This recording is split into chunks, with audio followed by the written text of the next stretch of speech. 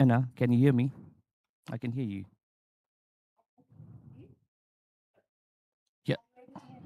Yes, I think a bit of a net issue, but yeah, I can hear you. Can you hear me? Yeah. Thank you. We're all set. 10 minutes and we are off to the meeting.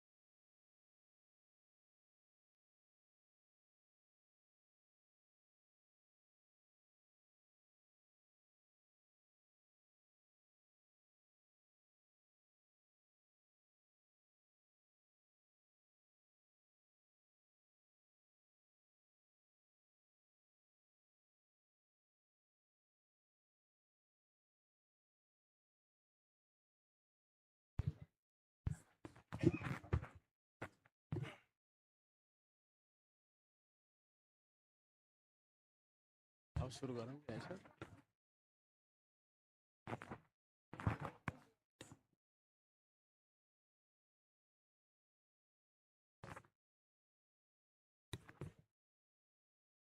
Good morning, everybody. On the behalf of CHRD, we welcome to all of you in the second day of BRM 2026. Distinguished delegates, DP's focal point, co-focal point, joint financing partners, system colleagues, ladies and gentlemen, good morning and namaste. So today, let me proceed ahead on the second day formal session of School Education Sector Plan Budget Review Meeting 2026. So I would like to request Director General of CHRD, Mr. Anna Prasad Neupane, to chair the program. Thank you, sir. Likewise, I would like to request co-chair of this today's program, Anuk Madam. Thank you. Similarly, I would like to have a seat DP's co-focal, Shivani ma'am. Similarly, Director General from ERO, CDC, Project Director, CLPIU, Administrative Chief from TSU, and DDG from CHRD. All of you requested to have a seat. Thank you, sir. Similarly, I would like to request the colleagues from ministry, central level agencies, provincial level government, and local level government colleagues to have a seat. Colleagues from World Bank, ADB, UNICEF, Finland, Norway, colleagues from Narmin, MOAN, WFP, JICA, Texas, you are requested to have a seat.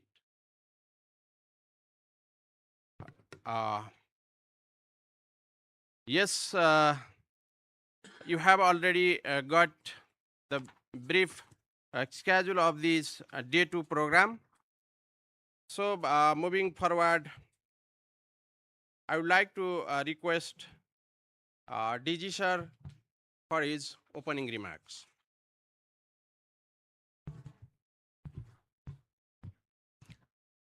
Thank you, Mahendra sir.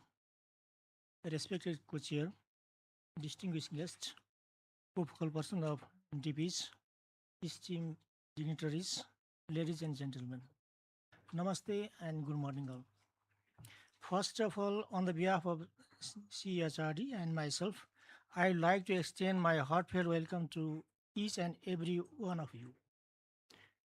Thank you for your presence as we reflect on the second day of the ASIP and AWPB for fiscal year 2026-27. Yesterday, we started this meeting at MOES. We discussed the highlights of the ASIP and AWPB, the Flash 1 report focusing on key performance indicators, and PRF, DLI status, public financial management updates, and the financial management reports and program action plan. We also conducted a panel discussion on implementation challenges in SESP. Before we begin, we will provide an overview of yesterday's session. Mr. Basudev Vasti will recap yesterday's events. Then we will move to today's agenda. Today we will discuss on the monitoring report of the Environmental and Social Management Framework, the NARAN report, the Field Experience report, local and provincial alignment with SESP, and civil society engagement in the implementation of SESP. After that, we will conduct a panel discussion on key issues and challenges in the planning and budgeting of SESP. We will close today's meeting at around 4:15 p.m. Finally, I would like to request your active participation in this meeting. Thank you. Go ahead. Thank you, DG sir, for your opening remarks. I would like to request former Secretary Dipendra Vikram Thapa sir to have a seat. Similarly, I would like to request DDG of CHRD, Hari Aryal sir, to have a seat.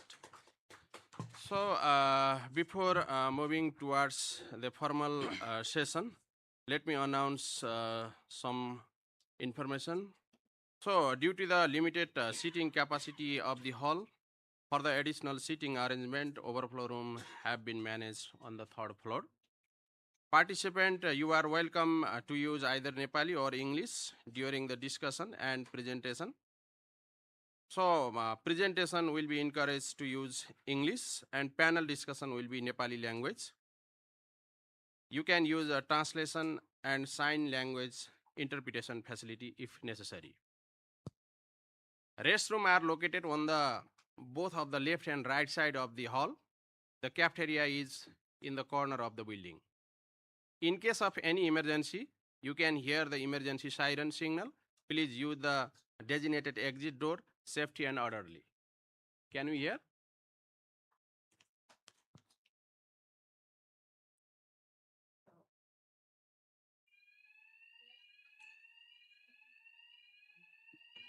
All presenters and delegates are kindly requested to maintain the scheduled time so that the program can be proceeded smoothly and efficiently.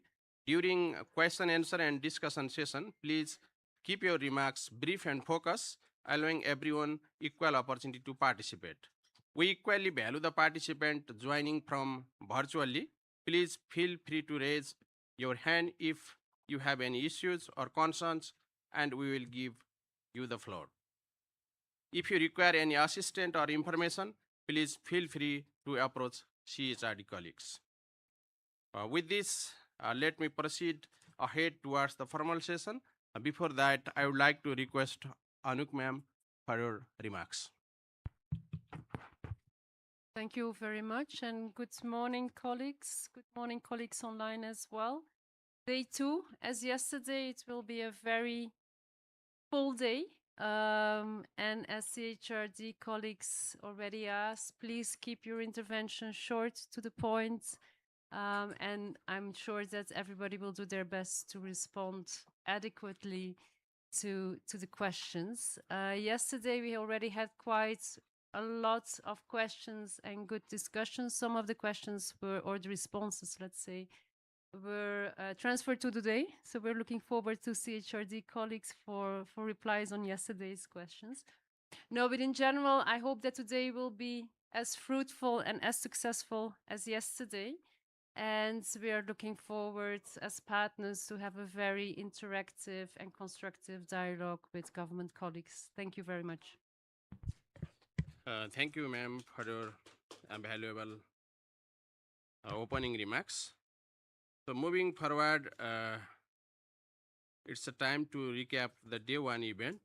So I would like to request Basu sir for your short recap. Thank you, sir.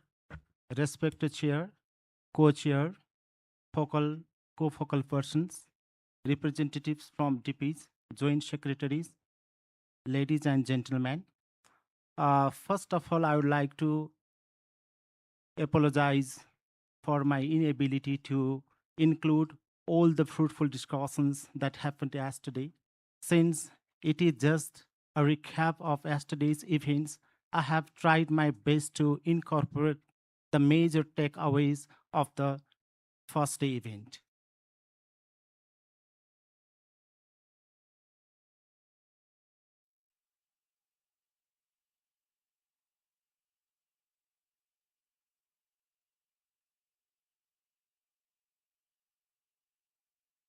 Okay. opening session. The Undersecretary of MOES, Ramesh Prasad Ghimbiri, was the master of ceremonies of yesterday's event. The opening session was chaired by the respected Secretary of the Ministry of Education and Sports, Chudamani Paurel sir. It was co-chaired by His Excellency Veronique Lorenzo, head of the EU Delegation Development Partner Focal Point.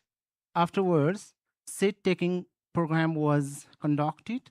Ambassadors, joint secretaries of Ministry of Education and Sports, representatives from DPs and United Head agencies were requested to have their seats at their respective places. Thereafter, a short and wonderful introduction was accompanied. The physically present participants were asked to give their own introduction verbally, whereas the virtually joined participants were requested to give their introduction through chat box. The major attractions of the event first were language translation. The translators have translated Nepali into English and vice versa, and each participant was equipped with audio devices to ease understanding whatever was conveyed during the meeting. Similarly, there was sign language interpretation facility as well. The delivery of the meeting was accompanied with sign language interpretation.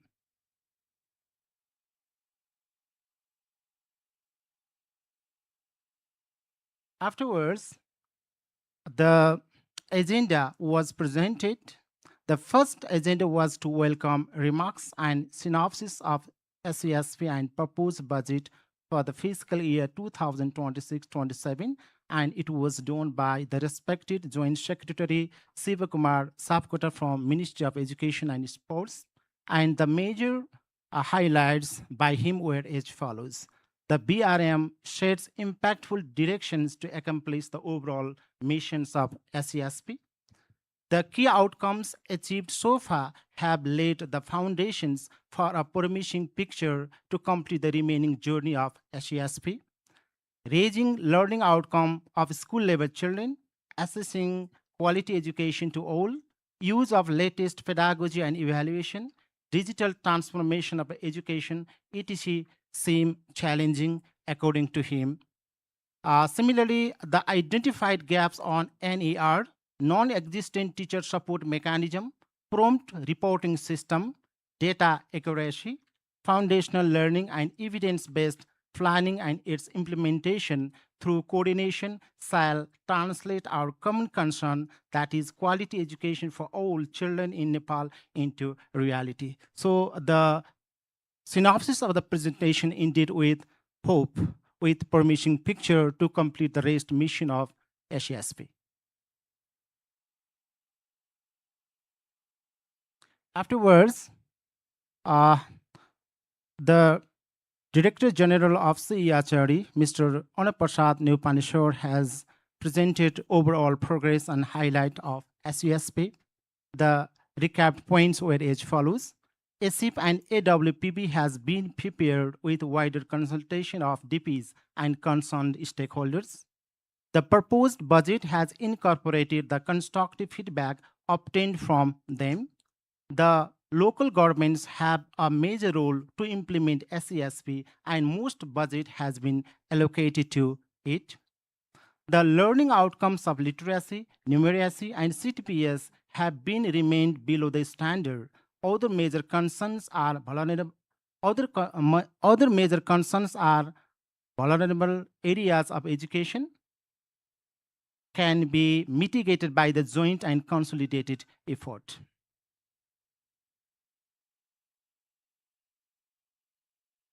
Similarly, His Excellencies, head of agencies and representative from DPs put their brief remarks. His Excellency Veronique Lorenzo, His Excellency Rove,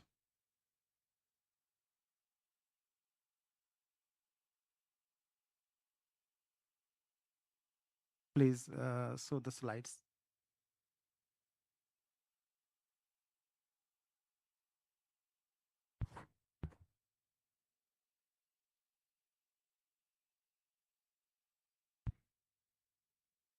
Rob Fain, His Excellency Patria Puhaka, His Excellency Dagny Mose, Mr. Arnold Chakawa, Dr. Elise Akunga, Ms. Sachiko Kataoka, Mr. Riaz Lodi, and Mr. Jaco Du Toit shared their insightful remarks in course of presenting their opening remarks. They highlighted the key concerns to proceed ahead, which include foundational learning, digital transformation in education, equity and inclusion, learning and assessment, comprehensive system development, teacher support mechanism, transversal competencies, conducive learning environment, and real, quick response to emergencies and crises, etc. However, they all showed their commitment to continue support and collaboration in SESP. Similarly, uh, the remarks and closing of the opening session was done by the respective Secretary of Ministry of Education and Sports, and the major points he shared were as follows. The Ministry of Education and Sports has put in intensive effort to implement SESP. Despite some challenges noticed in different issues like foundational learning, education financing, digital transformation of education, and creation of a productive learning environment, significant progress has been made in many areas. Based on recommendations of BRM, future direction of SESP will be set. Results are not immediately visible in education. Investment in education demands little time for reaping its tangible outcome. Different acts of wider concerns are going to be submitted in the Parliament. Lastly, he expected that the JFPS will continue their support through the swap mechanism. Then there was a short coffee break, and after the coffee break, the first presentation was done by respected director Nilkantha Dhakal from CEHRD, and his presentation topic was on ASHIP AWPB. The major highlights by Dhakal were as follows. He presented infographics on the proposed national budget on education, SESP, education financing in federal, provincial, and local levels, SESP proposed budget on SESP proposed budget of government and GRP fund, sub-sector-wise budget analysis, proposed budgetary activities, and some new initiatives for the implementation of SESP in 3 levels of government, viz. Federal, provincial, and local levels, DLI targeted program, highlights of key strategies of SEP, AWPB, and further discussion areas on BRM. Overall, comments on SEP and AWPB and their responses were well addressed. The presentation was very comprehensive, critical, evidence-based, and informative to set future directions for the accomplishment of remaining activities of SESP. And there was a lunch break, and after the lunch break, the respected director of CHRD, Bhakta Gudar, has presented his presentation on Flash First, focusing on key performance indicators and PRF. The major key points were as follows. He demonstrated Flash 1 report that has covered the diverse areas of EMIS. He presented KPIs and PRF replicating the past efforts and major initiatives taken to data accuracy for formulation and implementation of evidence-based planning. The drafts report of EMIS verification will be shared. The API integration of NEB with EMIS will be completed by the next JRM. Afterwards, there was a presentation on PFM updates and financial management report and PAP by Ministry of Education and Sports, and the major highlights included the following points. She presented comprehensive summary on unaudited program financial statement in the fiscal year 2024-25, accounting and reporting of GRPs, receivables, and updated action plan to resolve the audit issues. C detailed the analysis of audit areas on SSDP and SESP and ways forward for settling the issues of audit areas and fiduciary management were well elaborated.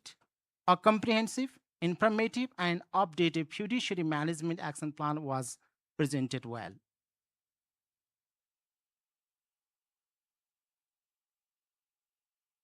And after the coffee break, there was panel discussion, and the discussion topic was implementation challenges in SVSP. And the moderator of panel discussion was Mr. Shankar Adhikari sir, in Undersecretary of Planning Division of Ministry of Education and Sports.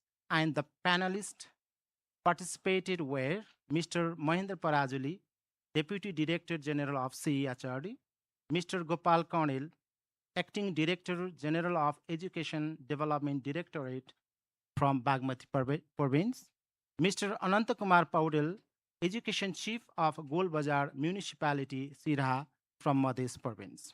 And the issues they discussed were about basic and secondary level education related activities, achievements and new interventions, implementation challenges of SESP and ways forward.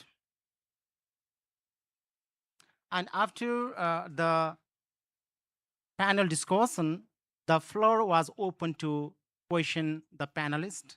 Altogether, 6 questions were collected and they duly answered the queries of the participants.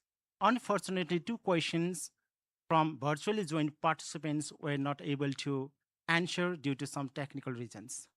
And the questions revolved around the operating of digital learning platform Sekai Chautari, quick response and procedural plan to emergency, and many more. Afterwards, the major highlights of the day were drawn by some esteemed guests, and the speakers include DG of CDC, Mr. Yuvraj Paudel, co-chair Anuk Bhanek, DG of CEHRD, Mr. Onaprasad Neupane, and they highlighted the key points discussed throughout the whole day meeting and major reflections that need to be proceeded. And the points to be proceeded ahead include the following: foundational learning, equity and inclusion, digital infrastructure, consistency and accuracy of data. There were many more, but I have just summed up the few points here. Then afterwards, the Joint Secretary of Ministry of Education and Sports, Mr. Sivakumar Sapkota, sir, wrapped up the whole day events and gently reminded all participants to attend the second day BRM 8 CHRD. That's why we have been present here on time. Thank you. I have already apologized myself because I have to include so many times, but due to time limitations, I have selected some few major points. I think these points are very much beneficial to recap what happened in day first. Thank you. Thank you, Director Basu sir. You present a comprehensive recap of the day 1. That is perfect. And colleagues, if you want to add something or some event that are missing, in my initial understanding, I found one session that is led by Shankar Adhikari sir and the colleagues from finance section, PFM update and financial management report. This event should be elaborated detailedly in the recap of the day 1. We will try our best. If you have any input regarding the day 1, you are welcome. Otherwise, this recap of the day 1 will be well documented in our BRM 2026 event. So with this, let me proceed ahead. The first presentation that will lead by Ganga Paudel, Environment Inspector, School Standard Division. And the presentation is about the monitoring report of Environment and Social Management Framework, ESMF. The time is proposed 15 minutes for the presentation and 10 minutes for the QA session. Let's welcome our presentation. Over to you.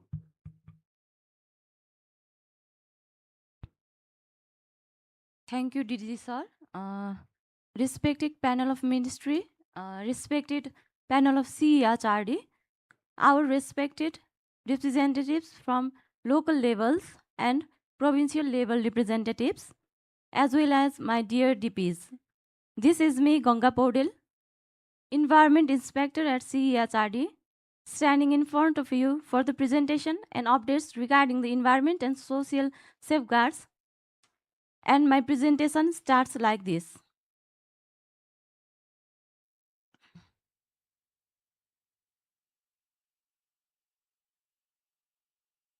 These are the outlines of my presentations.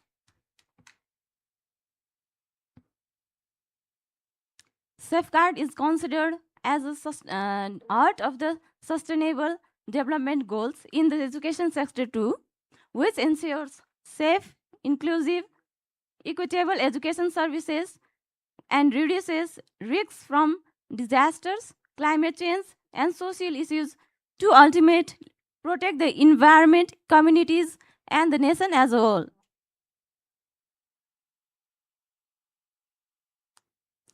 Not only that, it also protects the children from physical and social risks, ultimately promotes the environment-friendly environment, and ensures inclusion-friendly girls, students, and children with disabilities and other marginalized groups, ultimately, finally, leading to a climate-smart, resilient nation. Moving forward, MTR and JRM agreed actions. The first action is to approve the Comprehensive School Safety Implementation Guidelines, and the status goes like this. Firstly, the Comprehensive School Safety Master Plan has been approved, and secondly, the implementation guideline draft is ready, plus addition of some suggestion from the Secretariat is consequently followed after the BRM. Next, to approve the green school standards, the green school standard is ready with its indicators, green school indicators attached at its annex at CEHRD, and its updated draft is ready for the review at CEHRD. Next, to strengthen implementation of safe school minimum standards and climate resilient school mapping is the action, and the update is climate resilient school mapping is yet to be discussed, although 13 districts vulnerability risk assessment has been done by NDRRMA, and the safe school construction plan is also going on. Moving forward, I would like to introduce some of the major ENS policies. Firstly, the Environment and Social Management Framework. The update on it is in a draft in both English and Nepali translated version. Secondly, the Comprehensive School Safety Master Plan, which has been approved by Ministry. Comprehensive School Safety Implementation Guideline, draft ready, but minor review is planned. Green School Implementation Standard final draft, with its quality standard annexed, which is a draft, final draft. Child-friendly system framework, draft and revised. Likewise, WAS guideline draft. And finally, free and compulsory education implementation action plan.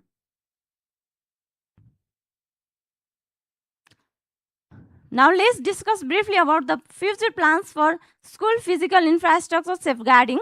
Firstly, to prepare physical infrastructure master plan and 7 autism model school to be established. Secondly, preliminary discussion for vulnerability risk assessment in 13 districts including Madhya province. And finally, ENS objects on EMIS like environment impact assessment and initial examination for environment, GIS, education in emergency, and other school physical infrastructures.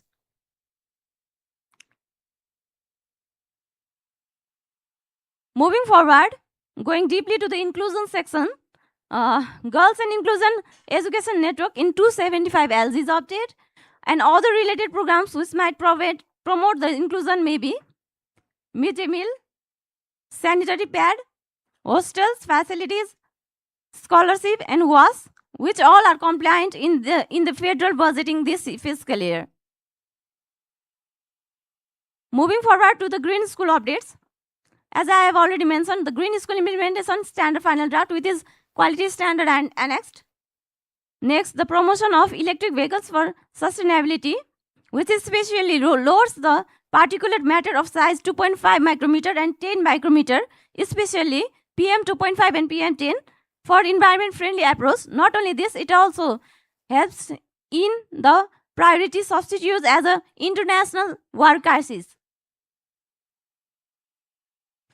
Grievance redress mechanism, grievance redress procedure 2074 revised to 2076, and multiple channels are available, including toll-free, emails, online portals within the CHRD grievance desk, serving as a coordinating body. Now let's talk about the pre-monsoon preparedness plan for this monsoon, which has been approved by the Ministry, Government of Nepal, which measurably focuses on flood, landslide, and other emergency preparedness, including the integration of education in emergency.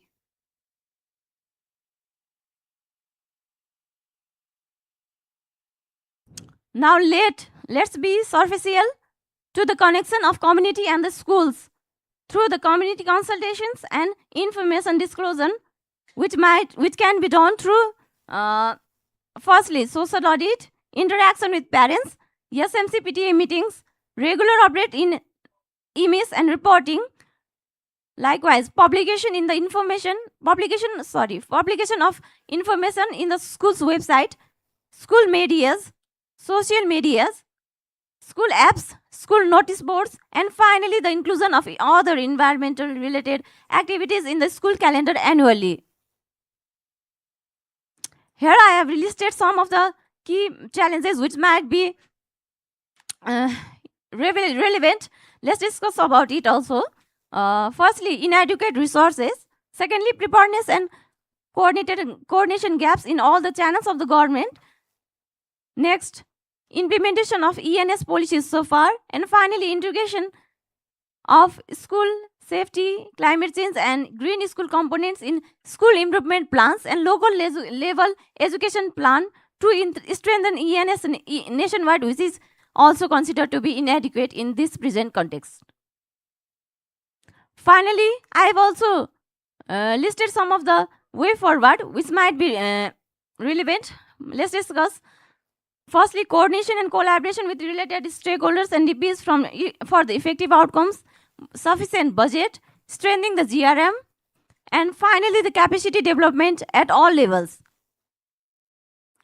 These are my safeguarding presentation, and now may I request the Section 8, my supervisor, Dr. Sam Prasad Acharya, for facilitation or permission for me for the ESHS case study presentation. So please. Gangaji. So she is going to present one case study, and this case study is based on the ESMF document. We tried to implement how it looks like. So we prepare some key areas, identify key areas, and oriented through telephone in big schools to implement. And after few days, after some time, we collected information how they are implementing, how it is going on. So this is just a pilot case study. Let's see the result. Gangaji, go on. Thank you, sir. The case study mainly focuses on the management of contractors and workers at the workplace. Let's go ahead. I request the technical team to support me. Let's talk about the background and objectives of the case study. The case study mainly focuses on the environmental, social, health and safety. The key areas examined are environmental and social commitment plan, labor management procedures, code of conduct, occupational health and safety, grievance redress mechanism, and finally, the contractor sensitization during the implementation. The major objectives of the case study are incorporation of ESHS into procurement documents and contracts, monitoring of OHS measures on sites, review school documentation through minors and registers, assess regular sensitization of contractors, and finally evaluate environmental protection practices. Talking about the methodology of the case study, we planned to select randomly 18 schools from 7 provinces, majorly big school ongoing infrastructure projects of the schools of this fiscal year. Some of the evidence sources might be site of the visit observations, code of conduct, display documentation, environmental monitoring reports, contractor sensitization records, labor management practices review, and finally the construction supervision records. Please change the size. Now let's discuss about the incorporation into the procurements and contracts all the relevant ESHS like environmental management plans, labor management procedures, code of conduct, OHS provisions, community health and safety, and other ESHS specification provision confirmed or incorporated into standard bidding documents, work contracts, and consultants' term of reference. Please change the size. I have listed here some of the environmental safeguarding on-site implementation which has been actively implemented as follows: waste management, water management, air quality control, and tree and vegetation protection. Site inspection reports confirm environmental measures are being implemented across all sampled schools. Next slide, please.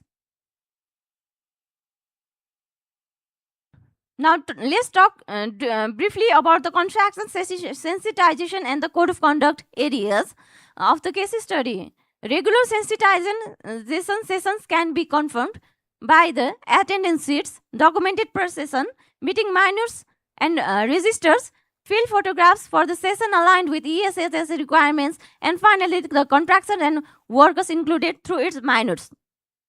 The code of conduct on display through notice boards at all visited sites, including prohibition of alcohol on the site premises, no chemical contaminations, zero tolerance of verbal abuse, harassments, or any type of bullying, no environmental and social impacts by the workers, and finally, LMP as attendance registers observed and verified.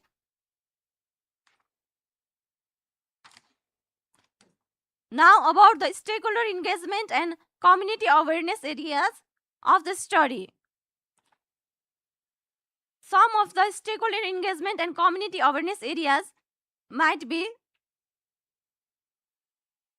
dust control, child safety, and incident reporting, which is primarily led by the school management committees, and the meetings documented within the formal minutes. Go ahead. These are the key findings of the case study, which includes objectives, status, and finally the evidence of the study. First one, ESHS procurement and contracts, which is achieved, and its evidence is contract clause photos, EMP annexes. Contract sensitization is the objective, which is also achieved through attendance sheets, session photographs evidence.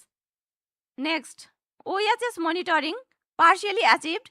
Site inspection reports, which indicates PPE gaps at some sites. Documentation, which is underway Format is standardized, but some registers are found incomplete. And finally, the last objectives is the refresher orientations for workers, which is achieved and compliant through orientation attendance sheets and photos are the evidence. Please go ahead. Now, finally, the conclusion and recommendation of this case study might be, I think the relevant aspects of ESCP, including ELMP, Code of Conduct, EMP, and OHS measure, and the enrichment of the gaps and good aspects and positive aspects are being encouraged are the conclusions. But I have also listed some of my priority recommendation which might be also possible. So please let's discuss about it also. Closing remaining OHS gaps, complete documentation, sustained environmental practices, and finally expand the learning which replicates, this study also can replicate the ESSS model across other infrastructure sectors of Nepal. Please change the slide. Okay, these are all my presentations. Lastly, I would like to acknowledge the section head or supervisor of my section, Dr. Sam Prasad Acharya, for providing me this guidance and support, full support for me and the DDG and the DG, Director General of the CEHRD, Mr. Annaprasad Nupani sir, for providing me this golden opportunity to stand here behind you and present some of my critical thinkings and innovations. Thank you. If you have any queries, please go ahead. Thank you. Have a good day, Jai Nepal. Thank you, Gangaji. Congratulations to you.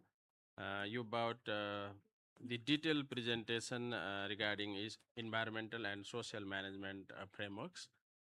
The good point you about a presentation of a case study.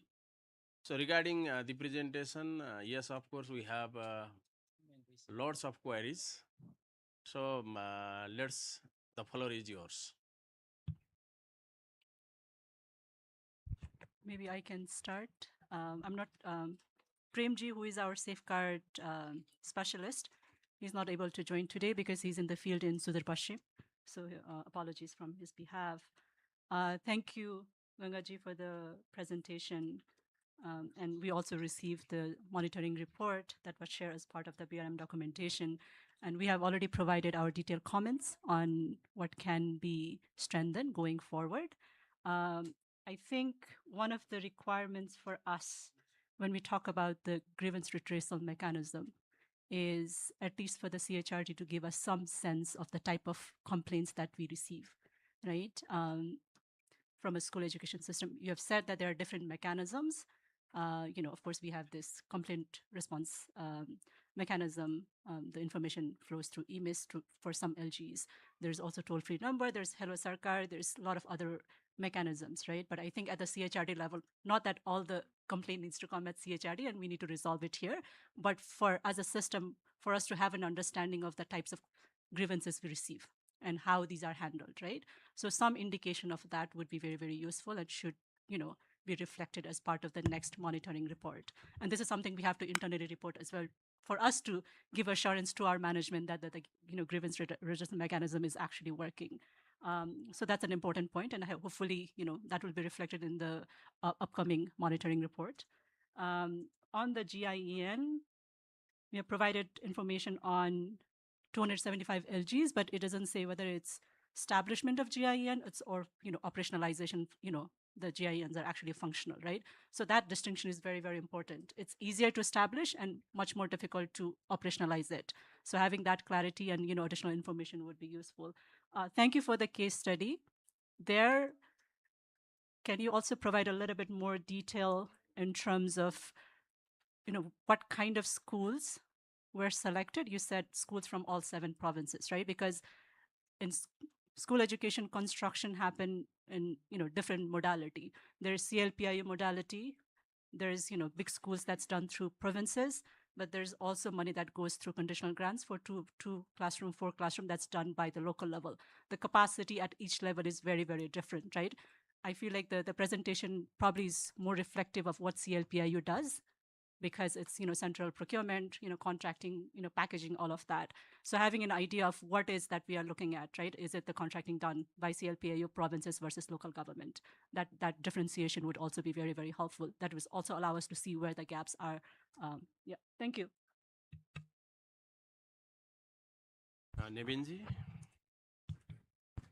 Thank you so much, and congratulations on an excellent presentation. But I see that the leadership training is paying off tremendously, and I'm sure you will be one of the key leaders within CHRD any day soon. So well done.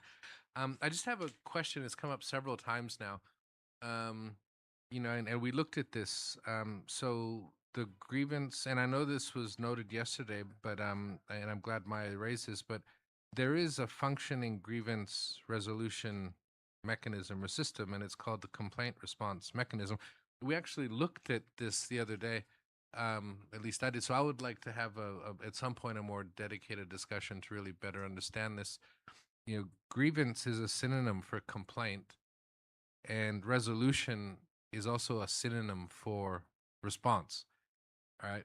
So we're talking about the same thing potentially, and there is a functioning system in place now that the government has been working on for several years. So it'd be good to kind of sit down and discuss if this is what our bank colleagues are talking about is something specific to a bank-supported initiative that needs to be in place for compliance mechanisms, or if it's something where we can just better align and have one system rather than competing multiple systems, because it seems to be creating some confusion on the ground, and it'd be good to resolve that soon. Yeah.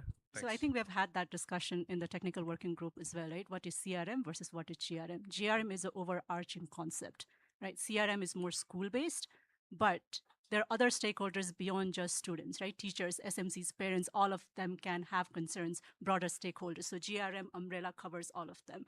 And one of the essence of GRM is there should be more than one channel, to voice your concerns. CRM is one school-based approach, but Hello Sarkar, toll-free, they should be able to contact CHRD directly as well, right? So all of that mechanism, falls under the overarching theme of GRM. So, but we can have, just more discussion, because I think clarity is needed, right? And that's the sense we get from our, technical working group meeting as well.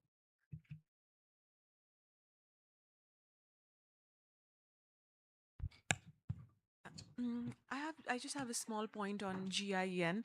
So at one of our LEDPG meetings, we did a dedicated session. AIN sort of led that, and we all had the same concerns that come up at each review mission, right? Like, how do we move to operationalization? And I think the more we go to the field, the more it becomes obvious that we need some sort of strong monitoring mechanism at the local level to ensure that the investments that we have made on GIN is actually operational.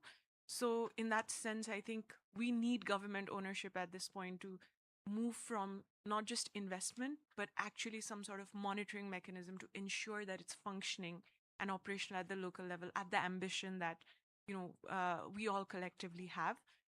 Otherwise, the kind of investment that has come in primarily from the government, but also development partners, there's a huge sunk cost if we're not able to, now move the needle on this.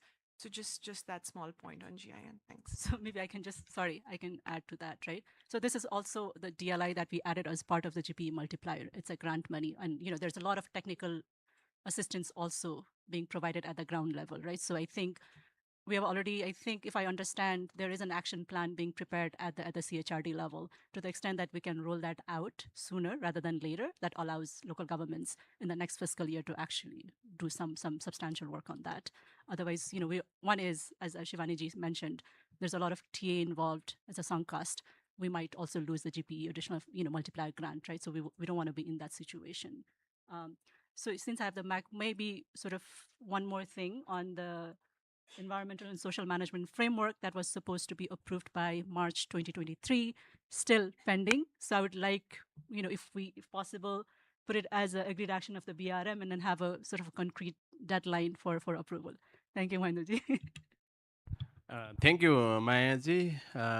Shyam sir, would you like to add something, or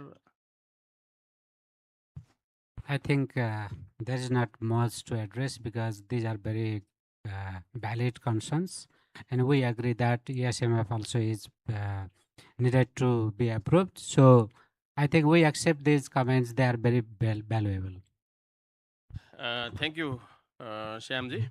Yes, we will incorporate your supplementary. So this is time to welcome our DG from ERO. Let's welcome him, his presentation in regard to Naran Report 2024. It will take similarly 15-minute presentation and 10-minute QA session. Over to you, DG sir. हस् धन्यवाद सरलाई मैले नेपाली भाषामा बोले बीचमा अङ्ग्रेजी आउन सक्छ यो सेसनको chair गरिरहनु भएका श्रद्धेय महानुभाव डिजी साहब को फोकल फ्रम डिपी साइड विकास साझेदार संस्थाका प्रतिनिधिज्यूहरू मन्त्रालय अन्तर्गतका सम्पूर्ण उपस्थित महानुभावहरू नमस्कार म जयराम अधिकारी शैक्षिक गुणस्तर परीक्षण केन्द्रबाट यो चाहिँ नान report national assessment for reading and numeracy नान सर्ट फर्म 2024 सन् 2024 को प्रतिवेदन हो कक्षा 3 ग्रेड 3 को करिकुलम एक्सपिरियन्स्ड विद्यार्थीका लागि सन् 2024 मा गरिएको अध्ययनको रिसर्चको समरी छ यसमा यो चाहिँ शैक्षिक गुणस्तर परीक्षण केन्द्रको परिचय हो हामी सबैलाई थाहा छ त्यसैले मैले त्यति गइनँ तर हाम्रो काम आदि उदी जसो चाहिँ स्टुडेन्ट एचिभमेन्ट गर्छौं बाँकी चाहिँ हामी पर्फर्मेन्स अडिट गरिरहेछौं स्कुलको प्रहको संस्थाहरूको त्यसले पनि सँगसँगै संस्थाको प्रभावकारिता देखाइरहेछ हाम्रो यहाँ डिएलआईमा छैन हैन त्यो भएर त्यति चर्चा हुँदैन यो चाहिँ performance audit is the next focus of ER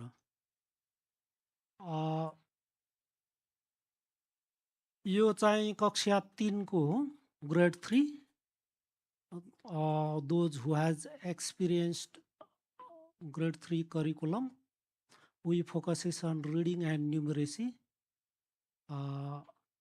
reading and numeracy are basic literacy skills that may assist further their learning reading चाहिँ नेपाली भाषामा छ हाम्रो टुलमा नेपाली भाषामा पढाइ सिप reading skill in Nepali language Nepali as well as Nepali माध्यमको रूपमा शिक्षणमा प्रयोग हुने अन्य विषयको लागि medium of Nepali is also a medium of instruction that's why that reading skill basically reading with comprehension सम items related to that pronunciation word and sentence recognition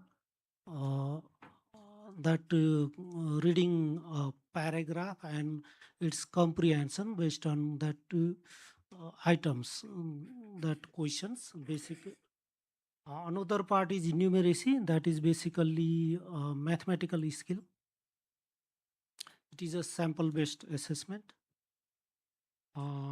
मुख्य उद्देश्य भनेको हाम्रो बेसिक स्किल रिडिङ र न्युमेरेसीको स्किल के छ त्यसका इन्फ्लुएन्सिङ फ्याक्टरहरू के हुन् र पोलिसी प्रोग्राम र प्र्याक्टिसेसलाई हामी कसरी एभिडेन्स बेस बनाउन सकिन्छ भन्ने हिसाबले गरेका हौं in this study we used some basic system level that priorities to collect basic evidences in background questionnaire like the distance of that school or effect of that midday meal and some system level priorities are asked in background questions.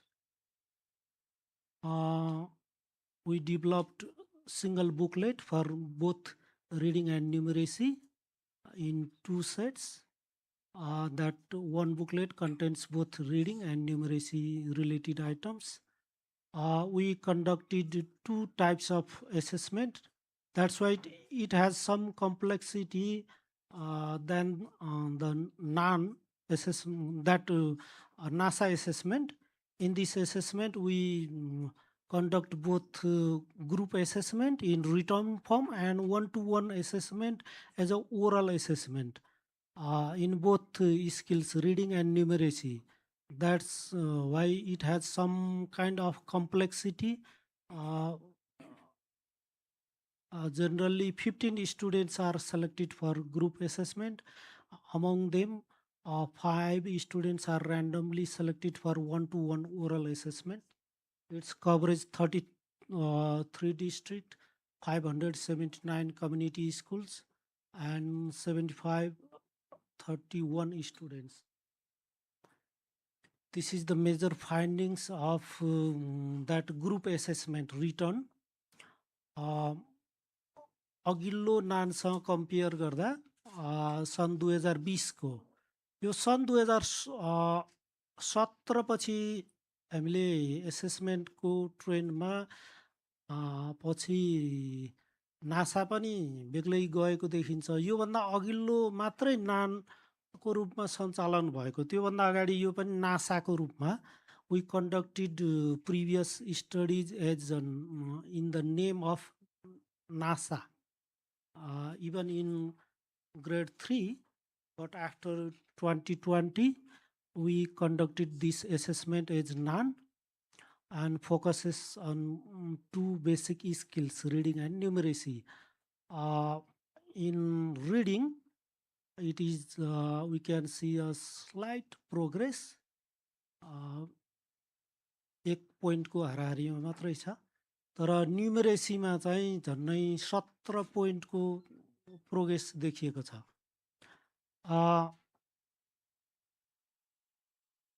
Yo न्युमेरेसीमा we categorize our students' performance in 4 proficiency level: pre-basic, basic, proficient and advanced. Those students who falls under proficient and advanced level are considered as we intended. The system intended, or those who can lead and perform what we think, what the curriculum or our expectations they can meet. In our terminology we use minimum, but that is the in reality that's the maximum. Those who falls under proficient and advanced level are considered as minimum, those students who have achieved minimum proficiency. About 40%, 41.8 students are performed better in numeracy, in written test. In reading, likewise in reading, this is the sub-task related performance. यो रिडिङको सब टास्कमा भएका आइटमको प्रकार हो यो word identification, dictations, vocabulary, picture description in written, that's written test, and reading comprehension based on that paragraph reading, and there are certain following questions, closed and open, multiple choice as well as open questions. That previous this in this slide we can see the written expression in language is thinkable, yeah. Yo picture description लिखित वर्णन हो यो होइन, चित्रको वर्णन लिखित वर्णनमा चाहिँ विद्यार्थीको performance एकदम घटिन्छ। त्यो पिक्चर डिस्क्रिप्सनमा अर्थ चाहिँ अलिकता विद्यार्थीले कि लेख्न अल्छी गरे कि चाहिँ लेख्नमा ओपन राइटिङमा उनीहरूको समस्या छ भन्ने। न्युमेरेसी रिलेटेडमा चाहिँ यसपालि हामीले यसलाई हटाएका छौँ। Clock reading due to our cultural changes recent students generally do not they have such culture of analog clock reading. Analogue clock reading चाहिँ विद्यार्थीको पावर घटेको देखिन्छ। त्यो के कारणले हो? यसको स्लाइडमा अन्यत्र पैसा धेरै चिन्दछन् भन्ने आयो, ग्राफ पिक्टोरियल फर्म धेरै चिन्दछन्, अरू यसको राम्रै छ।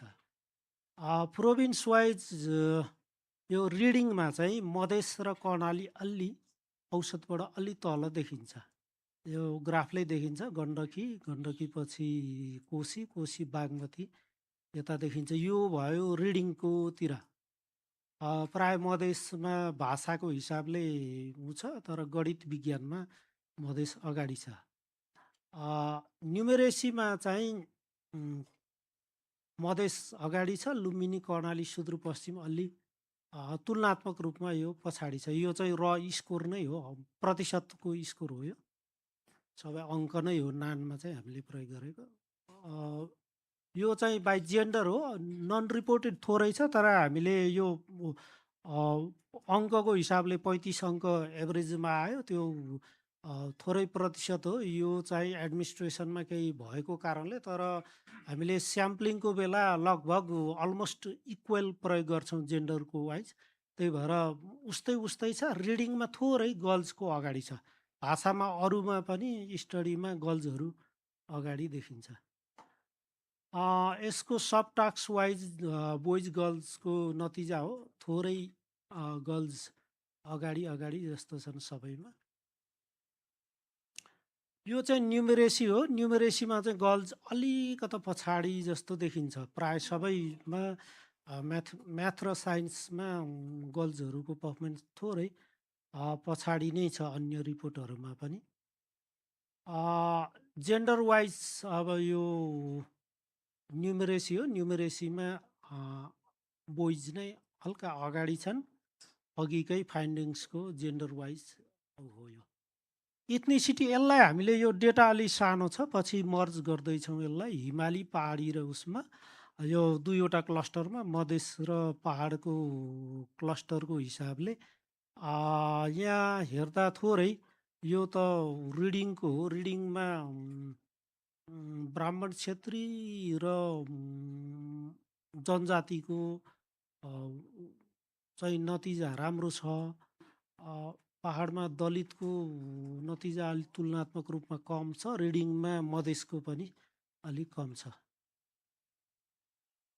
यो न्युमेरेसीमा चाहिँ मधेसको अगाडि छ, स्वाट्टै सबैलाई मधेसले चाहिँ न्युमेरेसीमा जितेको देखिन्छ। यहाँ पनि यो हिमाली समूह चाहिँ क्लस्टर सानो भएको हुनाले यसलाई हामी मर्ज गर्दैछौँ, त्यसले त्यति सिग्निफिकेन्ट अन्तर देखाइरहेको छैन। त्यो किनभने कल्चरल्ली एउटै एउटै किसिमको वातावरण हुनाले। त्यो अघिको पाटो चाहिँ त्यो रिटर्न टेस्ट हो, ग्रुप एडमिनिस्ट्रेसन भएको हो, रिटर्न इक्जाम थियो। यो चाहिँ 1-to-1 एसेसमेन्ट र ओरल हो। यसमा चाहिँ हामीले मापन गरिएको भनेको एउटा oral reading fluency ORF per minute. We have benchmark for excellent students 45 words per minute in Nepali language and 80% reading comprehensions। यो टप लेभलमा हामीले त्यो फिक्स गरेका छौँ। त्यो तर इभिडेन्सले चाहिँ त्यसले काम गरेको छैन भनेर देखाउँछ। म्याथमा चाहिँ नम्बर नलेज, जोड्ने, घटाउने र अर्थमेटिक अपरेसन पनि ओरल परीक्षामा थियो। यो ओरलको बेन्चमार्क हो। यो चाहिँ भाषातिरको मात्रै हो, रिडिङको मात्रै हो। यसमा दुईवटा कुरो छ, त्यो अलिकता कम्प्लेक्सिटी यहाँ छ, यसले हामीलाई अलि असजिलो बनाइरहेछ। ऊ यहाँ यो बेसिकमा पनि रिडिङ फ्लुएन्सी र कम्प्रिहेन्सन छ, अनि पाठै नपढ्नेको कम्प्रिहेन्सन कति भएको भनेर हामीले यो माथिको प्रोफिसियन्ट र एडभान्सको मात्रै डेटा एनालिसिस गरेको हुँदा त्यो बोध गरेको विषयवस्तुको डेटा पनि हाम्रो उसबाट आउट भएको छ। त्यो चाहिँ माथिल्लो चाहिँ प्रति मिनेट नेपाली भाषामा लेखिएको सामान्य general descriptive text in Nepali language within a minute or within 3 minutes कति पढ्यो भन्ने विषय छ त्यहाँ। समय that's the related to speed and the pronunciation, that correctness of pronunciation फ्लुएन्सीमा चाहिँ। दोस्रो रिडिङ कम्प्रिहेन्सनमा चाहिँ 2 kinds of that test items, one closed item and another some kind of reasoning based open item त्यहाँ प्रयोग भएको थियो। हामीले प्रोफिसियन्ट र एडभान्समा पर्ने विद्यार्थीहरू चाहिँ हाम्रो करिकुलमले एक्सपेक्ट गरेका हुन्। यो अन्य भाषामा पनि यो बेन्चमार्क छ, हाम्रोमा 45 शब्द सेट गरिएको रहेछ। We have different kinds of that spelling system, वर्ण विन्यास in Nepali language. That's why sometime that depends upon language and script. लेखन प्रणालीसँग पनि स्पिड एक्युरेसी चाहिँ कहिलेकाहीँ सम्बन्धित हुन्छ। त्यही भएर विद्यार्थीले त्यति धेरै पढ्न सकेको इभिडेन्सबाट देखाउँदैन। त्यसैले त्यो 45 शब्द सेट गर्नु चाहिँ कतै यो बेन्च मार्क नै धेरै ओभर एम्बिसियस भयो कि भन्ने चाहिँ त्यो चाहिँ हामी इआरओकै लागि छलफलको विषय हो। ओरल रिडिङ फ्लुएन्सीमा चाहिँ यो प्रति मिनट 35 शब्दभन्दा माथि पढ्ने विद्यार्थी चाहिँ 14 र 9, यो 14, 20, 22, 23, 24, 25, 5, 1/4 विद्यार्थीले चाहिँ हाम्रो करिकुलमको एक्सपेक्टेसन मिट गरिरहेछन्। अरूलाई पढ्न अलि ढिलो भएको छ पढ्ने गतिको हिसाबले।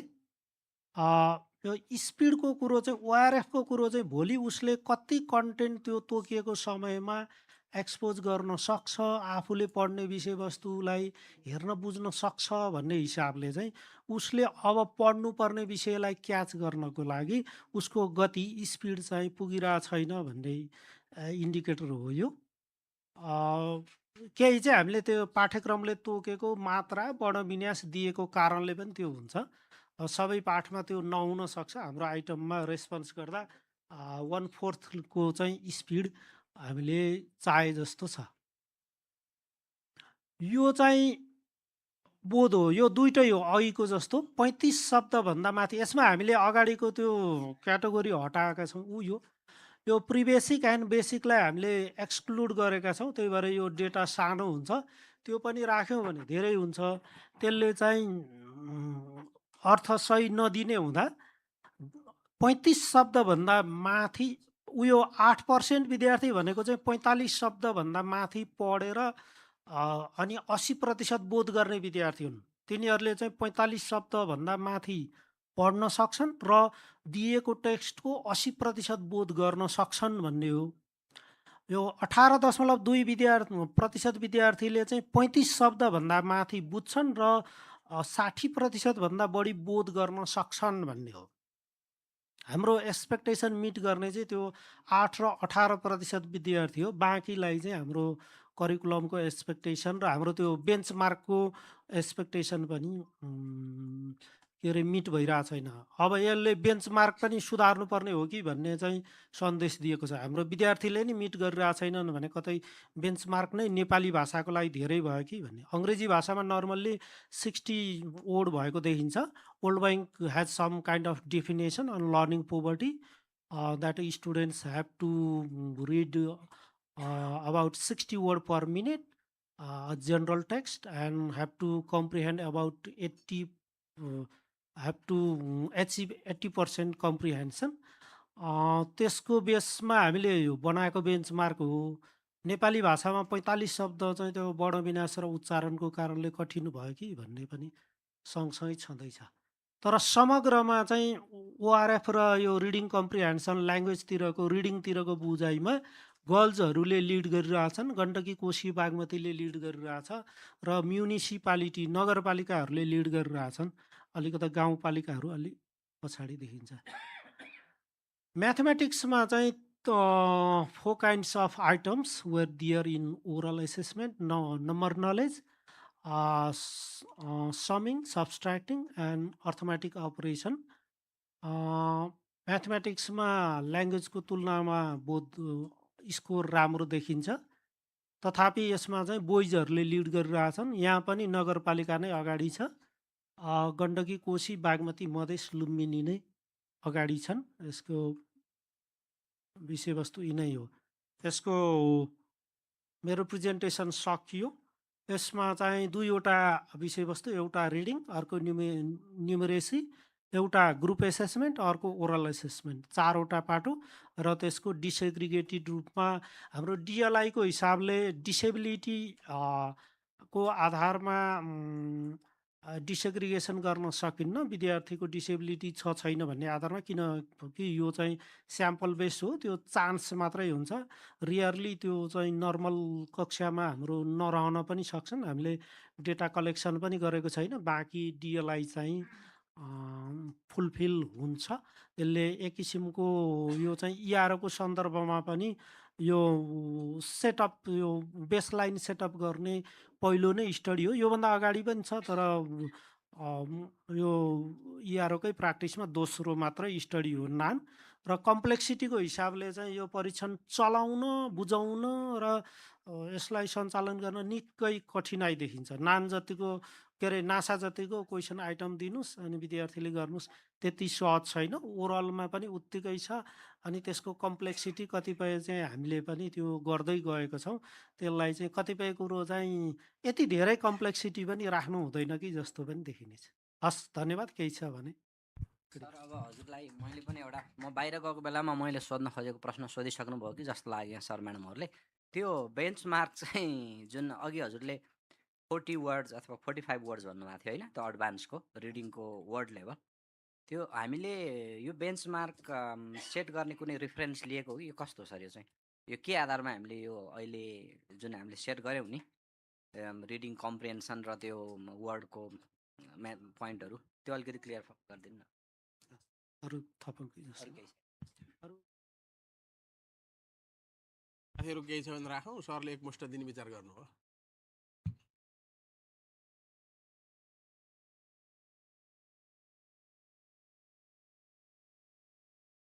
No, thank you so much.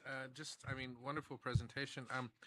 Could you, in your PowerPoint, you had one slide that had the 2020 NARN compared to 2024, and I think 2020, if you want to go to it, showed advanced, I think it was, proficiency at 8.9%, but then the more recent one, which I think is actually a very interesting and useful approach, as it was a different slide actually. It was towards the end, I think it was. I think that was that.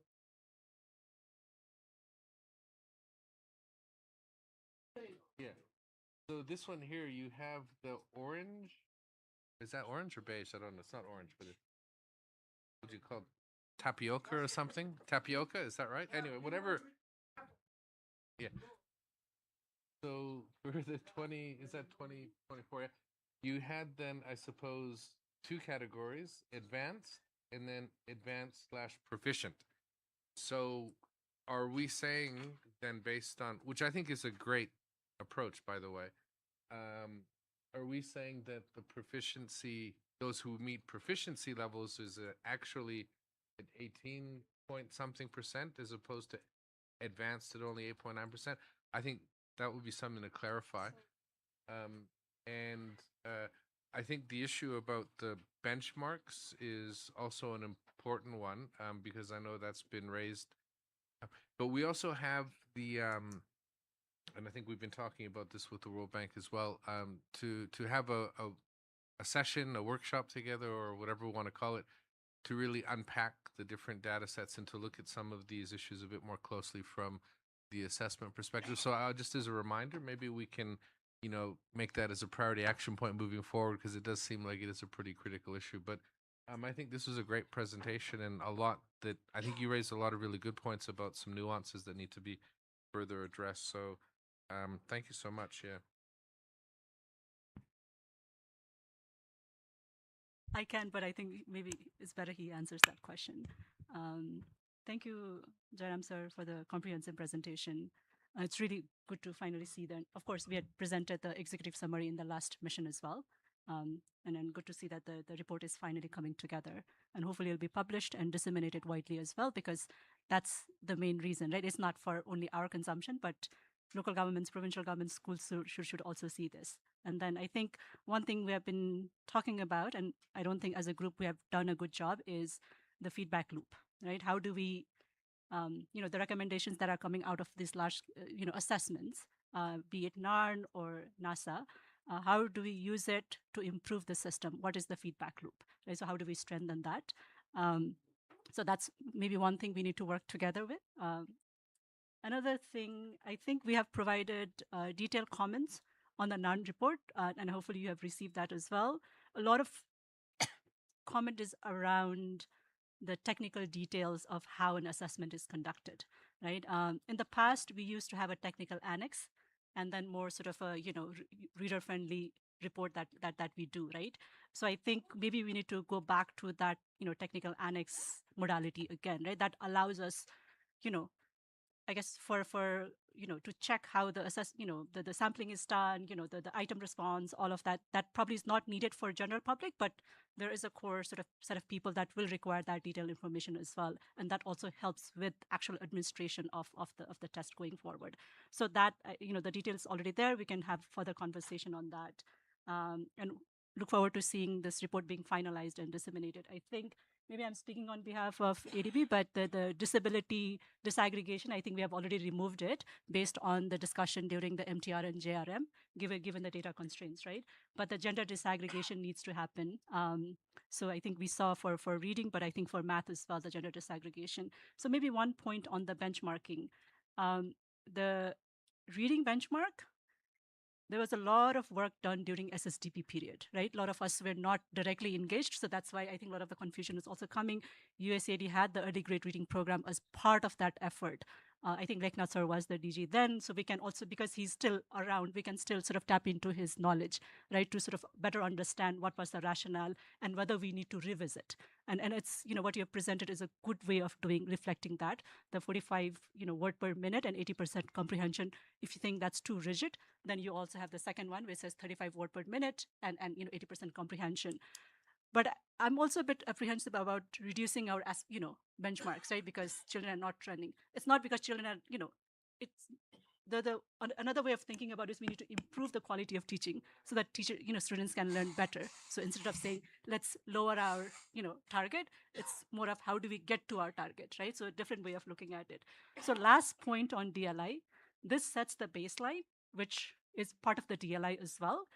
But the more ambitious deadline is next year, right? When we do the NASA for 2027, and then looking at improvement. So of course the budget for conducting the NARN is there, but we also need budget to actually analyze the data and get the report ready by next fiscal year, right? So I don't think I saw the budget for the report writing part, data analysis and report writing part, and that's the critical part because assessment alone will not get us delay achievement. We need to get the report ready by end of next fiscal year because that's when at least the World Bank's support to first phase of SESP ends. And we want to make sure that we're able to, disperse on that DLI as well. So on the budgeting part for the report writing probably needs to be thought through as well. So that final point. Thank you.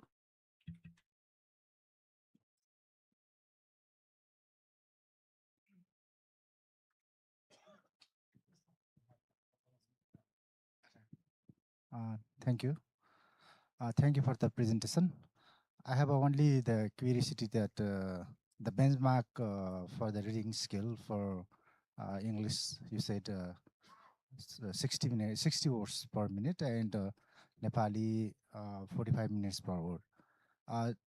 Is there any benchmark for junior grades also, like a grade 2 or Yeah, grade 2 or grade 1. Is there also any benchmark for the reading skills? Thank you. Can I ask? Yes, please. Yeah, thank you very much, Ipei, from JICA. DG sir, thank you very much for very informative presentation. I just want to ask about grade 3 numeracy result. Would it be possible for you to show comparison 2020 and 2024, right? Yeah, numeracy part. But anyway, according to my note, compared to 2020, 30.7% up to 2024, 50% improved. So how ERO analyzed why this change happened and what the factors contributing to this? Because I believe all of us agree foundational numeracy is one of most important, challenges. And then from now on, including JICA, we are tackling this area more. So I just want to know how this happened and what factors contributing to this change. Thank you. Thank you, sir. So some colleagues, they are waiting their queue in the online. Anna.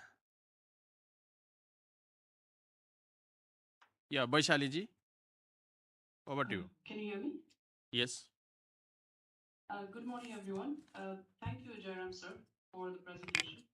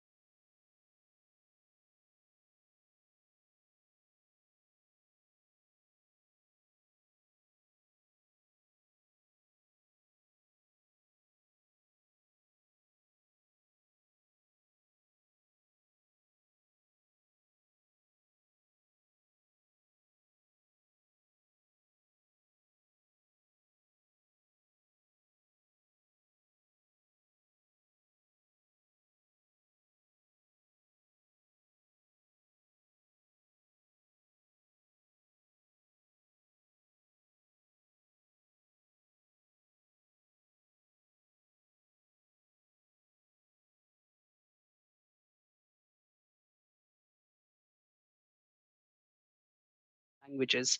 How can we make it a little easy for children to answer if they don't speak Nepali as their first language? I know we are testing Nepali.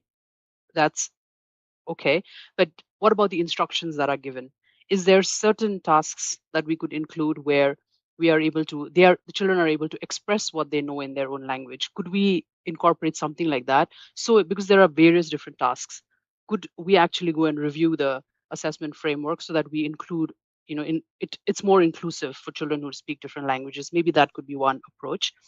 And again, following on what from Maya said, the budget for dissemination of these reports is never included because we can't just make a report. We probably should ensure that the provinces, the local governments are aware of these reports. They're able to sit and analyze their own provincial level data, their own local level data, so that they make the best use of the data that comes out. And we hardly see any budget being allocated for those things. So maybe it's also time to really think and explore how we can actually incorporate budgets so that the results are best used. The learning assessment data is best used. Over. Thank you, Baishali ji. Jairam sir, would you like to say something? Thank you. Thank you all. That the terminology we generally used, the minimum learning achievement is not minimum, that's the maximum. Yeah, that's our controversy. that minimum means they have achieved the curricular expectations and beyond that are performing better than that. That's why we have integrated that colored, that orange colored. Where gone? Can't say, yeah.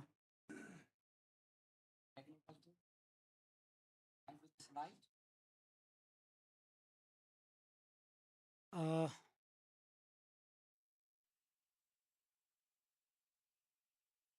कहाँ छ यसको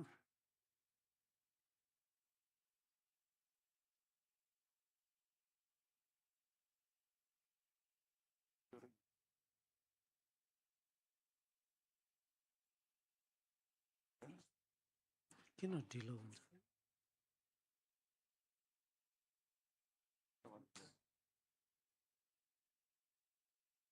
yeah this one about 8.8 percentage students falls under advanced level both in ORF and RC. That means oral reading fluency and reading comprehension. In both criteria, that ORF criteria is above than 45 words per minute in Nepali language, and reading comprehension criteria about 80% is that generally score in that comprehension questions. About 8.8 percentage students they falls under this advanced level. They can perform both tasks. They have a speed related to that ORF, oral reading fluency, related to speed within a minute, and they have understanding also, because they have achieved about 80 percentage marks in comprehension questions. But in our theoretical assessment framework, we generally have that understanding that both advanced and proficient level of students are performing good. They have realized the true meaning of curriculum. They can express curriculum better and perform better than that. That's why we integrated both advanced and proficient level data that indicates about 80%, 18.2 percentage students fall under both criteria. They have speed more than 35 words per minute, and they have a comprehension more than 60 percentage. That criteria meets the curricular intent and our educational that expectations. Regarding to the benchmark, This is a short follow-up, just so I'm perfectly crystal clear on this then, based on what you're showing us right now. If you combine advanced with the tapioca or baseline, Proficient right? level. Proficient, right? Combined, either advanced or proficient, it's about 27%. in terms of ORF and reading comprehension. So the one on the right Yeah. is combining both advanced and proficient. Yeah. They're not separate. And combining both ORF and reading comprehension also.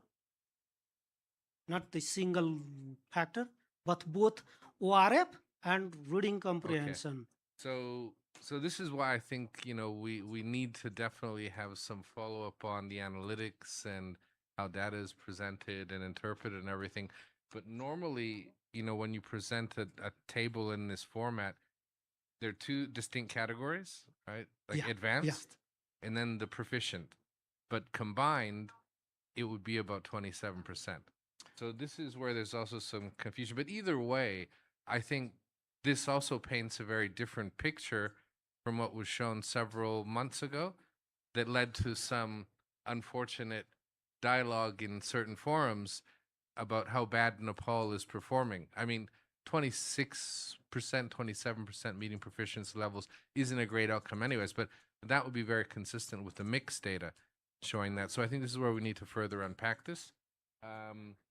But it's still a very different level, because I remember there was a message about 4 or 5 months ago, and quite frankly, quite honestly, that some had pushed back on very strongly, but how bad Nepal was performing, and the figure that was being used in terms of children meeting proficiency levels was only 8-point-something%. Horrendous. But that's the advanced level, right? The actual proficiency level then is how much percentage here? Yeah, And if you were- intended about 18% students are performing what we expected. Okay. Yeah. So that's still not great, but it's certainly different from the 8-point-something%. So I think the point is That's the highest Yeah. level, No, no. advanced level. Yeah. Yeah, no, I got That sometimes it exceeds curricular expectation No, in advanced level. Absolutely. Yeah. So I think that we would, again, I think we all agree that follow-up in terms of better understanding, analyzing, presenting the data is still something that might be needed. But this is great, good to see that we're making strides in the right direction. Having said that, I mean, 18% is still not a great outcome, but much to be built on for sure. One question though, and I know that we did talk about this previously, but I think would be worth highlighting also, is what is the progression of students towards proficiency? Because even if, let's say, for example, you're still not meeting the expected proficiency targets, children might still be progressing towards those proficiency levels. So you will still see gains, but they're just not yet at the level one expects. So I think the message there is progress is still being made in Nepal, but there's more to be done, right? And that would be something important to be showing at some point as well in the public reporting that goes to certain outside actors. Yeah, I just want to clarify that's related to oral one-to-one assessment. That finding was related to. I have already presented the written and group-based assessment. In that assessment, in language there are slightly progress, but in numeracy about 13.2 progress is there. Regarding to the proficiency level, we have certain that parameters, we have description, we have defined those levels in our documents. That's why both upper level represents the excellent students here in our study. Regarding to benchmark, the EGERP has, I think, EGERP project to establish that benchmark. We have one benchmark document that based on that study, and in terms of that expert workshop, we developed benchmark regarding related to reading. We have a document that was set by the ERO, but the evidences shows that that might regarding to the that ORF and reading comprehension, that depends upon language and script. That writing system that determines the speed and that comprehension. Basically, that English, that 60 word per minute in English language generally is the benchmark of World Bank for poverty, reading poverty purpose. In Hindi, I think they have lower that benchmark than in Nepali.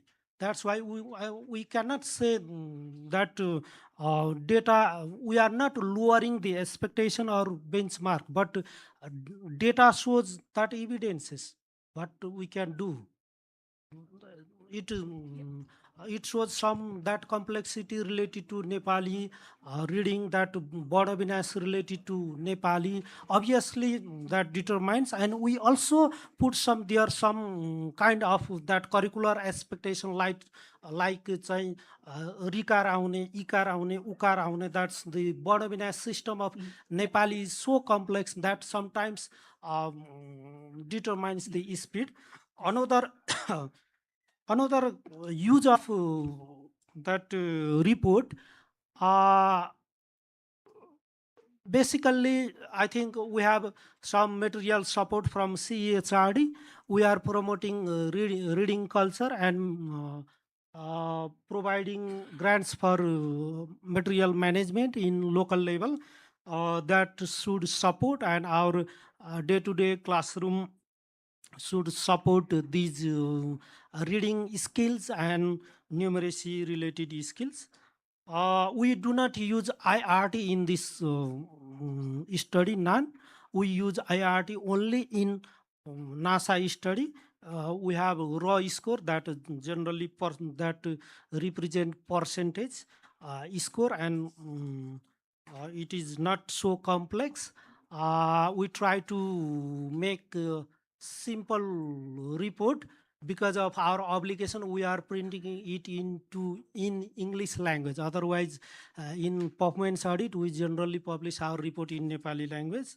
And we try to translate it and communicate our message up to school level.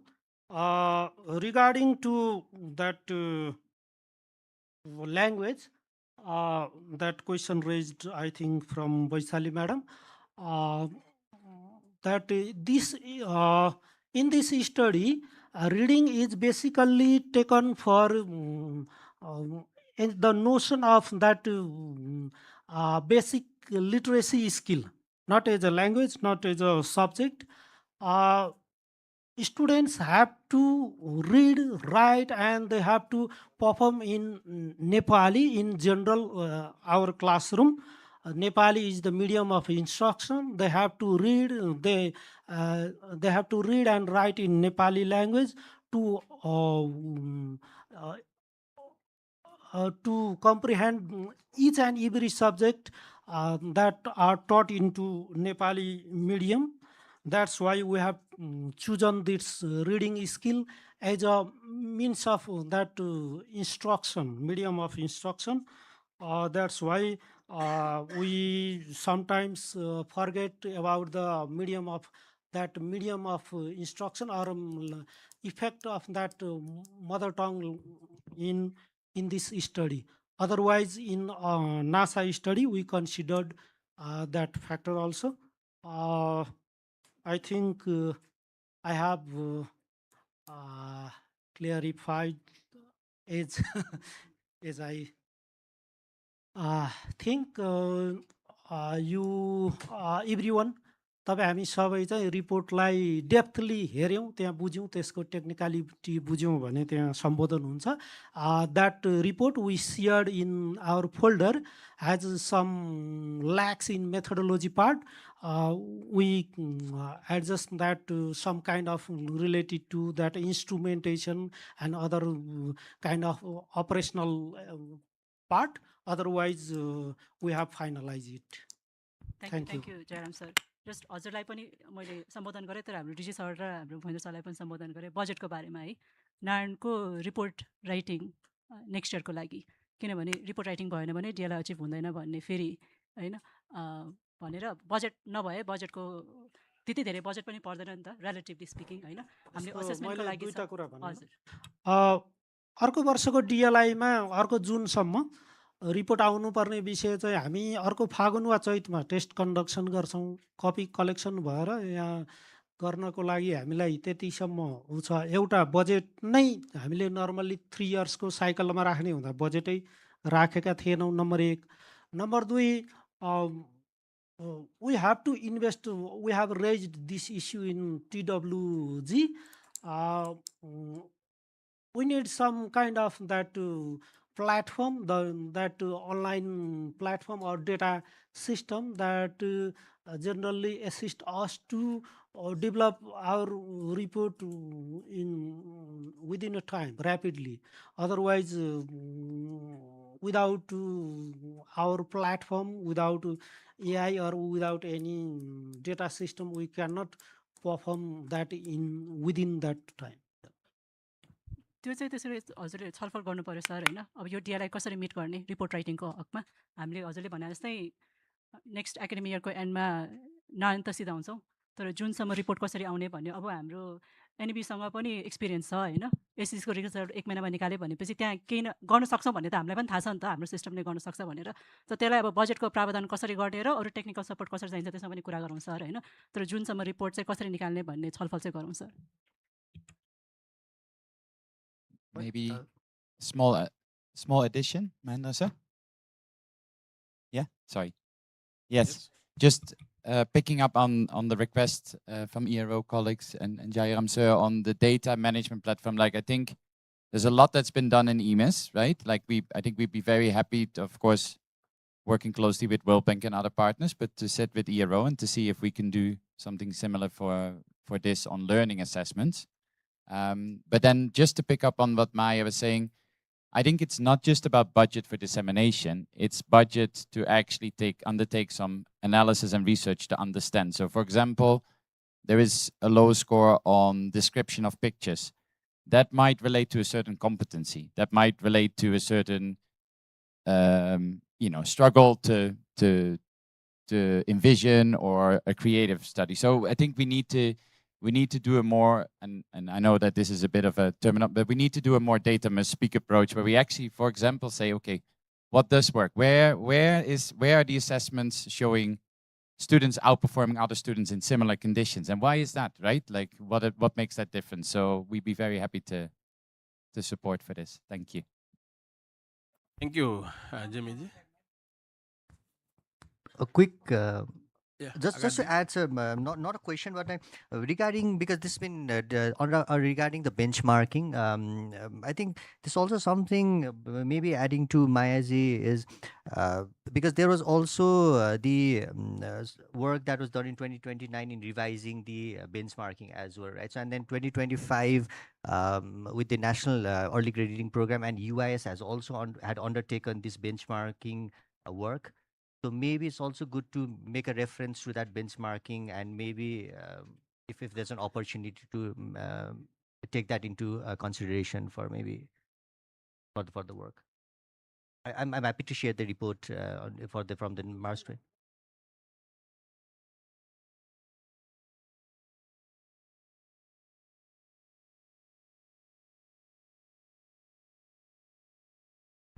तर हजुरले अहिले data present गरा जस्तै के advance भनेको 45 word पर minute भयो होइन प्रोफेसन भनेको 35 वर्ड पर मिनट सरी ओआरएफ होइन अनि विथ कम्प्रिहेन्सन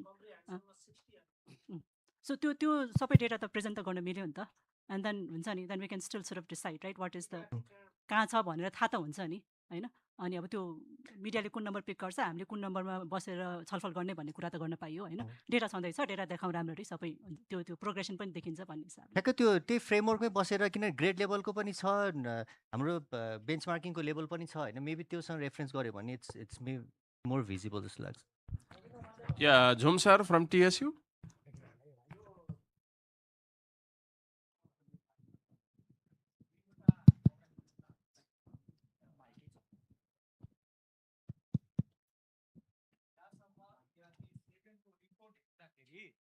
Grade 2 मा 30 to 40 benchmark छ with 80% reading comprehension. अनि grade 3 मा 45 to 60 benchmark with high comprehension भनेर भनेको छ. तर अब हामीले यो 45 कहाँबाट भनिराछौँ मलाई अचम्म लागेको छ कि. This is non-test, not the EGRA-EGMA. So it is obviously different. Benchmark. Oh.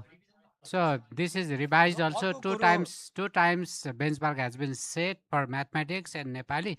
Nepali also Nepali 2 times, and for mathematics once it has been done. I think ERO has missed that benchmark somewhere of mathematics that can be reused, I think. अलिक confusion भएको किन 2017 देखि 2021 सम्म चाहिँ 45 को हामी benchmark use गरिरहेको छौँ होइन 2021 पछि there is some revisions on that benchmarking के सो होइन अनि त्यो लेभलै चल्यो भन्नु जस्तो लेभलैमा 80% ओआरएफको आरसीलाई मान्ने गरी त्यो ग्रेड वाइज कम्प्रिहेन्सन अनि प्री बेसिक बेसिक प्रोफिसिएन्ट एडभान्स भनेर 4 लेभलमा हरेक लेभलको छ के छ त्यो फिल्डमा टेस्टको प्रकार अनुसार फरक हुन्छ त्यसैले ठ्याक्कै एजिआरपीको बेन्चमार्क नानको टेस्टमा सेम बेन्चमार्क कपी हुँदैन unless you are using the IRT for sure त्यसैले यसको बेन्चमार्क फरक गर्नुपर्छ किन क्वेसन फरक भयो भने बेन्चमार्क ओभियसली फरक हुन्छ अब यो मेरो विचारमा बेन्चमार्क सेटिङ भनेको करिकुलम के अरे करिकुलम डेभलपमेन्ट सेन्टरको कन्सर्न हो इन्टिग्रेटेड करिकुलममा बेस गरेर यति चाहिँ हामीले एक्सपेक्ट गर्नुपर्छ भनेर तोक्ने हो होइन अब त्यसमा इआरओले गरेर त्योदेखि तल छ कि माथि छ भनेर देखाउने हो इआरओले त सिटिसीले हो हाम्रो आशा यहाँसम्म छ एक्सपेक्टेसन यो छ भनेर इआरओले हालको मौजुदा अवस्था के छ त तल छ कि माथि छ भनेर देखाउने होला Yes, the discussion is going on very interesting. I think you have lots of input regarding this. So please don't forget to watch, to see watch. It is 11:04. So I think we need a short coffee break. We will discuss informally. It will be better. Yeah. Before that, Subedi sir, he wants to keep some input or issues. Please, over to you. हुन्छ सबैलाई good morning end नमस्कार मैले चाहिँ एउटा कुरा के भन्न खोजेँ भने यो डेटामा हजुरहरूले गरेको कुरा सबै राम्रो छ एउटा कुरो चाहिँ युनिक कोडमा लेख्ने सिस्टमलाई चाहिँ कम्प्लिटली चाहिँ हामीले चाहिँ त्यसलाई चाहिँ राख्नु पर्यो पहिलो कुरो अर्को कुरो क्याप्सनको कुरा चाहिँ त्यहाँ भनेको छैन क्या जस्तो फोटो छ नि डेटामा कहीँ कहीँ त के अरे फोटोहरू नि राखिया हुन्छ नि फोटो चाहिँ ठक्क राख्नुहुन्छ तर त्यो फोटोको तल ब्रिफिङ लेख्नुहुन्न क्या ब्रिफिङ लेख्दा पनि युनिक कोडमा लेख्नु पर्यो दोस्रो कुरो तेस्रो कुरो चाहिँ हामीसित लर्निङ डिसेबिलिटी अनि त्यसपछि डाउन सिन्ड्रोम अनि त्यसपछि चाहिँ अटिजम केयर के अरे अटिजम भएका बालबालिकाको चाहिँ यिनीहरूको पनि क ख घ घ चाहिँ वर्गीकरण गरिया हुन्छ क्या अपाङ्गताको प्रकृतिमा चाहिँ अब चाहिँ उहाँको डाउन सिन्ड्रोम अटिजम अनि त्यसपछि चाहिँ के इन्टेलेक्चुअल डिसेबिलिटी भनेर त हुने भयो त्योभित्र पनि एबिसिडी भनेर चाहिँ क्याटेगोराइज गरिया हुन्छ क्या यो सी र डीले चाहिँ के हुन्छ भने अलि सरल भाषालाई चाहिँ बुझ्न सक्छन् क्या उनीहरूलाई निरन्तर चाहिँ फलोअप गरियो निरन्तर चाहिँ सिकाइ चाहिँ बढाउँदै गइयो भने यिनीहरूले यो बुझ्छन् क्या यो डेटामा यी यस्तामा चाहिँ हामीले यिनीहरूको लागि चाहिँ सरल भाषा र चित्र भएपछि ब्रिफिङ होइन पिक्चर भएपछि ब्रिफिङ र त्यो हामीले जटिल भाषाहरू त हाम्रो लागि प्रयोग गरेर हुन्छ नि तर उनीहरूको लागि चाहिँ सरल भाषाबाट सिकाइ हुन्छ क्या त्यो सँगसँगै तलपट्टि चाहिँ इन्भर्टेड कमा वा होइन अन्डरलाइन दिएर सरल भाषा त्यसैलाई सरल भाषामा लेख्ने सिस्टम पनि हाम्रो यो डेटामा गर्नु पर्यो पहिलो कुरो के अरे तेस्रो कुरो सरी मैले तिनवटा भने चौथो कुरो चाहिँ के छ भने अब स्कुल आएका हुन्छन् क्या भिजुअली इम्पायर्ड बालबालिकाहरू स्कुल आएका हुन्छन् स्कुल आएपछि उनीहरूको के हुन्छ तपाईँहरूले जसरी चाहिँ हिजो के अरे बाल शिक्षा कक्षा भने जस्तै यो हाम्रोमा ब्रेल बाल शिक्षा भनेर राख्नु भएको छैन क्या ब्रेल बाल शिक्षा भनेर हजुरहरूले राखिदिनु पर्यो र ब्रेल बाल शिक्षामा आउने बच्चा कस्तो तीव्र भइदिन्छ भने कुनै चाहिँ 8-9 वर्षको आइडिया हुन्छ क्या 8-9 वर्षको आउँदा उसले गाउँको स्कुलको अनि छिमेकीकोसँग सिकेर पढेर के अरे मौखिक सिकाइ गरेर आएको हुन्छ त्यहाँ औपचारिक सिकाइ गर्दा त्यो बच्चा चाहिँ डाइरेक्टली चाहिँ 4 या 5मा जान सक्ने हुन्छ क्या 4 या 5मा गएर नि ऊ फर्स्ट सेकेन्ड थर्ड भएको हुन्छ अनि यो इएमआई कोडले के गरेको छ भने एकैचोटि 1बाट 4मा जानु मिल्दैन भन्छ उसको क्षमतालाई किन इग्नोर गर्ने तपाईँहरूले त्यो चाहिँ 4मा जान सक्छ अनि त्यो चाहिँ इन्डोर्स त्यसलाई चाहिँ खुला गर्नुपर्छ त्यो कुरा चाहिँ यहाँले यो डेटामा राख्नुपर्छ हजुर यो चाहिँ छैन होइन अब उसको उमेरको सिकाइअनुसार 11 वर्षको पनि आएको हुन्छ कहिलेकाहीँ 8 वर्षको नि आएको हुन्छ तर उसले सिकाइको अवस्थाअनुसार हामीले 1 कक्षा पनि पठाएका हुन्छौँ र 3 कक्षा 4 कक्षा पनि पठाएका हुन्छौँ तर 4 कक्षा गरेर नि ऊ फर्स्ट हुन्छ अनि किन ब्रेक गर्ने त्यो कुरामा यो कुरा खुला गर्ने कुरा यहाँ लेख्नुपर्छ हजुर हस् धन्यवाद Yeah, I think you will be a last I'll be very participant short. of the discussion. Sure. No, thank you, Jairam sir, because I think, and all the colleagues who sort of had a very fruitful discussion. I think the purpose of assessment overall, if not to influence policy, is to amend and influence things that we're not doing correctly. A lot has been talked about how these data systems can be interpreted. As I'm listening to the conversation, I think budget is one aspect, right? But if the representation of sample does represent Nepal overall, I think we have an opportunity here, because last year when the school readiness report came out, 49%, nearly 49.1% of children were developmentally not on track. Now we look at the NARN, we look at the reading subtask where picture description, as Jimmy pointed out, it's like he spoke my mind on that one, displays that critical thinking is perhaps an area that is not improving in the classroom. Can we take this opportunity to sort of reflect on these assessments that have come out already to showcase that maybe things we're doing in foundational learning needs to be reshaped? Budget is another aspect, but for me, this is an indication that the year of foundational learning, as Shankar sir has pointed out since last year, during the JRM, this needs to be reiterated and needs to be implemented. So perhaps this is an opportunity, and rather than looking at, another assessment to sort of guide these, I think all the publications that have already come out and all the assessments that have come out can be an opportunity to influence the work that we do, particularly given that now the local governments are given the opportunity to implement local education plan. There's a budget head to strengthen foundational learning. So maybe let's use this data to triangulate. And this depends purely if the representation of sample displays all of Nepal, as Jairam sir has also pointed out, right? Himal, Hill, Tarai, but also Janjati, Madesh, and Brahman Kshetris, and all the communities of Nepal. So that was just a reflection, and why I wanted to point it out that maybe it is redirecting the need to focus more on foundational learning. Thank you. Thank you, colleagues. Your valuable points were noted by DG colleagues. So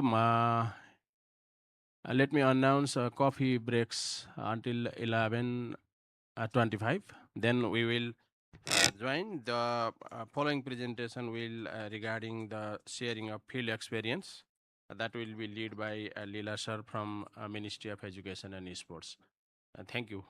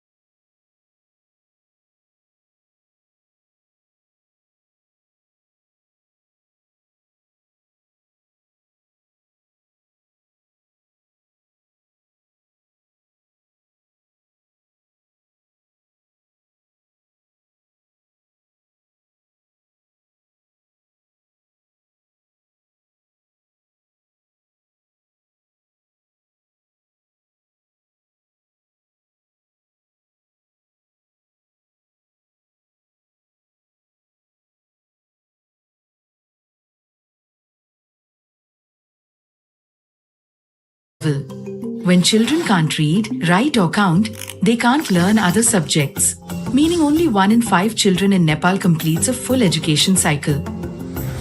Under the Data Must Speak partnership, the government and UNICEF study schools that outperform others despite operating in similar conditions. In these schools, students learn more, stay in school longer, and experience greater equality. The research analyzes existing data to identify positive DV in schools and examines the practices and behaviors that make them successful.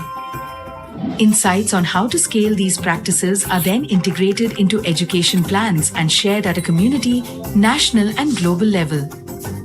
The findings show that in positive DV in schools, head teachers support staff through regular observations and meetings, teachers adapt lessons to students' needs, and the school fosters a positive environment with daily morning greetings. Data Must Speak is a partnership between UNICEF and Nepal's Ministry of Education, Science and Technology, together with its Center for Education and Human Resource Development, the National Examinations Board, and the Education Review Office.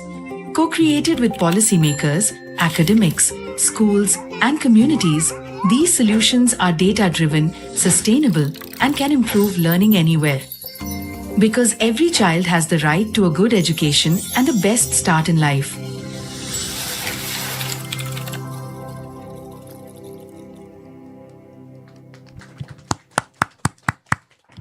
Thank you, Jamiji. This presentation give us some insight how to integrate the data system on the theme data must speak.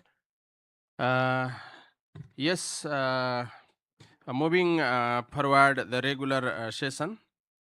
So now I would like to request the team leader and co-leader of the field visit. I think Leela sir from Ministry of Education and Sports. At the same time, Anamika ji from DP's side. Please share your field experience. It may be joint presentation or whatever you want. Over to you.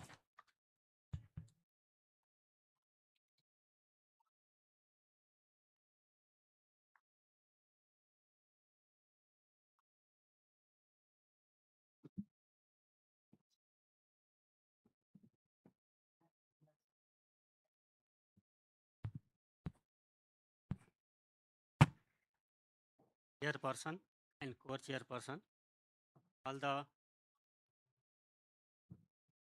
ladies and gentlemen, PRM field visit report 2026 we present now.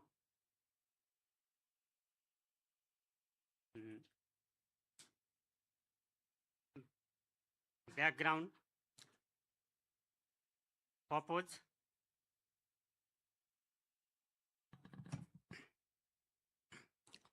review the implementation status of education priorities of the SESP, assess the understand budgeting utilization challenge gaps and support needs, institutional coverage, Ministry of Social Development, Sudur Paschim, ETCU Kailali, local governments, Laljhadi Rural Municipality and Dhangadi Sub Metropolitan City, School and Special Education Center.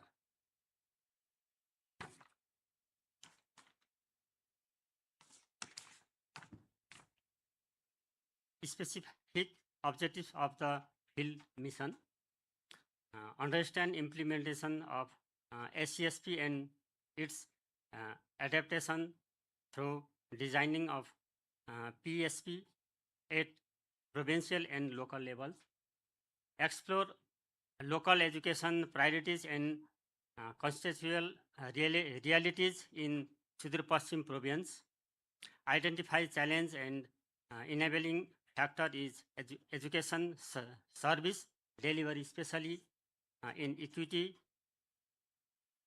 inclusion, participation and learning outcome.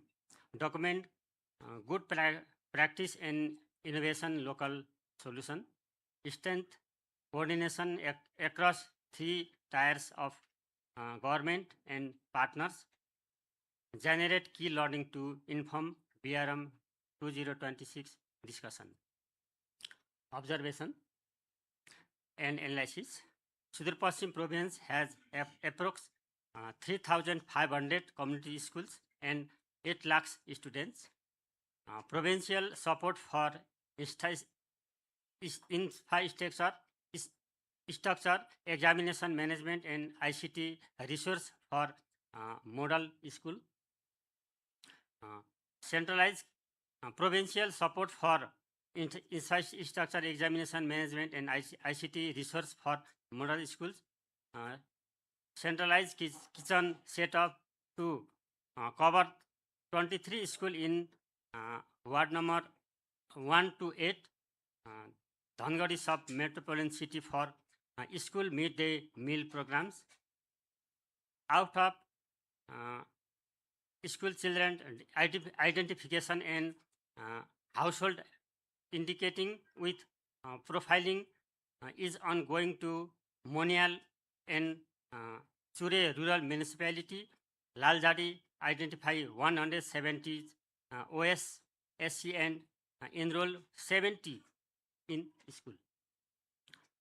Target support is scholarship for students belonging to Dalit, Badi and marginalized communities at basic of to higher education and teaching learning improvement support to all schools. Education is a major provincial priorities where PSP is near to approval, strong in infrastructure investment and budget utilization around 78 to 79% in last fiscal year. Observation and analysis.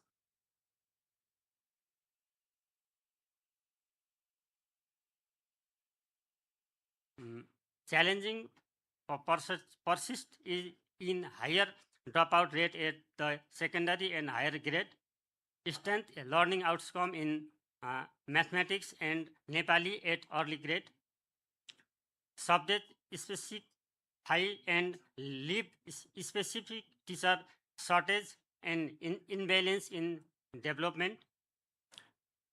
Inadequate investment in the programmatic quality intervention, institutional capacity defects in the EDCU. Data of students with disabilities are not recognized by the local government and IMIS. Persist challenge in the intergovernmental coordination causes duplication of the program and required sustained coordinate attention from all stakeholders.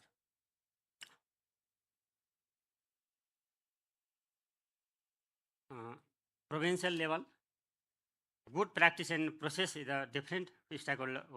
Provincial level, PSP development, GIN expansion, MBBS and Badi scholarship, model school support and empowerment. Laljhadi rural municipality, AHA crash initiative, school at home for children with disabilities, inter-school coordination, education fair, math or green park, 28% budget allocate to education.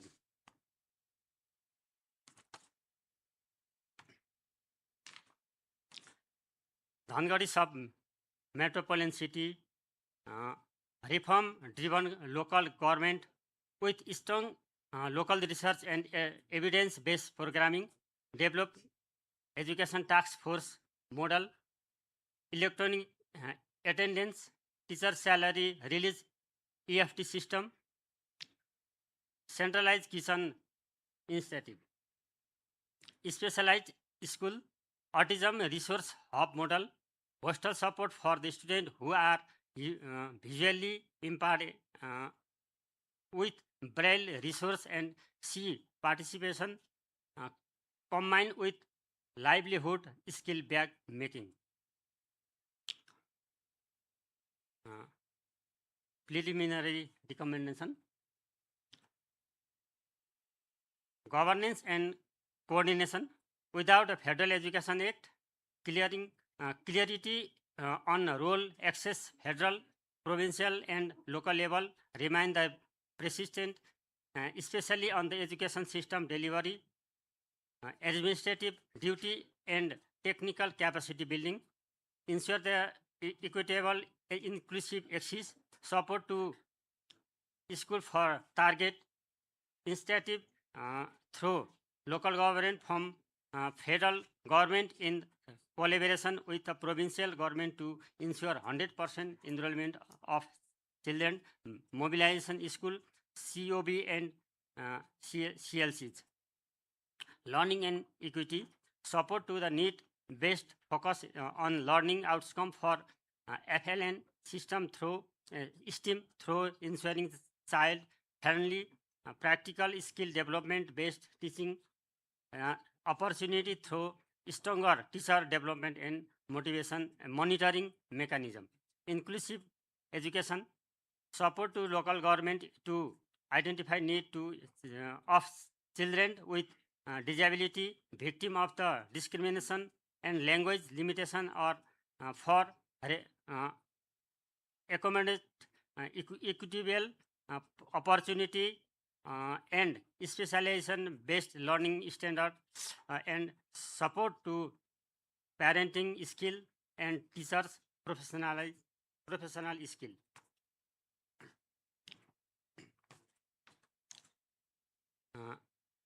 Institutional capacity EDCU, reduce the training capacity weakens support to local government, required structural reform and capacity strengthening, data system strength, strong data and evidence system from the school and CLCs to local government and province level based on the local education plan, province education plan with well concerned monitoring and evaluation mechanism. Policy reform, align the Federal Education Act and TVET Act to facilitate province and local government to reform the need-based policies and system, which also will show we got province and local government education plans. AWPB and AC based funding from the federal government.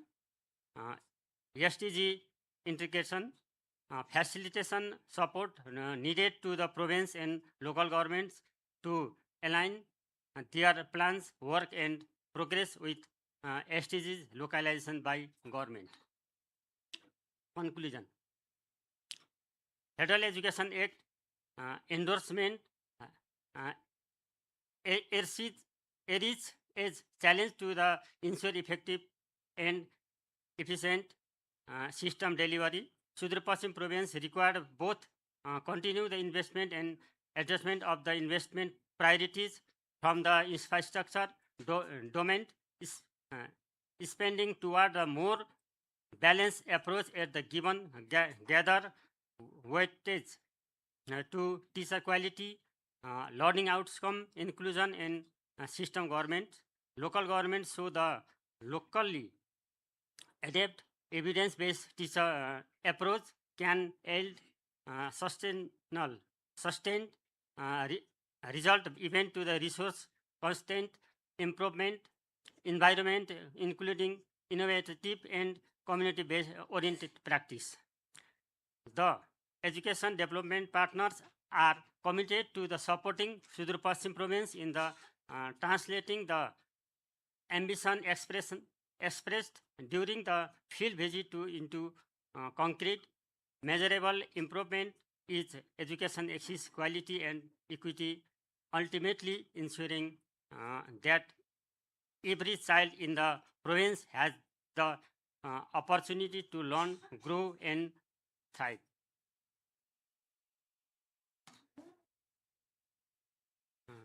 Some pictures are field visit. There is so and annex then report some annex to our Ministry of Province, Minister of Province Social Development, Lalzadi Rural Municipality, Human Special School, Himalayan Special School Education Development and Coordinate Unit, Sri Panchoday Secondary School, Jivan Jyoti Hostel, Dhangadi Sub Metropolitan City, Dhangadi. We are finished. Thank you all. Thank you, sir. You brought a very detailed and comprehensive presentation that will explore the provincial and local government key activities. So I think, Anamika ji, would you like the supplementary this presentation? Maybe just a couple of points that were missed out, but thank you, Leela sir. Apologies also for the presentation because some of it was not revised as per track changes, so apologies on my behalf.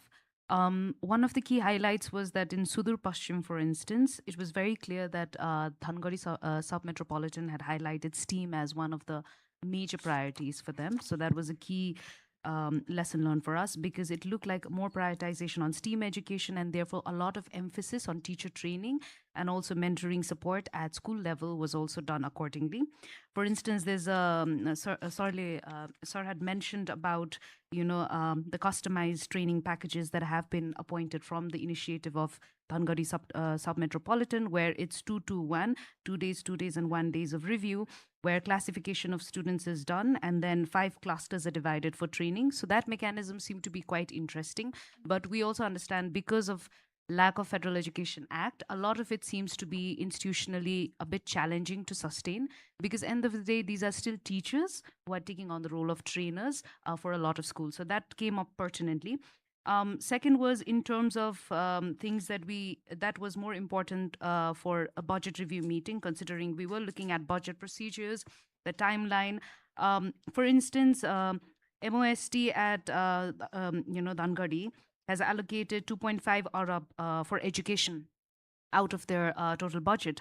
But among the 2.5 Arab, it was very much clear that 2 Arab was just for physical infrastructure. So the portion in terms of education financing and whether it contributes directly to learning outcomes or still physical infrastructure being one of the key areas of investment was quite interesting for us. And we understood the challenges oftentimes when it comes to the budget cycle release and also the completion of school infrastructure processes, so which will be very relevant for this one as well. Another one was, I think when we went to the EDCU, the clarity of roles in terms of whether EDCU acts as a technical hub, which we've envisioned, versus administrative hub for just conducting examinations came across more prominently because of the lack of human resources that we sort of have embedded in the EDCU versus the roles and responsibilities that they have to carry out.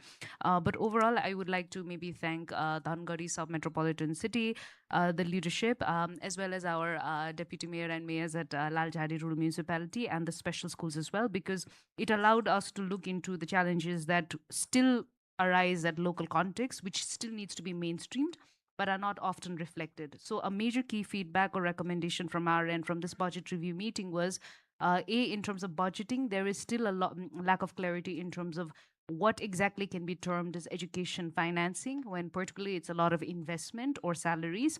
So that notion in terms of understanding. Second was because highlight of the visit was also focused on inclusive education. It was also clear that how do we mainstream this and what is the understanding of inclusive education or children with disabilities overall in the mainstream education, and how do we ensure learning outcomes for them, particularly at the early grade and starting from the very beginning of school sector. And with that comes a lot of resource constraints. So that was definitely another highlight.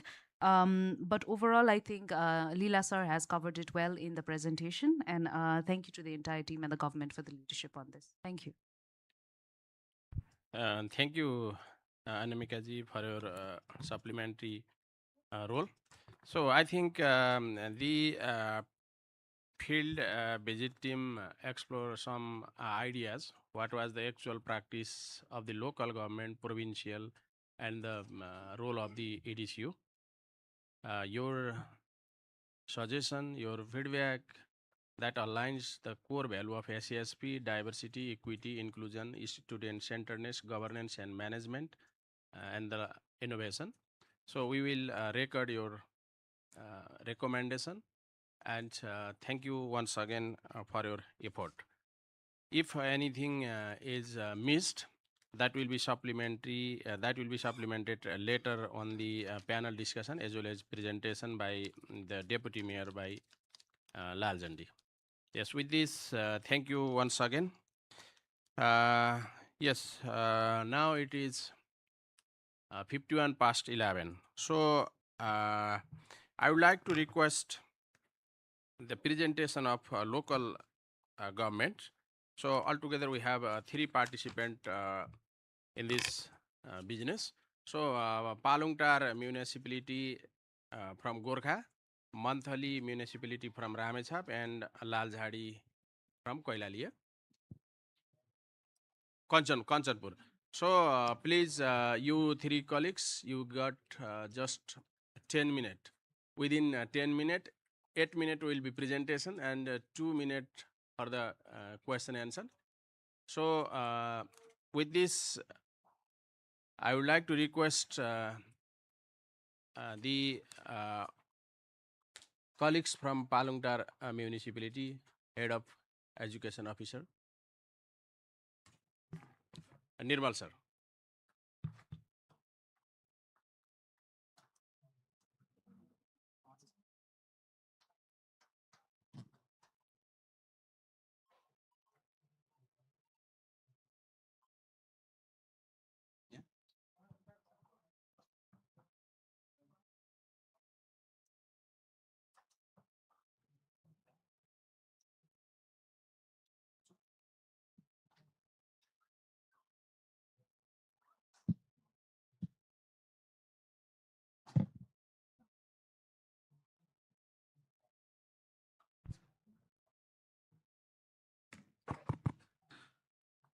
नमस्कार सम्पूर्णमा नमस्कार म मनोज सिरमल पाउङ्टा नगरपालिका गोर्खाबाट शिक्षा शाखा प्रमुख मेरो प्रस्तुति नेपालीमा छ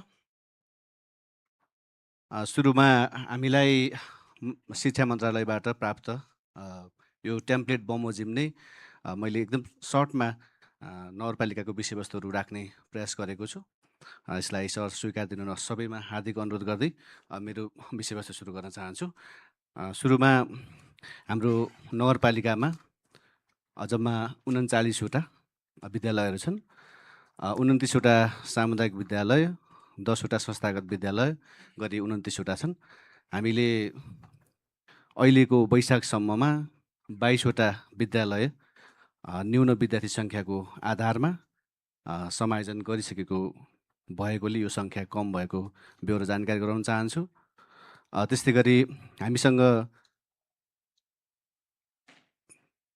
6773 विद्यार्थी छन् जसमा छात्रा 3189 र छात्र 3584 गरी हाम्रो 6773 जना विद्यार्थीहरू रहेका छन् त्यस्तै गरी हामीसँग स्वीकृत दरबन्दी राहत दरबन्दी र पालिकाबाट राखिएका केही माध्यमिक शिक्षक नगरपालिकाबाट राखिएको सुत्केरी सट्टा शिक्षक गरी हामीसँग 420 जना शिक्षकहरू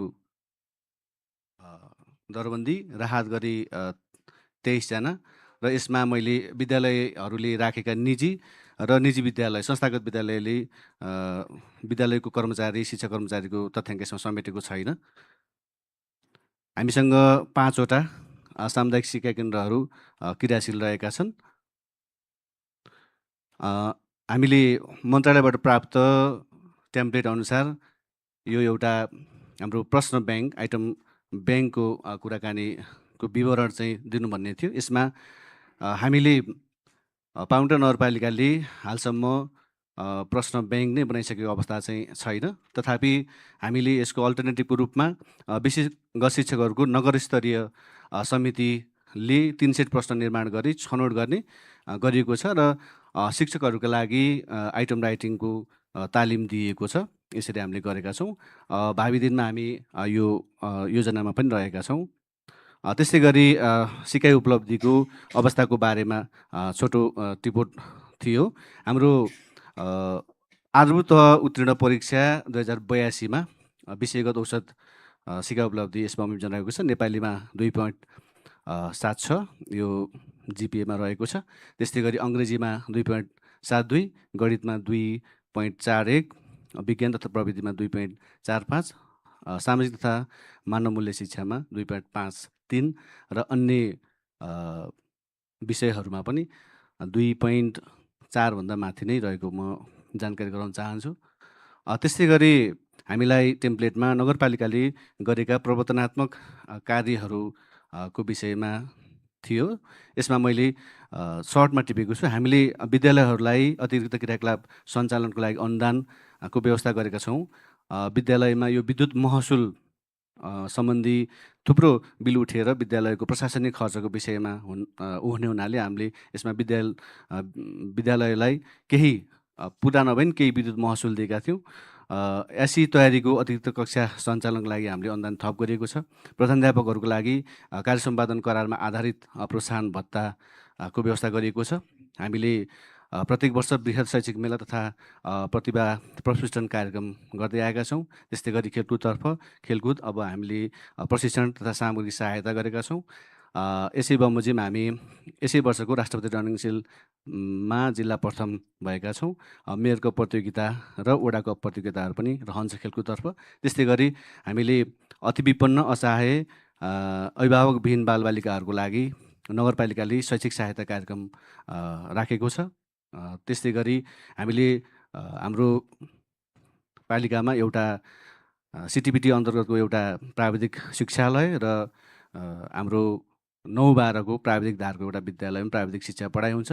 यसमा अध्ययनरत विद्यार्थीहरूको लागि हामीले प्राविधिक शिक्षा छात्रवृत्तिको व्यवस्था पनि गरेका छौँ। त्यस्तै गरी एउटा अमरज्योति जनता मावि यो लुइटेल भन्ने स्कुलमा चाहिँ हामीले पालिकाको लगानीमा नै आवश्यक छात्रावास सञ्चालन गरेका छौँ। यसमा हाल 60 जना विद्यार्थीहरू चाहिँ छात्रावासमा रहेका छन्। त्यस्तै गरी यो वर्षदेखि हामीले सामुदायिक विद्यालयमा अध्ययनरत सबै विद्यार्थीहरूको सामूहिक दुर्घटना बिमाको कार्यक्रम अगाडि बढाएका छौँ। यो अनगोइङ छ। हालसम्म हामीले 22वटा विद्यालय समायोजन र 3वटा विद्यालयको तह घटाइएको छ। 5वटा माध्यमिक विद्यालयहरूलाई नगर स्रोतबाट विद्यालय बस दिएको छ। त्यस्तै गरी विद्यालय समायोजन पश्चात त्यो 22वटा विद्यालय समायोजन हुँदाखेरि शिक्षाको पहुँचमा असमर्थ बालबालिकालाई सहायता कार्यक्रम भनेर यो हामीले विद्यालय बसमा यात्राको लागि उनीहरूलाई गाडी भाडा मासिक रूपमा अथवा होस्टेलमा व्यवस्था गर्ने गरी यो सहायता कार्यक्रम पनि रहेको छ। त्यस्तै गरी हाम्रो रुम टु रिडको प्राविधिक सहयोगमा 25वटा विद्यालयमा साक्षरता कार्यक्रम र 1, 2, 3 विशेष पुस्तकालयहरूको स्थापना भएको छ। यसमा पुस्तकहरू रुम टु रिडको तर्फबाट छ भने अन्य भौतिक फर्निचर कार्पेटिङ लगायतका चाहिँ पालिकाको स्रोतबाट रहेको छ। शिक्षा क्षेत्र योजना र कक्षा 3, 4, 5 को स्थानीय पाठ्यपुस्तक बन्ने क्रममा रहेको छ। यो वर्ष हामी शिक्षा क्षेत्र योजना कम्प्लिट गर्ने लक्ष्यका साथ अगाडि बढेका छौँ। नगर स्रोतमा 3 जना सुत्केरी सट्टा शिक्षक राखेर कक्षा खाली नहुने व्यवस्था गरिएको छ। माध्यमिक विद्यालय प्रस्तावित हाम्रो 5वटा माध्यमिक विद्यालय छन्। 5वटा माध्यमिक विद्यालयमा पनि माध्यमिक तहकै स्थायी शिक्षक चाहिँ बनाएर त्यो विषयको सट्टामा हामीले सट्टा शिक्षक नगर स्रोतबाट चाहिँ व्यवस्थापन गरेका छौँ। त्यस्तै गरी प्रदेशसँगको सहकार्यमा 7वटा विद्यालयमा वृत्ति मार्ग निर्देशन कार्यक्रम सम्पन्न गरिएको छ। सहपाठी सिकाइ कार्यक्रम सञ्चालन भइरहेको छ। शिक्षकको पेशागत विकास र सहयोग कार्यक्रमहरू सञ्चालन भएको छ। सबै कक्षामा विद्यार्थीको पोर्टफोलियो अनिवार्य गरिएको छ।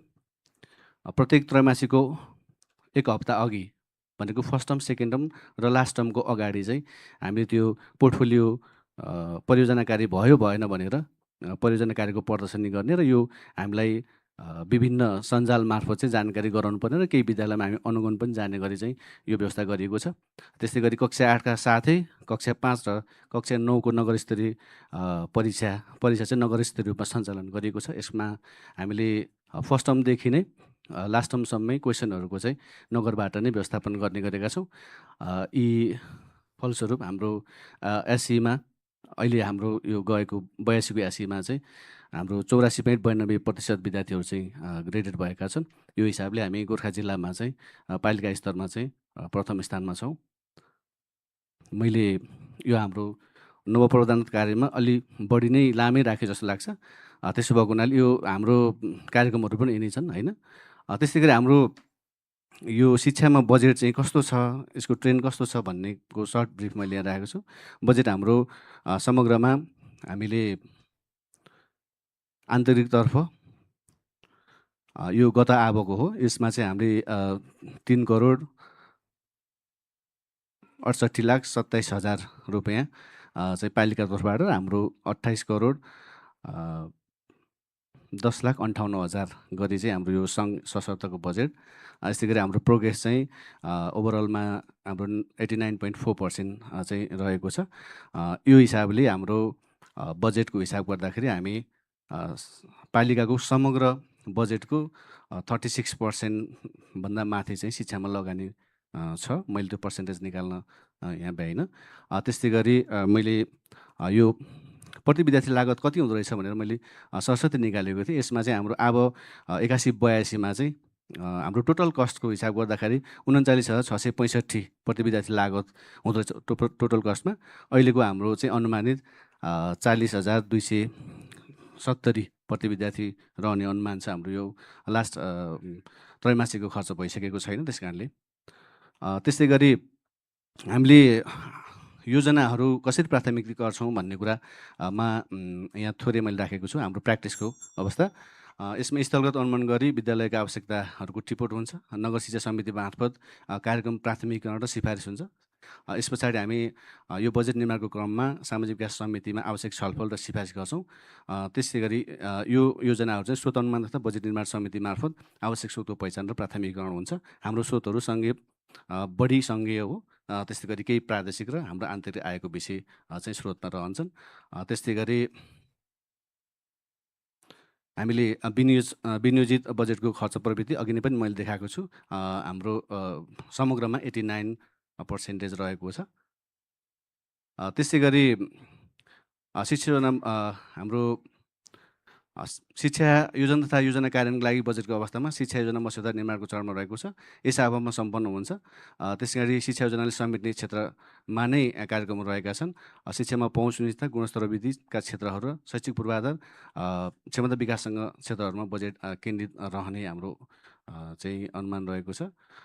त्यस्तै गरी हाम्रो यस अबको कार्यक्रम अघि नै मैले भने बमोजिम नै छ। केही नयाँ चाहिँ मैले टिपेको छ, रेगुलर चाहिँ राखेको। जस्तो यसमा हाम्रो स्थानीय पाठ्यक्रमको सन्दर्भ सामग्री निर्माण र छपाई, शिक्षकको क्षमता विकास, होइन, कक्षा 1-3को पोर्टफोलियो निर्माण छपाई, अतिरिक्त क्रियाकलापको एससीको राष्ट्रपति रनिङशील, होइन, यो सबै छ। त्यस्तै गरी हामीले सरस्वती नै प्रोग्रामहरू रहेका छन् हाम्रो। यसमा थोरै मैले SESPसँग तादात्म्यता हुने गरी अब मैले DLI बेसमा चाहिँ अलिकति गर्न भ्याएन। न त यसमा चाहिँ मैले हाम्रो SESPको मुख्य विशेषता अनुसारको पहुँच र सहभागिता, समता र समावेशितामा हाम्रो आवासीय छात्रावास, विद्यालय बस, प्राविधिक छात्रवृत्ति, विभिन्न शैक्षिक सहायता, एउटा हाम्रो इस्लामिक विद्यालय छ त्यसलाई पनि अनुदान दिन्छौँ हामीले। त्यो अतिरिक्त क्रियाकलाप अनुदान, सामूहिक दुर्घटना बिमा, पहुँच असम्मता, यो समायोजन पश्चात पहुँच असम्मता बालबालिकाहरूको लागि चाहिँ शैक्षिक सहयोग कार्यक्रम चाहिँ यिनी हाम्रो पहुँच र सहभागितासँग सम्बन्धित हुन्छन्, समता र समावेशी सम्बन्धित हुन्छन् भन्ने मलाई लाग्छ।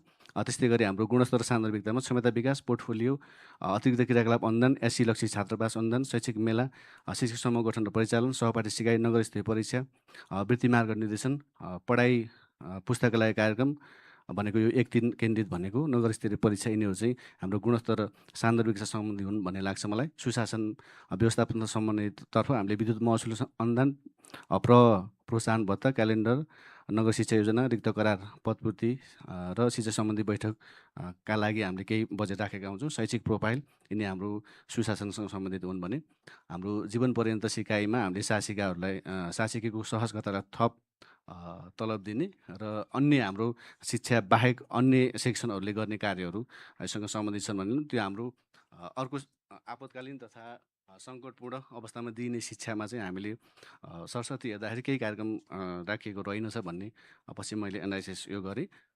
त्यस्तै गरी मेरो अब अन्तिममा एउटा स्लाइड छ। बजेट निर्माण तथा कार्यान्वयनका चुनौती तथा समस्याहरूमा सर्टली मैले यसलाई उ गरेको छु। अगाडिको प्रेजेन्टेसन पनि यस्तै यस्तै भाव आयो जस्तो लाग्छ मलाई, इङ्ग्लिसमा थियो होइन। तथ्यपरक आवश्यकता पहिचानका आधारमा योजनाबद्ध विकास अवलम्बन गर्नु चाहिँ हाम्रो चुनौती हो। किनभने स्थानीय तहमा हामीले सङ्घ, प्रदेश र हामी आफैले पनि गर्नुपर्ने विभिन्न नीतिगत प्रतिबद्धता, एसडिजीहरूका विषय, हाम्रो आवधिक योजनाहरूको विषयमा तादन्त गर्ने भन्दा पनि क्रियाकलाप बेसिसमा पहिला गरेर त्यसलाई चाहिँ हामीले नीतिसँग कसरी चाहिँ रिलेटेड हुन्छ भनेर खोज्नुपर्ने स्थिति रहन्छ। त्यस कारणले यो एउटा हाम्रो समस्या, चुनौती हो। त्यस्तै गरी सङ्घ तथा प्रदेश सरकारको नीति तथा योजनासँग तादात्म्यता हुने कायम गर्नु चाहिँ हाम्रो एउटा समस्या, चुनौती हो। त्यस्तै गरी मैले 2वटा स्थानीय तहमा काम गर्ने अवसर पाएँ। यो बिचमा चाहिँ यो अबन्डा बजेट र गैर बजेटरी खर्चको मार्फतबाट चाहिँ तोगादेशमा व्यवस्थापन गर्नुपर्ने विषय पनि केही देखियो। त्यसो भए हुनाले यो रोक्नु पनि हाम्रो चाहिँ चुनौती हो, यो समस्या हो। त्यस्तै गरी कानुन तथा प्रक्रियागत कोहेरेन्स कायम गरी वित्तीय सुशासन कायम गर्नु चाहिँ हाम्रो चुनौती हो। त्यस कारणले मैले यति नै विषयवस्तु राख्दै अघि नै जनाउ घन्टी बजेको थियो। हस्, यहाँ सम्पूर्णमा हार्दिक धन्यवाद, नमस्कार। Thank you Manoj sir for your detail end comprehensive presentation. Sir, हामी 2टा प्रेजेन्टेसन पछि एकैचोटि लिन्छौँ। धेरै राम्रो छ, धेरै राम्रो छ। 2टा प्रेजेन्टेसन पछि हामी फेरि छलफलमा जाने भएको हुनाले I would like to request the delegates from Ramechhap municipality.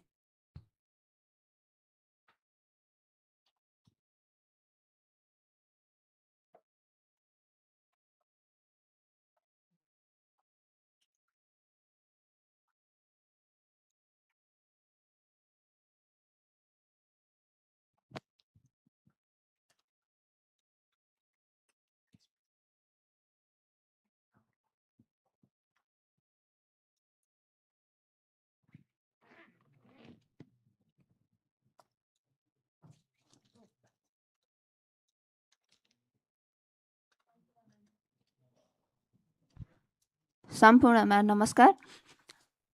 स्थानीय तहमा शिक्षा बजेटको अवस्था सम्बन्धी मन्थली नगरपालिका को तर्फबाट म प्रस्तुतकर्ता हितकुमारी पौडेल। मैले यो प्रस्तुतिका विषयलाई 2 भागमा विभाजन गरेको छु। एउटाले नगरपालिकाको परिचय समेट छ भने अर्कोले शिक्षा क्षेत्रको बजेट व्यवस्थापनलाई चाहिँ यहाँ व्याख्या गर्दछ। मन्थली नगरपालिका शिक्षाको विकास,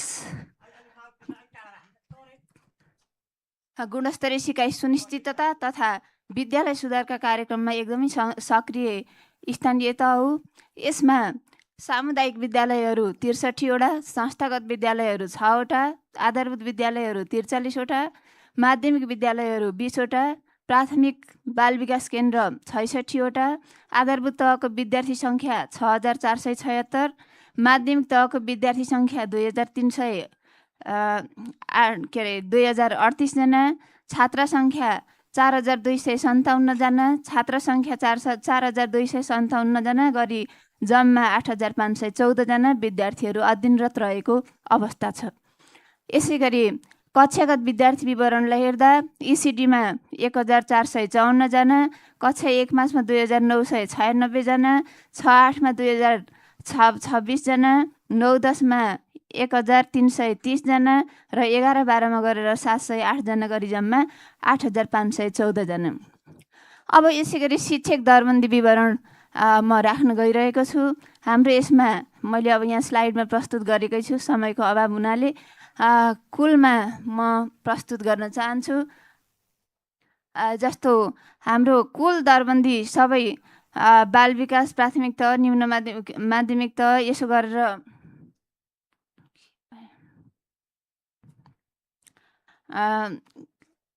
प्राथमिक तह बाल विकासमा 80 जना, प्राथमिक तहमा 209 जना, निम्न माध्यमिक तहमा 32 जना, माध्यमिक तहमा 27 जना। यहाँ अलिकति स्लाइड काटिएछ।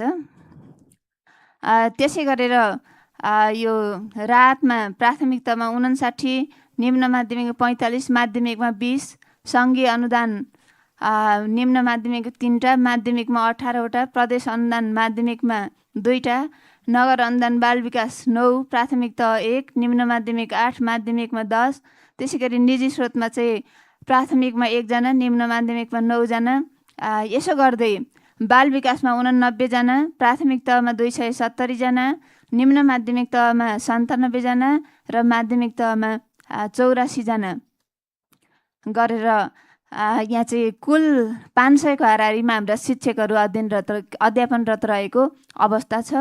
अब यसै गरी सामुदायिक अध्ययन केन्द्र सम्बन्धीको अवस्था हेर्दाखेरि 8वटा सामुदायिक अध्ययन केन्द्रहरू सञ्चालनमा रहेका छन्। त्यसमा कुनै पूर्ण रूपमा सञ्चालनमा रहेका छन् भने कुनै आंशिक रूपमा सञ्चालनमा रहेका छन्। यसमा यस्ता सामुदायिक सिकाइ केन्द्रहरूले साक्षरता, सिपमूलक तालिम र निरन्तर शिक्षामा कार्य गरिरहेको अवस्था छ भने लक्षित समूहमा महिला, युवा, विपन्न समुदाय परेका छन्। अब यसै गरी हाम्रो नगरपालिकाको सिकाइ उपलब्धिको अवस्थालाई म यहाँ प्रस्तुत गर्न चाहन्छु र यहाँ समय अभावले गर्दा मैले यो कक्षा 8 को विभिन्न वर्षको 2079, 80, 81 र 82 सालको कम्पेरेटिभ विषयगत रूपमा चार्ट मैले यहाँ प्रस्तुत गरेको छु, जसमा यसको यहाँ अलिकति यो स्लाइड काटिएको हुनाले चाहिँ मैले ठ्याक्कै तलको औसत भन्न पाइनँ। त्यसकारणले गर्दाखेरि विषयगत रूपमा हेर्दाखेरि यो चाहिँ बढ्दो अवस्थामा छ। नेपाली विषयमा 2.3 थियो 2079 सालमा भनेदेखि अहिले यो 81-82 मा आइसक्दाखेरि चाहिँ 3.14 जिपिए औसत जिपिए रहेको छ। त्यसै गरी यो विषयगत आधारमा अङ्ग्रेजी, विज्ञान, सामाजिक यी सबैको मैले चाहिँ यहाँ प्रस्तुत गरेको छु कम्पेरेटिभ रूपमा र यसरी हेर्दाखेरि यो चाहिँ बढ्दो क्रममा रहेको छ र यसको औसतमा चाहिँ 3.1 जिपिएमा चाहिँ यो पुग्न सफल भएको छ 2082 को कक्षा 8 को परीक्षामा। अब प्रश्न ब्याङ्कको अवस्थालाई हेर्दाखेरि हाम्रो ठ्याक्कै प्रश्न ब्याङ्क बनाएको अवस्था चाहिँ छैन, तर परीक्षालाई स्वच्छ, मर्यादित, गोपनीय, गुणस्तरीय बनाउने सन्दर्भमा हामीले तत्काल विषय विज्ञहरूलाई राखेर प्रश्न निर्माण गरेर त्यस्ता प्रश्नहरूबाट परीक्षा सञ्चालन गर्ने गरिएको अवस्था छ। यसै गरी प्रवर्धनात्मक क्रियाकलापहरूमा चाहिँ अब म यहाँ छोटकरीमा मात्रै राख्न चाहन्छु। प्रविधि मैत्री शिक्षण सिकाइ कार्यक्रम सञ्चालन गरिएको छ। आइसिटी ल्याब स्थापना तथा डिजिटल सामग्रीको प्रयोग र विस्तार गरिएको छ। बालमैत्री तथा समावेशी विद्यालय अभियान सञ्चालन गरिएको छ। बालमैत्री कार्यक्रम यो चाहिँ घोषणा भइसकेको स्थानीय तह हो यो हाम्रो। अतिरिक्त क्रियाकलाप, हाजिरी जवाफ, विज्ञान प्रदर्शनी, खेलकुद आदि कार्यक्रमहरू सञ्चालन हुने गरेका छन्। शिक्षक पेशागत विकास तथा क्षमता अभिवृद्धि तालिमहरू सञ्चालन हुने गरेका छन्। यसै वर्ष हामीले कक्षा 1 देखि 3 मा शिक्षण गर्ने 263 जना शिक्षकहरूलाई एकीकृत पाठ्यक्रम सम्बन्धी 5 दिने कस्टमाइज तालिम सञ्चालन गरिरहेका छौँ। अहिले पनि 4 ग्रुप गइसक्यो, अरू पनि तालिम सञ्चालन भइरहेको छ, जसको सहयोग चाहिँ हामीलाई सेतो गुराँस राष्ट्रिय बाल संस्थाले गर्दै आउनुभएको छ र हाम्रो नगरपालिकाले पनि त्यसमा समन्वय गरेको छ। त्यसै गरी नियमित शैक्षिक अनुगमन तथा मूल्याङ्कन प्रणाली सञ्चालन गरिएको छ। कक्षा 8 र एसीमा 4 जिपिए प्राप्त गर्ने विद्यार्थीहरूलाई नगदसहित सम्मान पुरस्कार प्रदान गर्ने कार्यक्रम रहेको छ। त्यसै गरी 100% उत्तीर्ण गराउने विद्यालयहरूलाई पनि नगद पुरस्कार सहित सम्मान गर्ने कार्यक्रम रहेको छ। अब म शिक्षामा बजेट व्यवस्थापनको विषयमा प्रस्तुत गर्न चाहन्छु। हाम्रो सङ्घ, प्रदेश र स्थानीय तहबाट विनियोजित बजेट 37 करोड 62 लाख 25 हजार रहेको छ। त्यसमा सङ्घीयतर्फ 32 करोड 82 लाख 32 करोड 82 लाख 53 हजार रहेको छ। प्रदेशको बजेट 22 लाख 72 हजार रहेको छ भने स्थानीय तहतर्फ 4 करोड 57 लाख रहेको छ। अब यसको खर्चलाई हेर्दाखेरि सङ्घीयतर्फ 29 करोड 47 लाख 67 हजार 688 रहेको छ, जुन चाहिँ खर्चको 89.79% हो। प्रदेशको खर्च 18 लाख 23 हजार 287 रुपियाँ रहेको छ, जुन 80.25% हो र स्थानीय तहतर्फको खर्च चाहिँ 3 करोड 61 लाख 24 हजार 158 रहेको छ, जुन स्थानीय तहतर्फको 79.04 हो। यसरी हेर्दाखेरि जम्मा खर्च चाहिँ हाम्रो 88.44% भएको छ। अब यसै गरी शिक्षामा भएको बजेटबाट चाहिँ प्रति विद्यार्थी खर्च कसरी हुन्छ त भन्ने सन्दर्भमा सङ्घ प्रदेश र स्थानीय तहबाट भएको खर्च र त्यसमा सामुदायिक विद्यालयमा अध्ययनरत विद्यार्थी सङ्ख्याबाट मैले यहाँ गणना गर्ने प्रयास गरेको छु। हाम्रो सामुदायिक विद्यालयमा 6776 जना विद्यार्थी अध्ययनरत छन्। यसरी हेर्दाखेरि सङ्घ प्रदेश र स्थानीय तह सबैको खर्च र विद्यार्थी सङ्ख्याको अनुपात हिसाब गर्दा 49,102 रुपियाँ प्रति विद्यार्थी लागत पर्न आउने रहेछ। यो 2081 को खर्च विवरणलाई हेरेर 81 कै विद्यार्थीलाई हेरेर चाहिँ तयार गरिएको हो। अब यसै गरी यो आवश्यकता पहिचानको विषय यहाँ उल्लेख गर्नुपर्ने छ र हामीले आवश्यकता पहिचान विभिन्न रूपबाट छलफल गरेर गर्छौँ र प्रमुख आवश्यकताका प्राथमिकताका क्षेत्रहरू चाहिँ हाम्रो शिक्षक कर्मचारीले दिनुपर्ने अनिवार्य दायित्वमा सबभन्दा प्राथमिकरण हुन्छ। यो कर्मचारीहरूलाई बाल विकासहरूलाई जुन नियमअनुसार थप गर्नुपर्ने पैसा थप गरिएको छ। त्यसै गरी शिक्षक क्षमता विकास तथा पेसागत तालिम सञ्चालनको लागि हुन्छ। विद्यालय व्यवस्थापन सञ्चालन अनुदान हाम्रो केन्द्रबाट जति आउँछ 100% विद्यालयलाई त्यो थप गरिएको छ। त्यसकारण त्यो प्राथमिकतामा रहन्छ। विद्यार्थीको सिकाइ उपलब्धि तथा त्यसलाई सुधार गर्ने कार्यक्रमहरू छन्। त्यसै गरी भौतिक पूर्वाधार, सूचना प्रविधि शिक्षण, गुणस्तरीय शिक्षा, समावेशी शिक्षा, अतिरिक्त क्रियाकलाप गर्दै हामीले प्राथमिकताका प्रमुख क्षेत्रहरू निर्धारण गरेका छौँ। अब यसै गरी बजेटका स्रोतहरूमा चाहिँ हाम्रो सङ्घ प्रदेश स्थानीय सरकार र विकास साझेदारहरू चाहिँ रहेका छन्। अब यसै गरेर यो शिक्षा योजना कार्यान्वयनको लागि आवश्यक बजेटको व्यवस्थापनको विषय छ। यसमा सामान्यतया अब यही सङ्घ प्रदेश स्थानीय तहका देखि लिएर चाहिँ यो विद्यालयका अभिभावकहरू आदिबाट यो व्यवस्थापन गर्ने गरिएको छ। अब त्यसै गरेर यसमा कार्यक्रमहरूको विषय छ। यो शिक्षक क्षमता अघि मैले त्यो कुराहरू राखिसकेको छु, के कार्यक्रम छन् भन्ने। यसलाई अब अलिक समय अभावले मैले सबै कुरा यहाँ राख्न सकिनँ। SESP कार्यान्वयनका असल अभ्यास तथा चुनौतीहरूको विषयमा म राख्छु।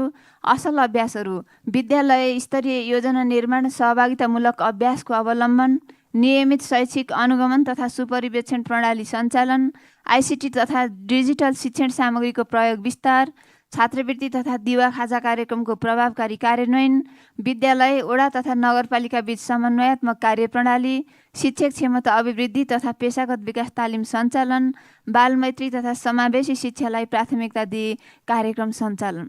अब यसै गरी SESP कार्यान्वयन गर्ने कुरामा रहेका चुनौतीहरू: सीमित बजेट तथा स्रोत साधनको अभाव, दुर्गम क्षेत्रका विद्यालयमा शैक्षिक पहुँच तथा जनशक्ति व्यवस्थापन समस्या, सूचना प्रविधि तथा इन्टरनेट पहुँचको कमी, विद्यार्थी सङ्ख्याको घट्दो प्रवृत्ति, विषयगत शिक्षक अभाव तथा दरबन्दी व्यवस्थापनमा चुनौती, सिकाइ उपलब्धिमा अपेक्षित सुधार हासिल गर्न कठिनाई, विद्यालय पूर्वाधार विकासका लागि पर्याप्त बजेटको अभाव, अभिभावक तथा समुदायको अपेक्षित सहभागिता सुनिश्चित गर्न चुनौती। ल, मेरो प्रस्तुतिकरण यही सकिएको छ। धन्यवाद। Thank you, madam. Your detailed and comprehensive presentation. We will explore some ideas regarding the presentation after this presentation. So I would like to request the colleagues from Lal Jhadi municipality, rural municipality. Siddharaj sir, over to you.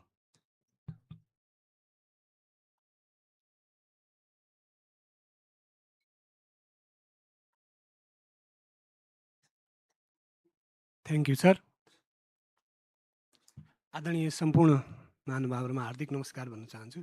म सिद्धराज भट्ट, लालझाडी गाउँपालिका कञ्चनपुरको तर्फबाट। म gist मात्रै कुराहरू राख्नेछु, पछि panel डिस्कसनमा पनि हाम्रो उपाध्यक्षजी हुनुहुन्छ, धेरै कुराहरू त्यता आउनेछ। र हाम्रो पालिका कञ्चनपुर जिल्लाको दक्षिणी भेगमा अवस्थित छ। राणा चौधरी समुदायको बसोबास, जहाँ 80% भन्दा बढी चाहिँ राणा र चौधरी समुदायको मानिसहरू बस्नुहुन्छ।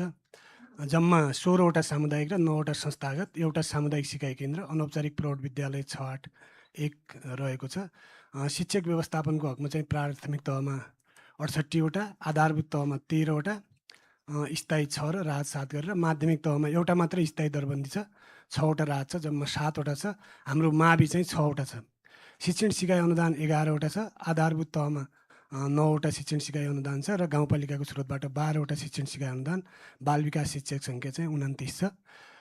यो चाहिँ यो शिक्षक विद्यार्थी अनुपातसहित राखेको छु।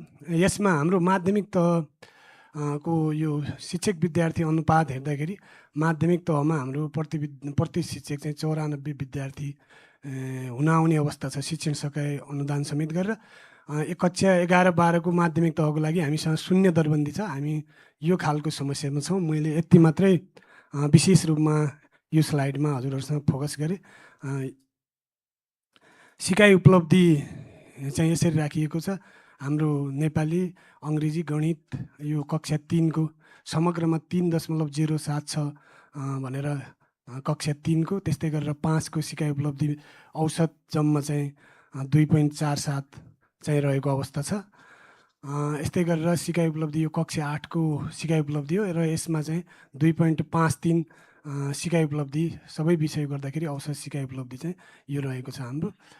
यो हाम्रो 1-3 को समग्रमा सिकाइ उपलब्धिको अवस्था हो र यहाँ चाहिँ भाषिक रूपमा चाहिँ राणा चौधरी समुदायको बसोबास रहेको हुनाले हाम्रोमा चाहिँ अझै पनि नेपाली विषयको सिकाइ उपलब्धिलाई बढाउनु पर्ने आवश्यकता छ बालबालिकाहरूको।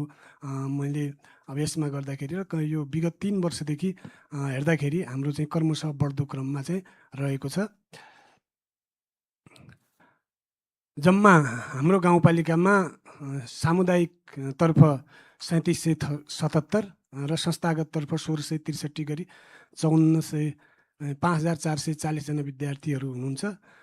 सामुदायिक अध्ययन केन्द्र एउटा रहेको मैले अघि नै निवेदन गरिसकेँ।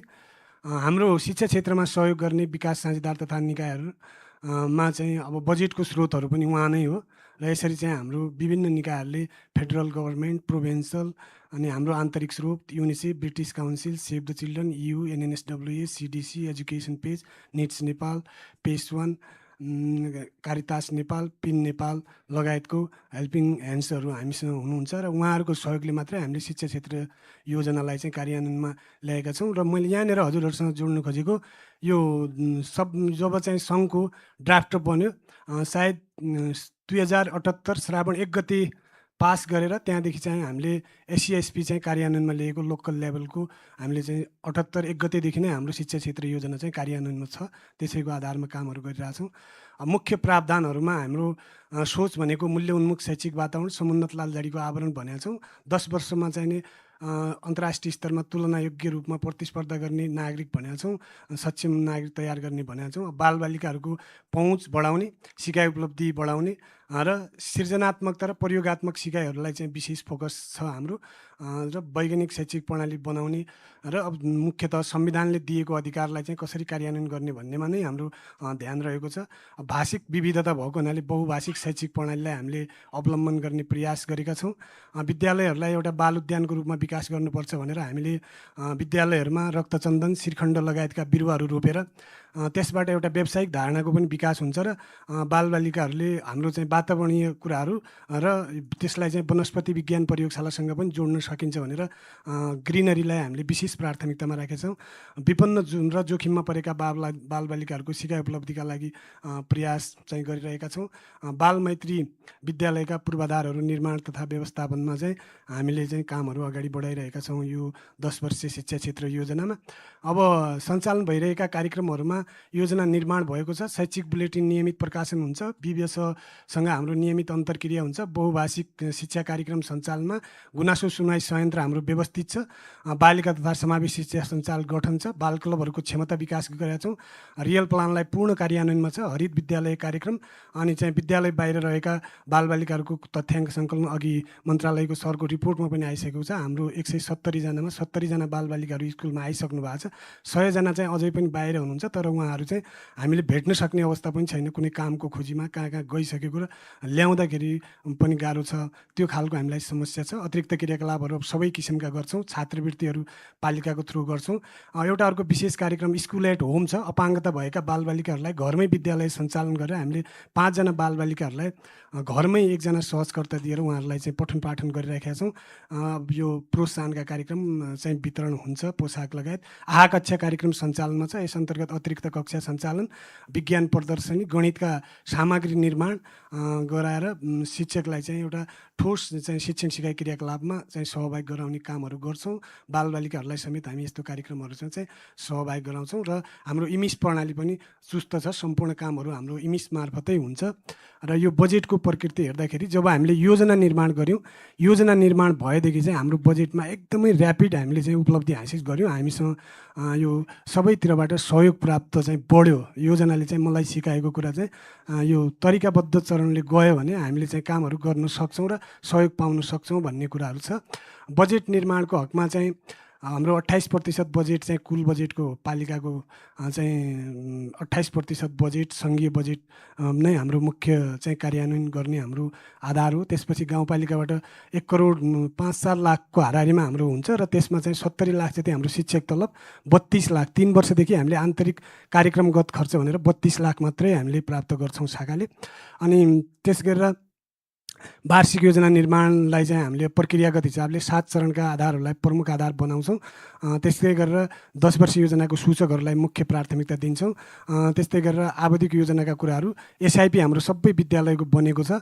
अनि विद्यालयसँग अभिभावक अन्तर्क्रिया गर्दाखेरि आएका समस्याहरूलाई प्राथमिकतामा राख्छौँ र बजेटको मार्गदर्शन को रूपमा लिएका छौँ र प्रमुख रूपमा विकास साझेदारहरूलाई चाहिँ बिउ पुँजीको रूपमा प्रयोग गरेका छौँ। हाम्रो स्रोत भनेको त्यसरी जाने गरेको छ। विद्यार्थी सङ्ख्या र विद्यालयको आवश्यकता र सामाजिक आर्थिक अवस्थाको विश्लेषणका आधारमा मात्रै थोरै बजेटहरू हामीले कार्यान्वयन गर्ने गरेका छौँ।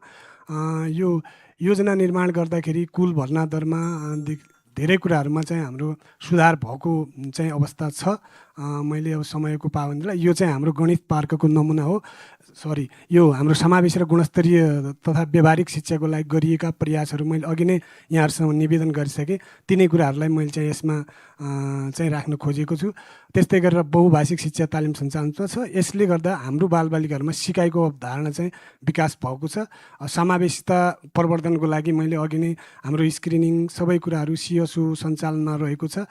शैक्षिक वातावरणलाई सकेसम्म समावेशी बनाउने, विद्यालयमा गुनासो पेटिका व्यवस्थित छ। हाम्रो लैङ्गिक फोकलको शिक्षकहरू व्यवस्थित हुनुहुन्छ। यो कामहरू चाहिँ हामीले गरिराखेको छ। यो अब शीर्षकगत खर्च विवरण हो हाम्रो चाहिँ सङ्घीय सरकारबाट पाएको, यसरी राखिएको छ। र यस्तै गरेर अब यो समावेश शिक्षाको लागि भनेर केही कार्यक्रमहरू हामीले यसरी गुनासोहरू कति आयो भन्ने कुराहरू पनि हाम्रो यसरी चाहिँ हामीले व्यवस्थित तरिकाले चाहिँ राख्ने गरेका छौँ। बालबालिकाहरूको गुनासोलाई तत्काल सम्बोधन गर्ने मोडालिटी तयार भएको छ।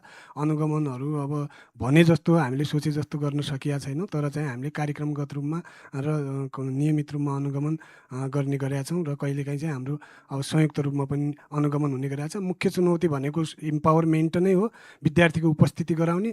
शिक्षकको चाहिँ पूर्ण अभाव छ। हाम्रो माध्यमिक तहमा त हामी एकदमै चाहिँ गाह्रो तरिकाले चाहिँ चलिराखेका छौँ। प्रविधि हाम्रो सबै विद्यालयमा कम्प्युटर छ, तर अझै पनि त्यसलाई सिपसँग जोड्ने कुरा गाह्रो छ। र आय आर्जनमा आधारित कार्यक्रमहरूलाई हामीले प्राथमिकता दिन्छौँ। प्राथमिक विद्यालयहरूले एउटा प्राथमिक विद्यालयले हाम्रो चाहिँ आन्तरिक रूपमा बोर्डहरू उत्पादन गरेर पनि शिक्षकको तलब बेहोर्ने गरेको अवस्थाहरू चाहिँ छ। अब समस्या सबैतिरका उस्तै हुन्। हाम्रा पनि मुख्य गरेर चाहिँ लागु पदार्थ दुर्व्यसन, स्वच्छ खानेपानी, अभिभावकको चासो अभिवृद्धि गराउने, शिक्षक सिकाइ उपलब्धि, विद्यालय छोड्ने दर, विद्यार्थीको उपस्थितिका कुराहरू र हाम्रोमा चाहिँ यो हिउँदमा एकै समयमा हाम्रो 60-65वटा हात्तीहरू चाहिँ गाउँमा पस्छ।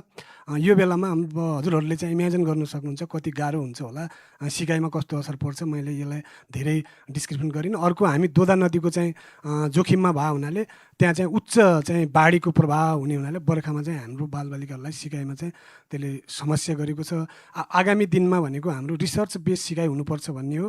प्रविधिलाई उच्चतम उपयोग गर्ने, बहुभाषिकतालाई अझ सुदृढ बनाउने, विगतका राम्रा अभ्यासहरूलाई निरन्तरता दिने र यसरी चाहिँ अगाडि बढाउने भनेका छौँ। र नियमित रूपमा सहकार्य र समन्वयलाई चाहिँ अगाडि बढाउने। यो हाम्रो गणित पार्कको नमुना हो। 2टा बनाइसकेका छौँ। तेस्रो यस वर्षको लागि चाहिँ यो खालको यदि हामीले गणित पार्कहरू विद्यालयमा स्पेस भयो भने विद्यालय बनाइदिँदाखेरि यसले चाहिँ वनस्पति विज्ञान र गणितका ठोस धारणाहरू दिनका लागि एउटा वातावरण बन्न सक्छ भन्ने हाम्रो अनुमान हो। यो सुदूरपश्चिममा 3टा हाम्रो पालिकामा छ र एउटा धनगढीमा र एउटा चाहिँ तपाईँको भीमदत्त नगरपालिकामा चाहिँ यस्तो खालको छ। सुरुवात हामीले गरेको हो। यी हाम्रा कार्यक्रमहरूको केही मैले फोटोहरू यहाँ निवेदन गरेको छु। यो खालको हाम्रो चाहिँ ट्रेनिङको कुराहरू यो मिस्टर नेभिनले पनि हाम्रो 2 चोटि हाम्रो पालिका भिजिट गर्नुभएको छ। यो विज्ञान प्रदर्शनी र पढाइ मेलाका हाम्रा क्रियाकलापहरू, लागु औषध सम्बन्धीको कार्यक्रमको कुराहरू, यो बाल अधिकार सम्बन्धी सचेतनाका कार्यक्रमहरू हामी प्रहरीलाई समेत लगेर यसमा सञ्चालन गर्छौँ। अब मैले छोटोमा हतारमा Thank you, ती कुरा Bhatta निवेदन sir, गरेँ। for धन्यवाद, your नमस्कार। detailed, comprehensive presentation. Congratulate you. So, colleagues, we have one presentation from provincial governments. Let announce to present him, then we will discuss. It will be easy for us.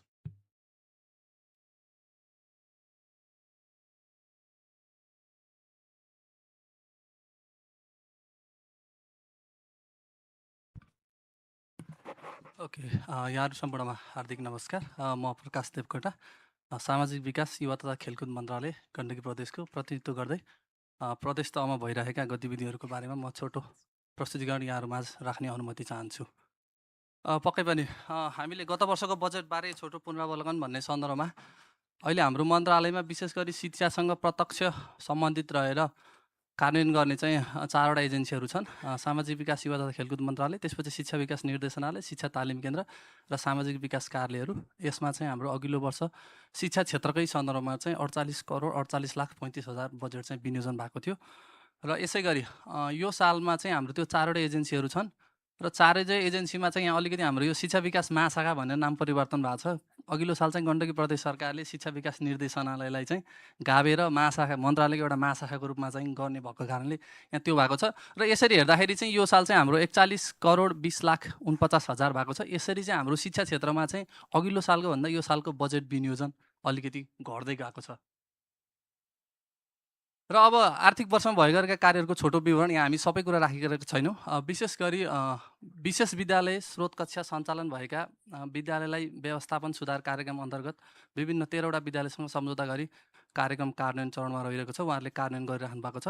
विशेष गरी विशेष विद्यालय स्रोत कक्षामा त्यहाँनिर भौतिक पूर्वाधारदेखि लिएर विद्यार्थीलाई आवश्यक पर्ने फर्निचरहरू, फर्निसिङ, बेड विस्तारको कामहरू उहाँहरूले गर्नुभएको छ। त्यसै गरी अर्को महत्त्वपूर्ण कार्यक्रम छ स्थानीय तह तथा सामुदायिक क्षेत्रसँगको समन्वयमा प्रविधि मैत्री साक्षरता कार्यक्रम अन्तर्गत 12वटा सिकाइ केन्द्रहरूलाई 25वटा कक्षा वितरण भई कक्षा सञ्चालन भइरहेको छ। त्यहाँ प्रविधि मैत्री वित्तीय साक्षरताको 25वटा कक्षा र हरेक कक्षामा 20जना पार्टिसिपेन्ट रहने गरी कार्यान्वयन भइरहेको छ। त्यसै गरी शिक्षा तालिम केन्द्र मार्फत 670जना शिक्षकहरूलाई पुनर्ताजगी र कस्टमाइज तालिमहरू प्रदान गरिएको छ। यसै गरी अर्को महत्त्वपूर्ण कार्यक्रम छ 10 जिल्लाका 19वटा स्थानीय तहका 182वटा विद्यालयमा 250वटा कक्षामा करिब 6,250जना विद्यार्थीलाई वृत्ति मार्ग निर्देशन सेवा उपलब्ध गराइएको छ। र उनीहरूको रुचि, क्षमता, आवश्यकताका आधारमा उनीहरू कता जाने, कुन पेसा रोज्ने, के गर्ने भन्ने सन्दर्भमा सपोर्ट गर्ने गरी पनि प्रदेश मन्त्रालयले काम गरिरहेको छ। र त्यसै गरी अपाङ्गता भएका उच्च शिक्षा अध्ययन गर्ने 52जना विद्यार्थीलाई छात्रवृत्ति प्रदान गरिएको छ। विपन्न र दलित उच्च शिक्षा अध्ययन गर्ने 100जना विद्यार्थीका लागि छात्रवृत्ति प्रदान गरिएको छ। त्यसै गरी स्टिम ल्याब प्रयोग सम्बन्धी विज्ञान तथा गणित विषयका 47जना शिक्षकहरूलाई तालिम सञ्चालन गरिएको छ।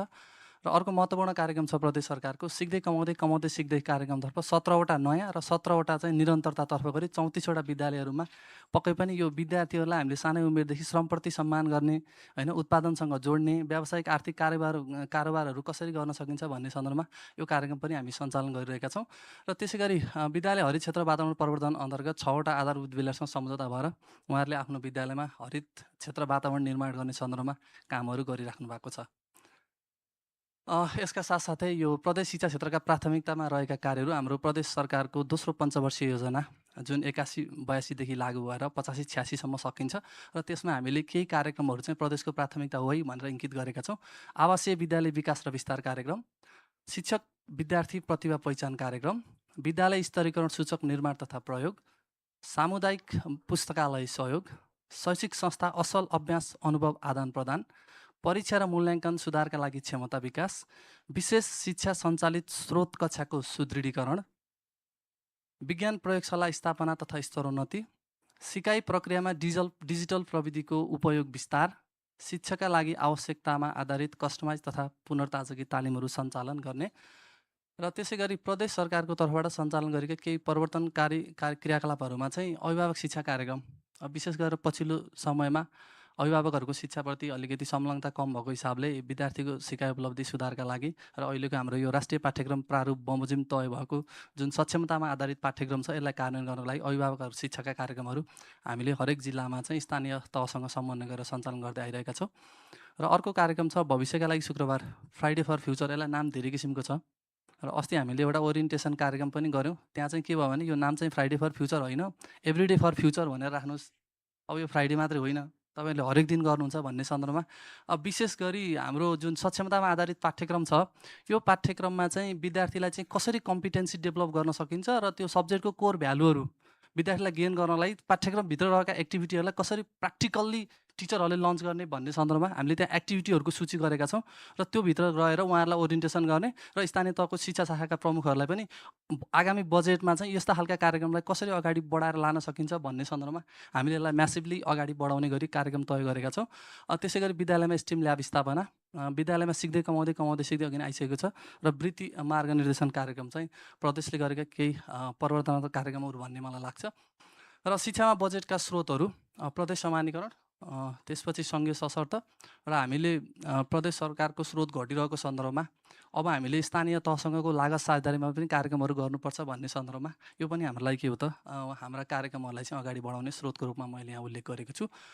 र अब विनियोजित बजेटको खर्चको प्रवृत्ति विशेष गरेर मैले यहाँ सङ्घीय सशर्तको कार्यक्रमहरूको राखेको छु र यसरी हेर्दाखेरि चाहिँ हाम्रो 78-79मा 60.61% खर्च भएको छ। त्यसै गरी 80मा चाहिँ 78, अनि 81मा 72 र 82मा 74 गरेर यो अलिकति ट्रेन्ड जिगज्याग पनि देखेको छ हाम्रो खर्चको प्रवृत्ति।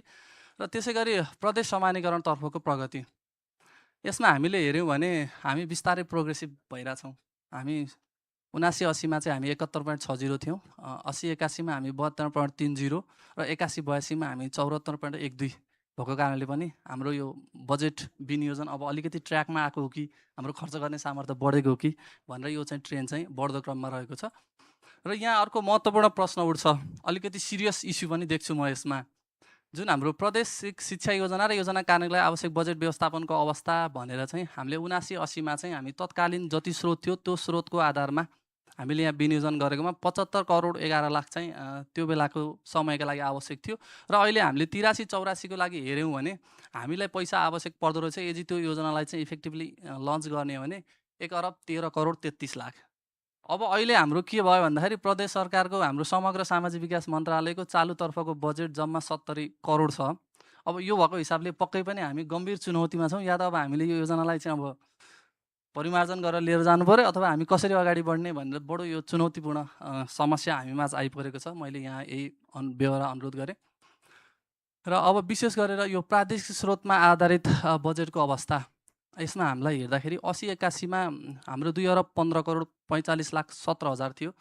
यो बिस्तारै हेर्दै आउँदाखेरि अब अहिले हाम्रो 83-84मा बजेटको सीमा प्राप्त भइसकेको छ। हामी घटेर 1 अरब 15 करोड 5 लाख 27 हजारमा पुगेका छौँ।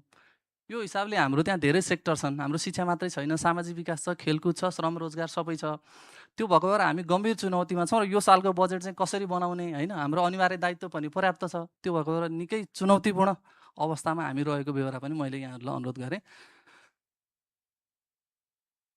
र अब प्रदेश स्रोतमा आधारित कार्यक्रमहरू जुन अहिले हाम्रो सञ्चालन भइरहेका कार्यक्रमहरू छन्, शिक्षक विद्यार्थी प्रतिभा पहिचान कार्यक्रम, त्यसै गरी प्रारम्भिक बाल विकास केन्द्रमा सिकाइ सामग्री व्यवस्थापन अनुदान, आधारभूत विद्यालय कक्षा 1-8मा विज्ञान प्रयोगशाला सुदृढीकरण अनुदान, न्यून सिकाइ उपलब्धि भएका कक्षा 8-10मा अङ्ग्रेजी गणित र विज्ञान विषय विद्यालयका अतिरिक्त कक्षा सञ्चालन अनुदान, अभिभावक शिक्षा कार्यक्रम, बालबालिकाका लागि बाल साहित्य सम्बन्धी पुस्तक वितरण कार्यक्रम, विद्यार्थी विज्ञान तथा शैक्षिक सामग्री प्रदर्शनी तथा प्रतिस्पर्धा, स्थानीय तह तथा सामुदायिक क्षेत्रसँगको समन्वयमा प्रविधि मैत्री साक्षरता कार्यक्रमको निरन्तरता, सामुदायिक सिकाइ केन्द्रको व्यवस्थापकीय क्षमता विकास कार्यक्रम, माध्यमिक विद्यालयमा स्टिम ल्याब स्थापना सञ्चालन अनुदान, साधारण तथा प्राविधिक धार सञ्चालन भएका सामुदायिक विद्यालयमा सिक्दै कमाउँदै सिक्दै कार्यक्रम सञ्चालन, स्थानीय तहको साझेदारीमा विद्यालय स्तरीकरण, त्यसै गरी गण्डकी डिजिटल शिक्षा कार्यक्रम, विद्यालय हरित क्षेत्र वातावरण प्रवर्धन कार्यक्रम, कक्षा 8 र एससी परीक्षाको प्रश्न बैंक निर्माणका लागि विषयको शिक्षक कार्यशाला, आधारभूत र माध्यमिक तहका शिक्षकका लागि आइसिटी तालिम, मावि तथा आधारभूत तहका शिक्षकका लागि नवीनतम शिक्षण प्रविधिको प्रयोग सम्बन्धी पुनर्ताजगी तालिम, विद्यालय खेलकुद शिक्षक तालिम, त्यसै गरी पुस्तकालय व्यवस्थापन तालिम, कक्षा 6-8 मा स्वास्थ्य शारीरिक अध्ययन गर्ने शिक्षकका लागि आधारभूत प्राथमिक उपचार तालिम, आधारभूत तहको परीक्षा र मूल्याङ्कन सम्बन्धी 5 दिने अनलाइन तालिम, अतिरिक्त क्रियाकलाप व्यवस्थापन तालिम लगायतका कार्यक्रमहरू प्रदेशले आफ्नै स्रोतबाट अगाडि बढाइरहेको छ।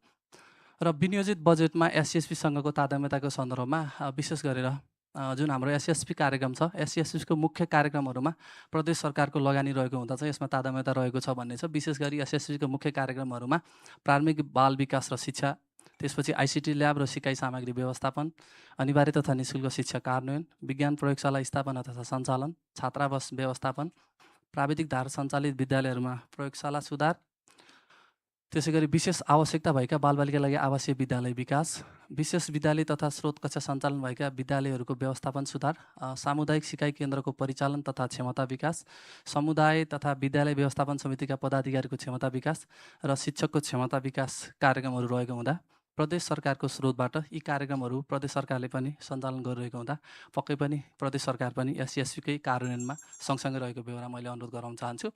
र यस पश्चात SESP कार्यान्वयनका असल अभ्यासहरूको बारेमा कुरा गर्छु। प्रदेश स्तरीय शिक्षा नीति तथा योजना निर्माण भएको छ र कतिपय अवस्थामा हामीले स्थानीय तहलाई पनि स्थानीय तहको शिक्षा योजना निर्माणमा चाहिँ सहजीकरण गरिरहेका छौँ। त्यसपछि स्थानीय तहसँगको समन्वय र सहकार्यमा वृद्धि भइरहेछ, डिजिटल शिक्षामा बढ्दो लगानी भइरहेछ, सामुदायिक विद्यालयहरूको पूर्वाधार सुधार भइरहेछ र प्राथमिक बाल विकास र शिक्षामा चाहिँ लगानी वृद्धि भइरहेको यो SESP-को असल अभ्यासहरू रहेको छन्। र त्यसै गरी अन्तिममा बजेट निर्माण तथा कार्यान्वयनका चुनौती र समस्याहरू रहेका छन्। विशेष गरी हाम्रो निरन्तर हरेक वर्ष बजेट घट्दै गइरहेछ। त्यो भएको हुनाले प्रदेश सरकारको आम्दानीको स्रोत एकदम कमजोर छ। त्यो हरेक वर्ष बजेट घटिरहेछ र आवश्यकतामा आधारित बजेट निर्माण नहुनु पनि हाम्रो लागि एउटा समस्या हो। हाम्रो आवश्यकता के हो त खास प्रदेश सरकारको सन्दर्भमा? अर्को महत्त्वपूर्ण प्रश्न सधैँ अडिटले उठाइराख्नुहुन्छ होइन, अधिकार क्षेत्र स्पष्ट नहुँदा दोहोरो कार्यक्रम सञ्चालन भयो। यो चाहिँ एकदम ठुलो इस्यु छ। तपाईँले सङ्घका पनि केही कार्यक्रम गर्नुभएको छ, स्थानीय तहका पनि गर्नुभएको, त्यो दोहोरो नभएको कुरा कसरी सुनिश्चित गर्नुहुन्छ भन्नुहुन्छ। यो हाम्रो लागि अलिकति बढी चुनौतीपूर्ण विषय छ। त्यसपछि शैक्षिक कार्यक्रम समयमा सम्पन्न हुन नसक्ने पनि हामीमा समस्या छ। र त्यसपछि अर्को महत्त्वपूर्ण पाटो छ बजेट योजना अनुगमन तथा मूल्याङ्कन गर्ने दक्ष कर्मचारीको अभाव छ। प्रदेश सरकारलाई बिस्तारै अनुभवी नयाँ रिक्रुट हुँदै जाने हो भने अलिकति यो चाहिँ हामीमा ठुलो चुनौती भएर आउँछ। त्यसपछि आवश्यकताभन्दा राजनीतिक प्रभावका आधारमा बजेट विनियोजन हुनेले पनि हामीलाई समस्या पारिरहेछ र डिजिटल शिक्षा विस्तारका लागि पर्याप्त बजेटको अभावले गर्दाखेरि पक्कै पनि हामीमा समस्या तथा चुनौतीहरू रहेका छन्। यति भन्दै मैले मेरो प्रेजेन्टेसन धैर्यतापूर्वक सुनिदिनु भएकोमा यहाँहरूप्रति हार्दिक आभार धन्यवाद व्यक्त गर्दै केही जिज्ञासाहरू पनि राख्न सक्नुहुन्छ। हस्, thank you. Thank you, Prakash sir. You got a clear picture of the provincial effort made in education sector. So we will discuss later on it. So colleagues, we have around 20 minutes for the discussion and QA session. So I would like to request the people in the screen first, then we will use the floor. So technical team. Yeah.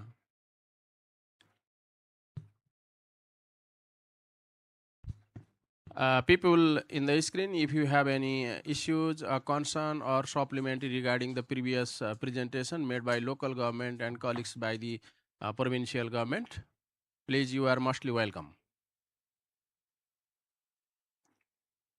So we will take their feedback later. The floor is yours.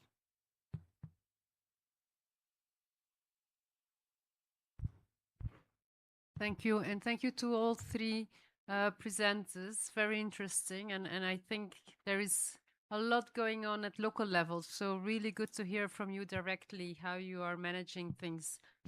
Now, talking about managing things, I think the needs will always outrun the budget. So I would like to ask you, there are quite a lot of good experiences, good management systems in place. Is there a way that you monitor or that you identify the best practices, good practices within your municipality that then maybe can be scaled up by the local government in other schools? And then the second question was when we talked about the merging of schools. Can you explain a little bit more how exactly you did that? So what was the process of identifying the schools that need to be closed? How were the students then transferred to other schools? how was inclusiveness taken into account, making sure that remote and marginalized children were not left behind? And then maybe a last question more for CHRD colleagues, but related to local education, is we still have the district offices, and if I understand correctly, the terms of reference of the district offices have been revised. So can you maybe share, have been revised so that they can better support local governments, right?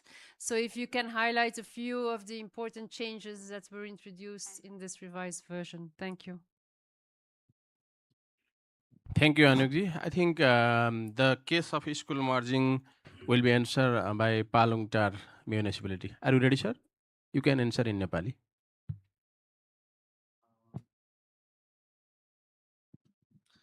पुनः नमस्कार। सबभन्दा पहिला त प्रश्नको लागि हार्दिक धन्यवाद छ।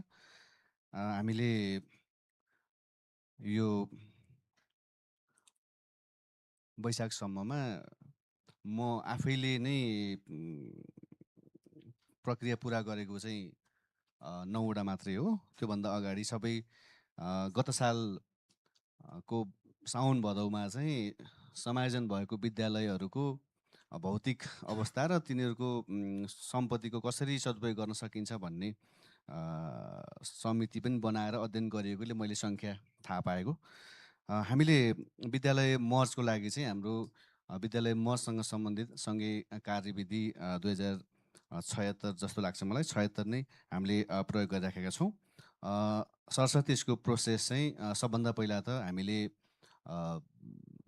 इमिसमा विद्यार्थी सङ्ख्याको विवरण र हामी पालिका भएको हुनाले नजिकै पनि हुन्छौँ, त्यस कारणले हामी भौतिक रूपमा पनि इमिसमा भएको विद्यार्थीको सत्यपना चेक गर्नलाई हामी बारम्बार गइराखेका हुन्छौँ र विद्यालयमा विद्यार्थी सङ्ख्या न्यून भएको कुरा पनि विभिन्न सरकारवालाहरूबाट जानकारी पनि प्राप्त भइरहेको हुन्छ।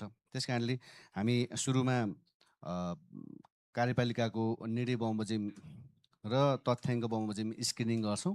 स्क्रिनिङ गरिसके पछाडि हाम्रो कक्षागत रूपमा हुनुपर्ने विद्यार्थी सङ्ख्याको अनुपात भन्दा कम, अब हाम्रो सङ्घीय अनुपात भन्दा त धेरै नै कम छ। हामीले स्थानीय रूपमा गरेको अनुपात भनेको हाम्रो प्रति कक्षा 5 भन्दा मुनि गयो भने हामी हेर्ने भनेर हाम्रो शिक्षा समिति र कार्यपालिकाले सो बमोजिम स्क्रिनिङ गरेर त्योभन्दा कम भएको विद्यार्थी सङ्ख्या भएको विद्यालयमा हामी जान्छौँ र सुरुमा हामी सेन्सिटाइजेसन गर्छौँ, सचेतीकरण गर्छौँ।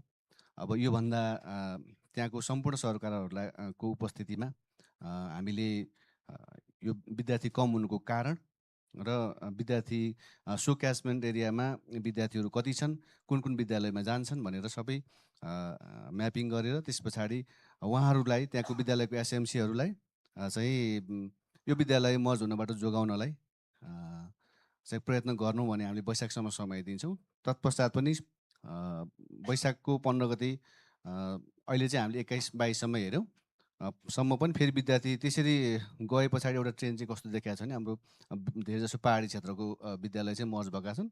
त्यसरी सेन्सिटाइजेसन गर्न गयो, झन् पालिकाको यो कार्यदल आयो, स्कुल चाहिँ भन्ने खालको चाहिँ कुराकानी भएर झन् हुँदैन। त्यस कारणले हामीले आउट अफ स्कुल चिल्ड्रेन हाम्रो अफिसियल्ली अहिले हाम्रो त्यो बाल मैत्री स्थानीय शासन कार्यान्वयनको सुरुवात भएको हुनाले हाउजहोल्ड सर्वेले त्यसको थोरै तथ्याङ्क आउला भन्ने लाग्छ। अफिसियल्ली हामीलाई थाहा भयो भने हामीले होस्टेलहरूमा राखेर चाहिँ गरिरहेका छौँ। हाम्रो त्यहाँ धेरै जसो यो मार्जिनलाइज स्टुडेन्टहरू को व्यवस्थापन चाहिँ हामीले हाम्रो अघि मैले भनेको होस्टेलभन्दा 2वटा थप विद्यालयमा पनि दिवा होस्टेल को कार्यक्रम सञ्चालन भइरहेको छ। त्यसमा हाम्रो लगानी चाहिँ छैन, स्थानीय तहको विभिन्न स्रोतबाट चलाइराख्नु भएको छ।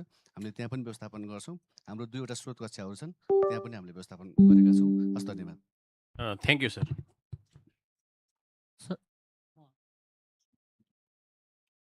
हुन्छ, नेपालीमै राखौँ होला के अरे होइन। अब प्रस्तुति नेपालीमै भएको हुनाले मेरो 3टा जति जिज्ञासा चाहिँ छ होइन। यो पहिलो कुरा त धन्यवाद एकदमै राम्रो प्रस्तुतिको लागि।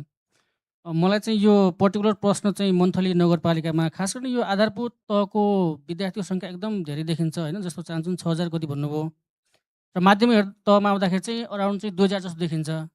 अब एज ग्रुप अनुसार नै पपुलेसन त्यस्तो हो र त्यो चाहिँ एनइआर पनि त्यस्तै छ भने त समस्या नहोला। तर चाहिँ जस्तो अहिले नेसनल लेभलको रिपोर्टहरू हेर्दाखेरि पनि माथिल्लो तहमा आएर चाहिँ नि ड्रप आउट हुने अर्थात् तपाईँको सर्भाइभल रेट कम हुने किसिमको चाहिँ छ। खास त्यस्तो कस्तो खाले चाहिँ हो भन्ने चाहिँ मेरो मन्थली नगरपालिकालाई यो पर्टिकुलर जिज्ञासा। अर्को चाहिँ यो यहाँनिर चाहिँ यहाँहरूको सिकाइ उपलब्धि पनि एकदमै धेरै बढ्दो राम्रो किसिममा चाहिँ गएको छ क्या, जुन चाहिँ अरू नगरपालिकाको लागि पनि चाहिँ राम्रो चाहिँ हुनसक्छ होइन। 2-3 वर्षको तथ्याङ्कहरू हेर्दाखेरि चाहिँ त्यस्तो पर्टिकुलर कस्तो खाले रणनीतिहरू यहाँहरूले चाहिँ विशेष गरेर अपनाउनु भयो जसले गर्दाखेरि चाहिँ यो लर्निङ आउटकममा चाहिँ राम्रो किसिमको रिजल्ट देख्न सकिया चाहिँ छ भन्ने छ।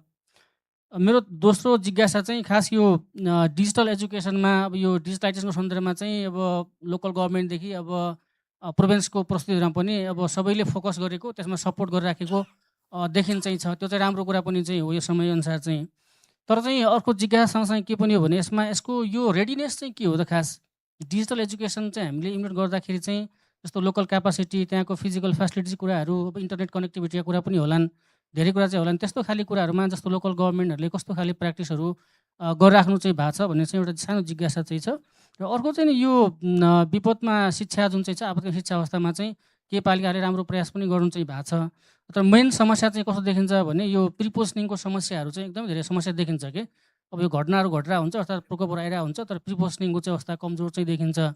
यो सन्दर्भमा चाहिँ यहाँहरूको जस्तो बजेट एलोकेसनको प्र्याक्टिसहरू यसलाई कसरी चाहिँ हेरिराख्नु भएको छ भन्नेमा चाहिँ मेरो कमन किसिमको जिज्ञासा चाहिँ छ। Thank you so much. आफ्नो परिचय राखिदिनु न, त्यसपछि सजिलो होला।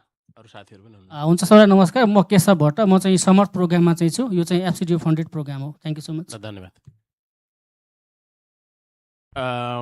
यस, वान कलिग्स फिडब्याक देन फिडब्याक भन्दा पनि जिज्ञासा sir,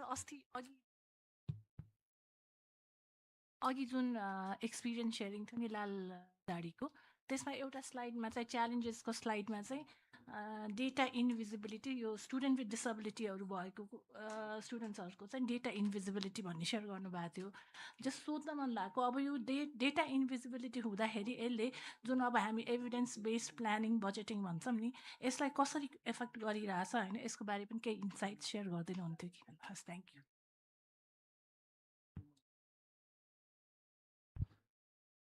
Yes, colleagues from Lalzadi. I think, yeah.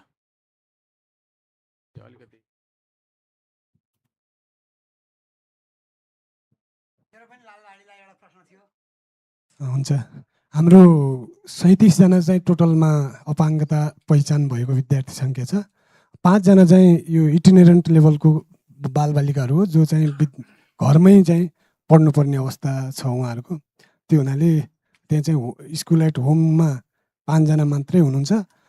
अनि चाहिँ अरू बालबालिकाहरू सामान्य अपाङ्गताको प्रकृति भएको हुनाले इमिसमा चाहिँ हाम्रो अपडेट छ, त्यो नै हो। Thank you, sir. I would like to request Subedi sir. म बोलाउँ सर? बोल्नु ल। यो होम के अरे होम एजुकेसनको कुरा गर्नुभएको छ नि लालझाडीमा, कुन प्रकृतिको अपाङ्गता भएकोलाई दिनुभएको छ होइन, र त्यसको अवस्था कस्तो छ त्यहाँ खुलेन के, यो चाहिँ भनिदिनुहोस् न प्लिज।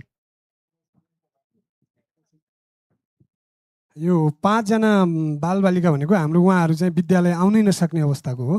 उहाँहरू चाहिँ विद्यालय आउन नसक्ने, घरबाट चाहिँ बाहिर ल्याउन पनि चाहिँ अथवा सहयोगी चाहिने भए हुनाले त्यसको लागि चाहिँ अब उहाँहरूलाई दैनिक ल्याएर पठन पाठनका क्रियाकलापमा पनि सक्रिय सहभागी नहुने हुनाले आधारभूत तहको चाहिँ उहाँहरूलाई साक्षरता गराउने र त्यसपछि चाहिँ बिस्तारै विद्यालयसँग जोड्ने भनेर उहाँहरूलाई घरमै पढाउने व्यवस्था पनि गरिएको हो। होइन, कुन प्रकृतिको अपाङ्गता यो खुलेन? यसमा फरक खालको छ, बढी जस्तो शारीरिक अपाङ्गता नै बढी छ यसमा। हजुर हजुर, शारीरिक अपाङ्गताको बालबालिकाहरू छ, जो हिँड्न नसक्ने त्यो खालको बालबालिकाहरू छ।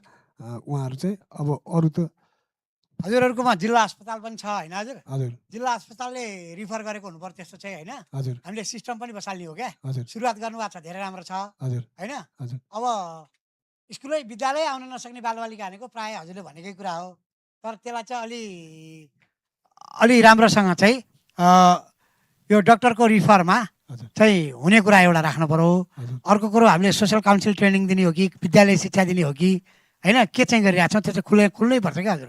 त्यसले गर्दा भोलि अरूलाई पनि यसको लेसन हुन्छ होइन। अब हाम्रो जस्तो एउटा उदाहरण बताऊँ हजुरलाई, हजुरलाई मैले प्रश्न गर्न खोजेको होइन, एउटा उदाहरण बताऊँ।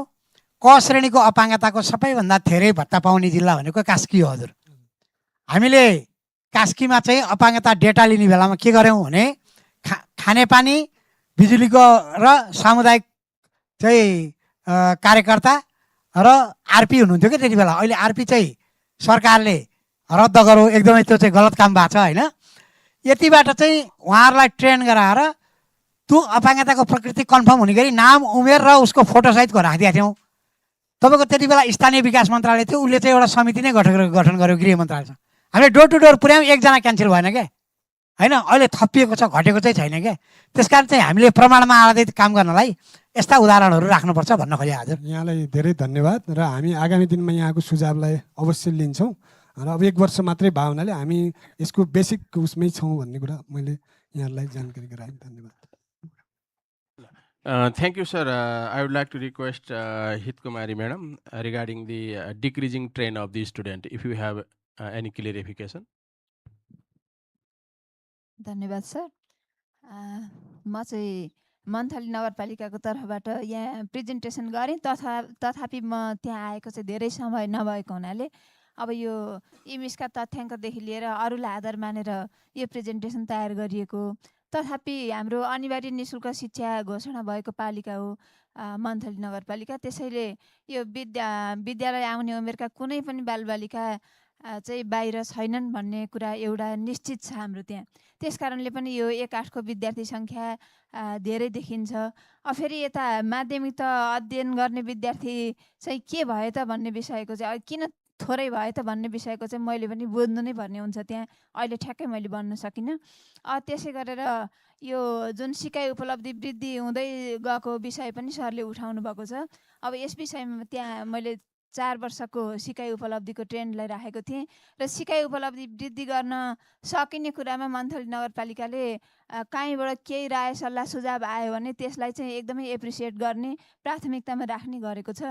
जस्तै अब त्यो एसिडीको कक्षा व्यवस्थापनदेखि लिएर सबै शिक्षकहरूलाई तालिम प्रदान गरिएको छ।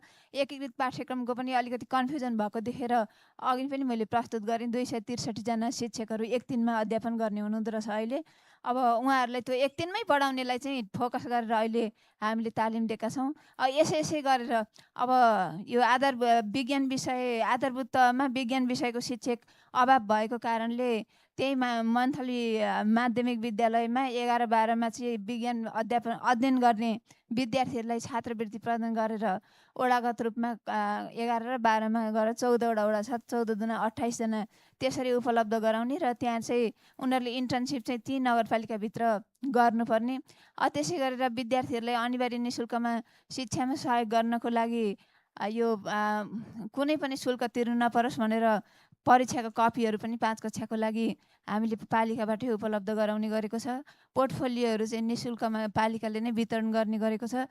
त्यसै गरी आवश्यकता अनुसारका शिक्षक तालिमहरूदेखि लिएर आइसिटीका तालिमहरू सञ्चालन भएका छन्। आदि कुराले गर्दाखेरि हाम्रो सिकाइ उपलब्धि चाहिँ वृद्धि हुँदै गएको अवस्था छ र यस विषयमा थप जानकारी राख्नु पर्दाखेरि म अझ पालिकामा समन्वय गरेर अरू थप पनि प्रश्न पार्नेछु भन्ने अपेक्षा राख्छु। हस्, धन्यवाद। Thank you, madam, for your proactive initiation towards leading to learning. So, Jaya sir.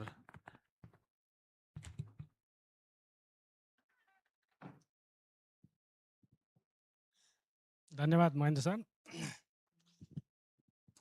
यो मेरो क्वेसन हुँदैन, उयो सिस्टमभित्र बसिरहेको मान्छेले अहिले बाहिर जाने बित्तिकै फेरि सिस्टमलाई क्वेसन गर्ने मेरो नैतिकताले पनि दिँदैन होला। केही फिडब्याकको रूपमा म राख्न चाहन्छु। स्थानीय तहमा ज्यादै जेनाइन हिसाबले जताततै उठेको कुरा र हामी इम्प्लिमेन्टेसन म्यानुअल पनि निकट भविष्यमा भनौँ न यो प्रोग्राम अप्रुभ भइसकेपछि लेख्नुपर्ने थुप्रै कुराहरू हुन्छन् जुन कुरा एसिपमा नसमेटिएका तर त्यता क्लियर गर्नुपर्ने कुराहरू हुन्छन्। त्यसलाई चाहिँ मद्दत पुगोस् भनेर स्थानीय तहमा काम गर्नुपर्ने हुने साथीहरू जो जनशक्ति ज्यादै कम छ, त्यो सबै कुरा सबैलाई थाहा छ। त्यति हुँदाहुँदै पनि 1-2वटा कुराहरू जस्तो अनन्त सर यता हुनुहुन्छ, अहिले 2 दिनको बिदा भनियो। अस्ति भर्खरै मध्य प्रदेशमा सम्मेलन सम्पन्न भएर घोषणा पत्र जारी भएको अवस्था छ।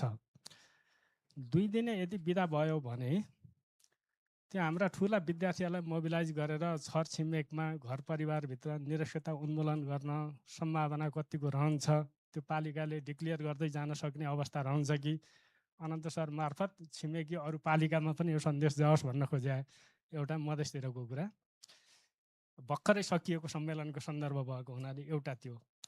अर्को कुरा कन्स्ट्रक्सनका कामहरू पालिकाले पनि गरिरहेको, प्रदेशबाट पनि हाम्रो कणेल सरले भन्दै हुनुहुन्थ्यो हिजो सङ्घीय तहबाट पनि गएको छ। टिबेट सेक्टरमा काम गर्ने विद्यार्थीहरू छन्, प्राविधिक धारका विद्यार्थीहरू छन्, सिटिबिटी अन्तर्गत डिप्लोमा पढाइ भइरहेका विद्यार्थी छन्।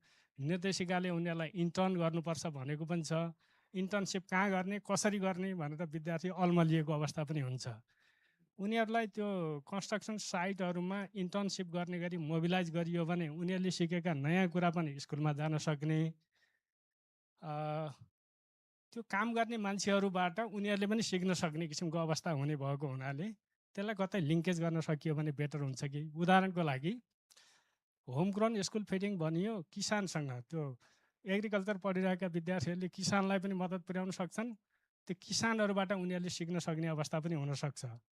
त्यस्तो मोडल कतै न कतै हामीले विकास गर्नुपर्ने हुन्छ कि इन्टिग्रेटेड वेमा। यो के अरे अर्निङ विथ लर्निङ भनेका छौँ, अरू कुराहरू जोडेका छौँ भने अलिकति इन्टिग्रेटेड वेमा लैजानुपर्ने हुन्छ कि, त्यो कुरा राखेँ मैले। अर्को कुरा दिवा खाजाको कुरा, म डब्लुएफपीमा कार्यरत भएको हुनाले पनि मैले जोड्न खोजेको। करिब 2 अर्ब जतिको बेरोजगारी देखियो। साँच्चै समस्या भएको के हो त पालिकामा?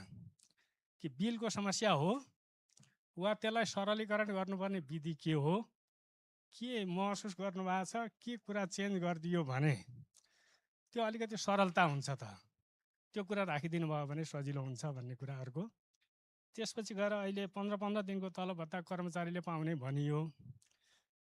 पछि अलि जटिलता छ, तर प्रथम त्रैमासिकको हकमा फुकुवाको चिठी पनि चाहिँदैन। त्यो अवस्थामा पनि महिनाको तलब खान नपाउने किसिमको अवस्था कसरी सृजना भएको छ?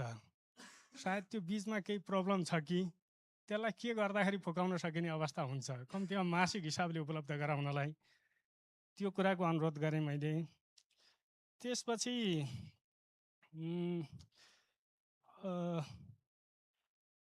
अहिले यति नै राखौँ। अर्को चाहिँ महाशाखा बिचको, पालिकामा त थुप्रै शाखा महाशाखाहरू छन्, इन्टर शाखा महाशाखा कोअर्डिनेटेड वेमा जान सकिने थुप्रो क्रियाकलापहरू हुँदो रहेछन्। त्यो बिचको केही संयन्त्र छ कि, प्र्याक्टिस छ कि, अथवा छैन भने गरेर जानुपर्ने हुन्छ कि, त्यो चाहिँ सङ्घीय तहबाट केही कुरा लेखिदियो भने सजिलो हुन्छ भने पनि फिडब्याक आयो भने सजिलो होला। मैले यति राखेँ। हस्, धन्यवाद। Thank you, Jaya sir. Yeah, Jimmy Yes, okay. Thank you so much. Just a quick note on that came back from the BRM field visit and then linking to the sharing of the local governments, that we also look at what the additional budget is allocated to. And then we say, for example, it's a lot of infrastructure or it's a lot of, but we actually don't quite know yet what is the best investment if you're a provincial government, what is the best investment to supplement the conditional grants if you're a local government, how to make that in the most compatible way. So one of the things that we discussed in the thematic working group 1.1 or 1.2 was that we are also planning to support the government in a budget analysis of these local governments. We're doing a lot of analysis of the plans, but we're not yet doing a lot of analysis of the budgets. And so building on the TA analysis that was done with ADB and Norway, we would love to sort of remind everyone that we're doing this analysis, that we can also maybe record it and see what is a best way of investing, what is the best way of allocating your budget from a provincial perspective and a local perspective. Thank you. Oh, and that is from the regional EU UNICEF initiative. Thank you. First of all, Jaya sir, we record your suggestion and some issues you raise that are very valid. So local level colleagues, regarding the Jaya sir issue, would you like to clarify something regarding Beruju? म उठौँ sir अनुमतिमा है यस्तो किसिमको स्थानीय तहको शिक्षाको विषयमा regarding the education system in local level some questions have been arised here. We are also excited to state something about this here. अब यो हामीलाई अलिकति यसले जागरुकता पैदा गर्यो राम्रो it's very good matter to write the issue regarding local government education system and budget system दिएर अब यसमा हजुरले भनेको कुराहरू म क्रमशःले भन्दै जान्छु अब छुट्यो भने रिमाइन्ड गराइदिनु होला प्लिज रिमाइन्ड 2 दिनै बिदा अहिले जस्ट गभर्मेन्टले अब अहिले शनिबार र आइतबार सटरडे एन्ड सन्डेको जुन लिभ छ विकली यसलाई कसरी how to customise the routine period in school this has been a major issue in local level schools and I am thinking to organize one school head teacher meeting after going back to my local level, and then I will try to reorganize the schedule so that the whole course will be covered during the whole academic year. I will proceed in that way. खाजा बेर जो day यो जुन day meal छ नि खाजा यसको विरुद्ध सम्बन्धमा के भन्ने भन्दाखेरि यसमा अलिकति इस्यु छ What is the actual number of the students? This has been one issue. विद्यार्थी संख्या भनेकै के हो whether it is the list of the admission register अब त्यो एडमिसन रजिस्टरको लिस्ट विद्यार्थी संख्या हो कि actual whether this is the number of the examinee who attend the examination in the annual examination or half annual examination अब अर्धवार्षिक परीक्षाको विद्यार्थी संख्या हो कि वार्षिक संख्या हो कि अर्को संख्या के छ अब 4 प्रकारको विद्यार्थी संख्या हुन्छ है त्यहाँ there are 4 types of student number हाम्रो इमेजले कसरी सम्बोधन गर्छ एउटा भर्ना हुन आउने विद्यार्थी संख्या नम्बर 1 अर्को विद्यार्थीको रजिस्टरमा चढाइएको विद्यार्थी संख्या कक्षाको संख्या अर्को परीक्षामा एपियर भएको आन्तरिक परीक्षाहरू आवधिक परीक्षाहरूमा एपियर भएको विद्यार्थी संख्या र अर्को चाहिँ वार्षिक परीक्षामा एपियर भएको विद्यार्थी संख्या There are mainly 4 types of student number which is found in schools. Which is appropriate and correct or final data? Yo challenge भएको छ किनभने the number of the students varies according to that whole period of the academic year. अब admission भएको बेलामा विद्यार्थी धेरै आउँछन् to get textbook free textbook and then other school bags like that which are provided by the local government too. अब त्यो लिनलाई धेरै विद्यार्थी भर्ना हुन आउँछ अब त्यहाँबाट विद्यार्थी गर्दै गर्दै जान्छ हैन अनि स्कुल छोड्छ they leave school during the teaching period and they only come back to school when there will be half yearly examination or annual examination. अब हाफ इयरली एक्जामिनेसनमा आएकोलाई सङ्ख्यालाई गर्नुभन्दा यता अगाडि धेरै खर्च भइसकेको हुन्छ पाठ्य पुस्तकमा त्यो बेरुजु होला यता दिवा अब एनुअल परीक्षामा आएको विद्यार्थी सङ्ख्या फाइनल गर्ने भने यता दिवा खाजा धेरैले खाइसकेको हुन्छ त्यो फेरि अप्ठ्यारो पर्यो कस्तो अप्ठ्यारो छ के त्यो यो यस्तो माइन्ड कुराहरू चाहिँ हामीले केलाउनुपर्छ र अनि मात्रै त्यसको चाहिँ सोलिड चाहिँ आन्सर आउँछ लाग्छ मलाई के गरे हजुर छोटो हुन्छ अर्को 15 दिनमा तलब सम्भव छ कि छैन अब मैले भन्न मिल्ने कि नमिल्ने 1 महिना नि खुवाउन सकेको छैन म पनि कहिले कहिले प्रमुख प्रशासक अधिकृतको जिम्मेवारी पाउँछु अब किन ढिलो हुन्छ भन्दा एनुअल्ली अब के हुन्छ साउन महिना अब जो हाम्रो फिस्कल इयर स्टार्ट्स फ्रम साउन मन्थ हैन साउन मन्थबाट सुरु हुन्छ अब साउन मन्थमा हाम्रो के हुन्छ त्यो अथोरिटी आएकै हुँदैन त्यहाँ कार्यालय प्रमुखलाई अनि त्यता खोल्नेका छ उता फेरि बसेको सबै म्यानेज गर्दा गर्दा कर्मचारीले पनि त्यो साँच्चै तलब खाने भनेको चाहिँ दसैँको मुखमा हो कर्मचारीले पनि अनि शिक्षकको पनि त्यस्तै ढिलो हुन्छ अब त्यहाँबाट गएर के हुन्छ पुस महिनामा दोस्रो अब कति पालिकाको त नगरसभै भएको हुँदैन त्यहाँ त्यसले पनि अप्ठ्यारो पर्यो बल्ल बल्ल दसैँमा तलब खायो त्यहाँबाट हिउँदे नगरसभाको अर्को हल्दन फेरि त्यहाँ बसेको हुन्छ यस्तै कति कति कारणले गर्दा पनि त्यो तलब चाहिँ इस्यु हुन ढिलो हुन्छ अनि अर्को इस्यु के छ भन्दाखेरि स्कुलहरूलाई आक्षेप लागेको होइन we ask for the schools to submit their salary claim letter त्यो माग्छौँ हामी but they do not submit in time their salary claim letter अब त्यसले पनि हामीलाई ढिलो भइरहेको हुन्छ विभिन्न कारणले गर्दा त्यो ढिलो हुन्छ। अब 15 दिनमा तलब खुवाउने कुरा भन्न सजिलो छ। 15 दिनमा तलब खुवाउनलाई त्यही मात्रै काम गरेर बस्नुपर्छ एउटा मान्छे। त्यो 15 दिनको तलब हिसाब गर्दै चाहिँ ग्रेडहरू लगायतका सबै सञ्चय कट्टी नाला कट्टी सबै कट्टी हिसाबहरू अब गएले हाजिरी सबै प्रमाणित सबै चाहिन्छ नि त, त्यसै त खुवाउनु मिल्दैन। त्यो सबै डकुमेन्ट केलाउँदै त्यो काम गर्ने हो भने फेरि शिक्षा शाखाको मान्छेको कामै त्यही मात्रै हुन्छ। अब अर्को शाखा बिचको समय हो, यो जय सर साह्रै राम्रो कुरा गर्नु, यो coordination between the branches under one ministry municipality हो, यो समन्वय हुनु जरुरी। जस्तै त्यहाँ केही शाखाहरू हुन्छन् जो शिक्षा शाखासँग सम्बन्धित हुन्छ, जस्तै खरिद शाखा procurement section, administration section, account section, यिनीहरू भनेको के हो त भन्दाखेरि एकदम हाइली एकदम रिलेटेड ब्रान्चहरू हुन्। त्योसँग समन्वय गर्ने पनि एउटा उत्तिकै त्यहाँनिर च्यालेन्ज छ। त्यसलाई पनि हामीले शिक्षा शाखाको मान्छेले मिलाएरै लानुपर्छ। भनिहाल्यो टु बी फ्रेङ्क, जस्तै अब दिवा खाजाको कुरा भन्दा पनि यो सेनिटरी प्याडको जस्तो इस्यु छ होइन, यसमा प्रोक्योरमेन्ट सेक्सनसँग कोअर्डिनेसन गरेर नगएसम्म गाह्रो छ। अब यो सेनिटरी प्याडको इस्यु भनेको चाहिँ अहिले नगरपालिकाहरूमा कुन क्वालिटीको हाउ टु भेरिफाई, त्यसको चाहिँ त्यो ल्याब रिपोर्ट आदि गर्ने कुरा धेरै च्यालेन्जिङ छ यो कुरो। अब यसले पनि अलिकति अलमल गराउँछ नि टाइममा। अब भवनको कुरा मैले हिजो पनि यहाँ दोहोऱ्याएँ। अब यहाँबाट ढिको जान्छ होइन, अब त्यहाँ चाहिँ डिमान्ड धेरै हुन्छ लोकल लेभलमा। कतै एउटा मात्रै कक्षा कोठा थप्नुपर्ने हुन्छ, कतै एउटा मात्रै छाना रिपेयर गर्नुपर्ने हुन्छ। त्यो नगरी हुँदैन क्या, त्यो नगरी चल्दैन। अब building how many numbers of building are there होइन, त्यो अब कति त्यो बिल्डिङहरू त्यहाँ छन् हेर्ने। अब विद्यार्थी सङ्ख्या whether they are increasing or decreasing in number होइन, भवन ढिको दिएर पनि त्यो भवन फेरि बढ्दा हुन्छ।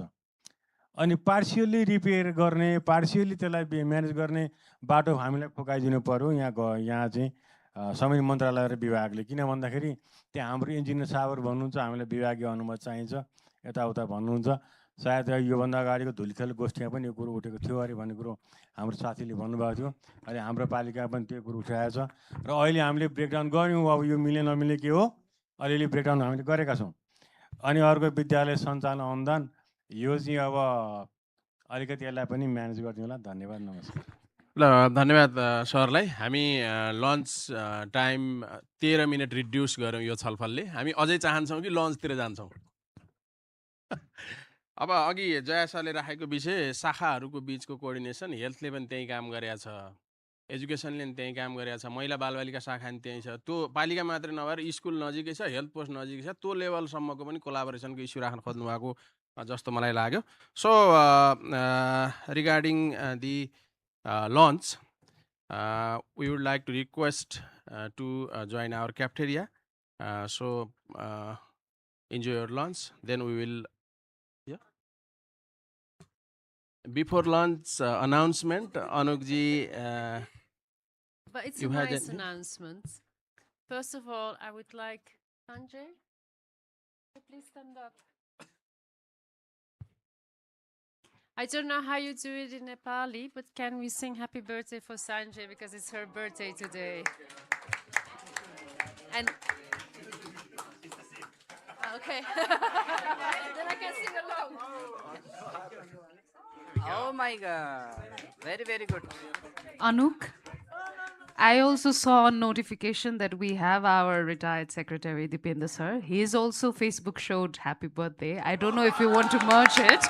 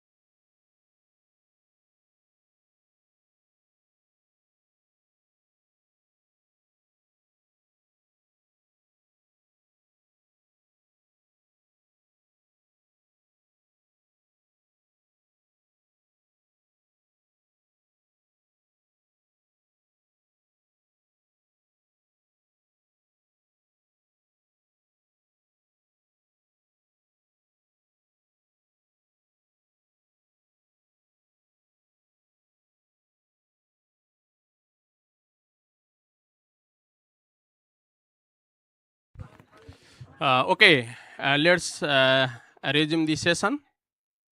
Good afternoon, everybody. After the lunch break, respected chair, co-chair, DP colleagues, system colleagues, ladies and gentlemen. Before we begin the formal session, we would like to take a moment to wish happy birthday to our respected Sir Dipendra Vikram Thapa and Sandhya Acharya. May this special day bring happiness, good health, success, and many wonderful moments in the life. This celebration become even sweeter with a delicious birthday cake and joyful memories. Let us give a round applause and extend birthday wishes. Happy birthday to you once again. Now with this great pleasure, I would like to officially start today's session. So, I would like to request the NCE and AIN colleagues for brief presentation. So the time, as I already mentioned, the presentation time will be sharply 15 minutes, and question answer session will be around 10 to 15 minutes. Over to you, sir.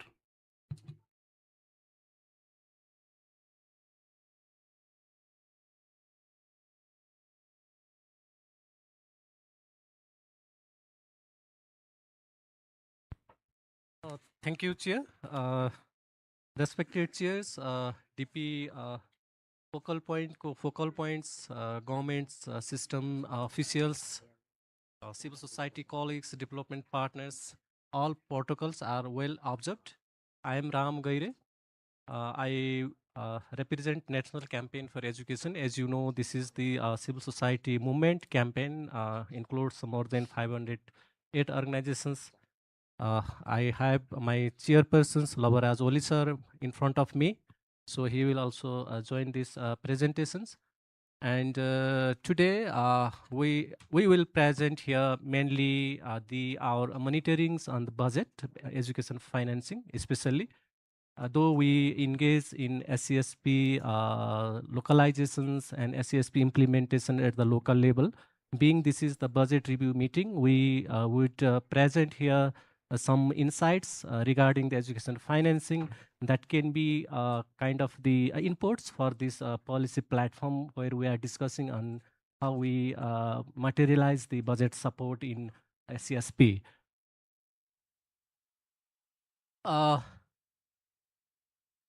Mainly, if we see we know this. I'll just to show you that most of our though we are in the federalism, but the local budget mainly that is the dominant of the fiscal transfer, mainly the conditional grant. Out of the within the conditional grants also that covers the heavy on the recurrent expenditures. For example, the salaries, human resource management, and some others, the obligatory expenses. In terms of the expenditures of the budget, so if, we have the different kind of the transfer here. So I think we need to look at here. That is the 10 conditional grants is the recorded is the highest expenditures. It's around the 90%. But if we see the equalization grant, this dropped from 99 to 76 to 79%. It's kind of the opposite. So that may impact on the social justice, because the equalization grants is believed is supposed to be support in the social justice, balanced development, and also some special and complementary grant that shows the fluctuating, and it's comparatively the low utilizations. It's also impact on the equity in the education sectors, maybe and also the learning outcome and human development index. But interestingly, if we see, we have the limited internal revenue resource mobilizations within the education budget at the local level. But if we see that the utilization of the internal revenues also is the lowest in terms of comparison between the intergovernmental fiscal transfers utilizations. This also is also the important aspect that we need to look at how we support, how we mobilize the local government, they are able to utilize the internal revenue, generate the internal revenues first and utilize this importantly. Within the public, I mean fiscal transfer within the education, so it's not different in overall also. The most of the education budget that is supported by the federal level, and also it's dominated by the conditional grant. So we see that around 68.9, around 69% is the fiscal transfer, mainly the conditional grant, and it impact on the less decision making power within the education budget at the local level, because they have the different conditions they need to fulfill, and also there are kind of some the results that are supposed to be achieved by the local government. So in terms of the expenditure makeup in the education budget transfer to local government levels, so it's 78.71%. It is kind of the more the salaries and allowances, and 13.29% it is more the obligatory expenses that comes within the midday meals, textbooks, scholarships, and school operation expenses. And only 8% fund is the capital expenditures that supports more the development of the schools. So if we we had analyzed the two local governments, so how they have, I mean, their education budget composite within their budget. So Amathodingmo Rural Municipality in Rasua, and also Thakurbaba Municipality in Bardia. So if we see that Rasua, it's a 68%, it's a conditional grant, and 29% it comes within the local level for the education. So, and in regard to the Thakurbaba municipality, it is 78% is a conditional grant, and only the 10.88% comes to the local level budget to educations. So it means that conditional grant that makes the largest level of shares within the within their local level, and it has some impact within this I mean the education implement of the policies kind of things, that the conditional grants it's restricted. So based on the an assessment and perception of the 35 local mayor and deputy mayor of the different local government of the 7 provinces, and that what is the impact of the conditional grant if we it's remain the same or it increase, so what kind of impact it will be within the education sector at the local level. So we discussed, and they said that the conditional grant is too restrictive in terms of the local context, because the socio-economic context of the for example the Dhanusa may not be equal to the Darsula. So due to the set criteria, so emerging needs like the maybe the disasters or kind of the others emergencies, and that is it is very difficult to respond by those local government because of the set criteria of the conditional grants.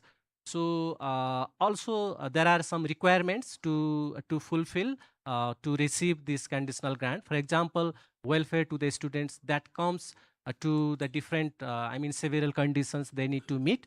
For example, bank account, disability card, etc. So and they said that most of the marginalized children, especially the disability, so they need to get the assistive devices. So they has to be recommended by the government doctors to receive the services within the conditional grant. So this there are those situations where the child they need to have a support, proper support mechanism within the parents and guardians. That is sometimes difficult to maintain for those kind of things. So maybe this also is a the difficulties they are facing because of the conditional grant.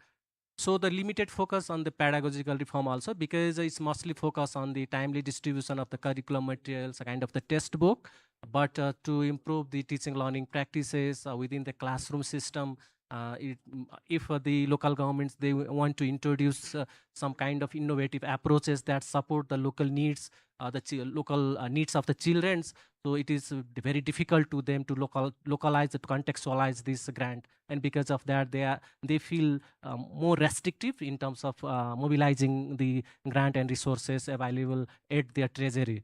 So there are limited programs that also seeks to improve the pedagogical practices also, and mainly the practice-based learning in terms of the local. And also the grant doesn't cover the full scope of the education needs. For example, the schools, they need kind of the small repairs, retrofittings, if kind of the small damage, and also the student teachers, parents grievances, they have to continue the to pie up and not to solve due to no budget heading for these needs. And budget allocation in school operation management, such as water, electricity bills, are inadequate. For example, we talked with the one of the mayor in the Doilek. They said they have a 45,000 unpaid water bill. It is, but they are not able to use this, because this kind it shows that this kind of the local emerging needs, it's difficult to support by these grants. So limited to budget for teachers development. For example, they might need to mobilize the extra teachers, extra curriculum practices also. For this also, it's kind of sometimes kind of restrictive they feel. It's based on the discussion with the local government. And even for the budgeted programs also, the budget are inadequate, but the local government have to deliver the results sometimes. So because they have the set results, though the budget is not adequate, so anyhow, because of that also, sometimes they suffer to, struggle to, implement the set result provided to them. Sometimes what they feel kind of the over centralization maybe it's a perception level, although almost 70% of the budget is transferred to local have little almost no authority to manage budget, so just they have to deliver it, and because of that they feel whether they are the autonomous government or not within the federal structure. And even the LG's draft plan, so they have the policies, for example, their own SESP at the local level, local education plans. So, it's they have the very little space to implement those plan at the local level. This also is a kind of so, and also the authorization, akhtiyari. So it comes at the end of the fiscal. Because of that, also they feel kind of the rush in the implementation.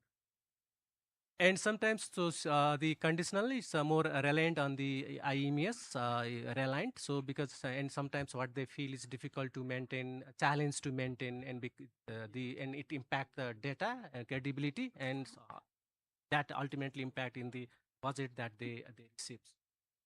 So some insight in terms of the ODA, because we are here development partners, governments, all stakeholders together. So if we see the trend of the support from the development partners under the ODA, so the it was if we see that 16-17 education was highest, and if we see that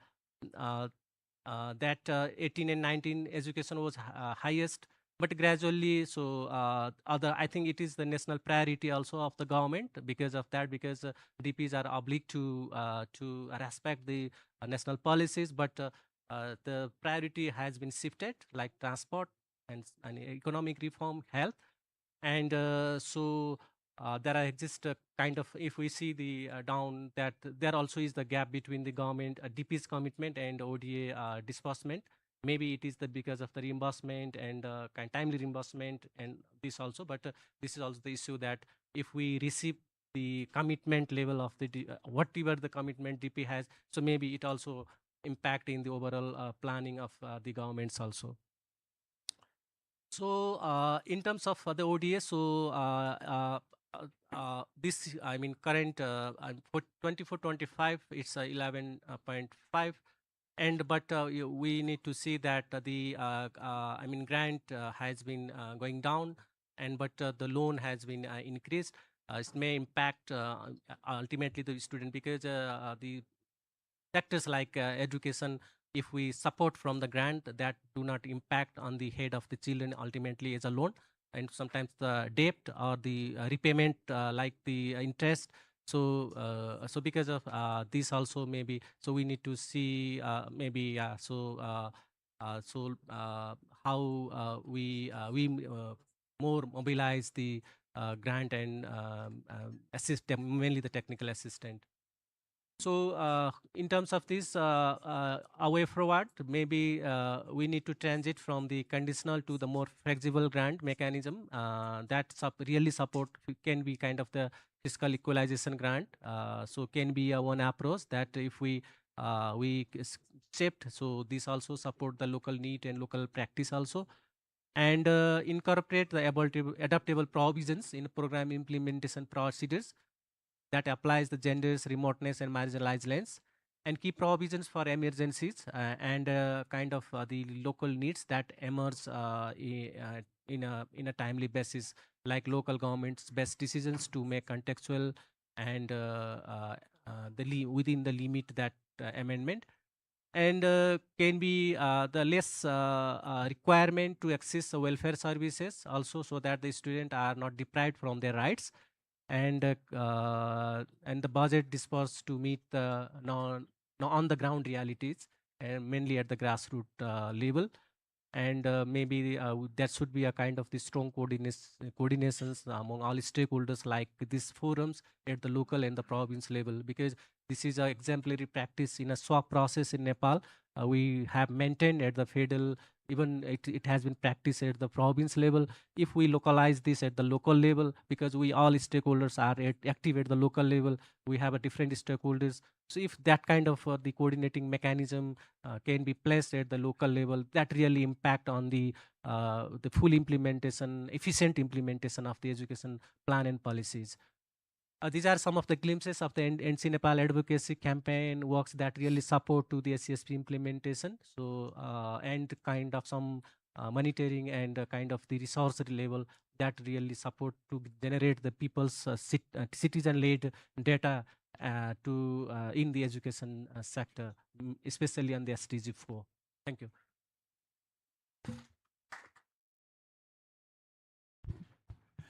Thank you, sir. And I would like to request the presentation by AIN. Yes, Naranji. Yes, over to you.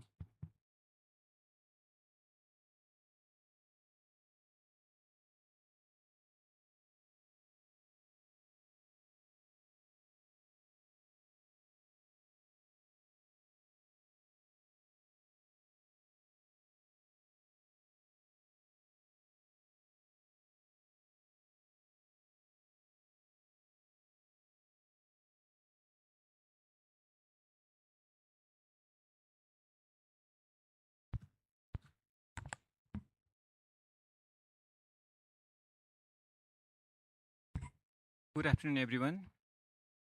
I'm going to present our collective effort all about AI and EWG presentation here. So along with me, we have some people representative from AI and EWG. So I would also like to request them to join if whenever as required.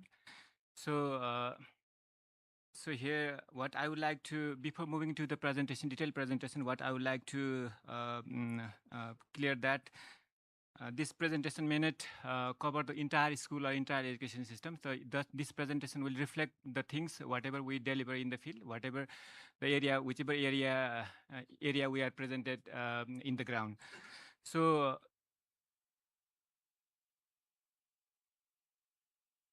these are the presence of AI and EWG. So we are supporting to children to 4,824 schools, and we have covered to 60 districts, 325 local levels, and by need we are heavily presented in Karnali and Karnali and Madhes province. By contribution in regards to a specific objective area, AIN partners work heavily on the ground to reduce barriers to enrollment, mobilize the community, and ensure that marginalized children, girls, and children with disabilities are brought safely into the schooling system that retain successfully throughout the year. So this is all about the things under the objective area 1 that we have did in the field, and these are the data that we have collected from the partners, which is delivered in the field.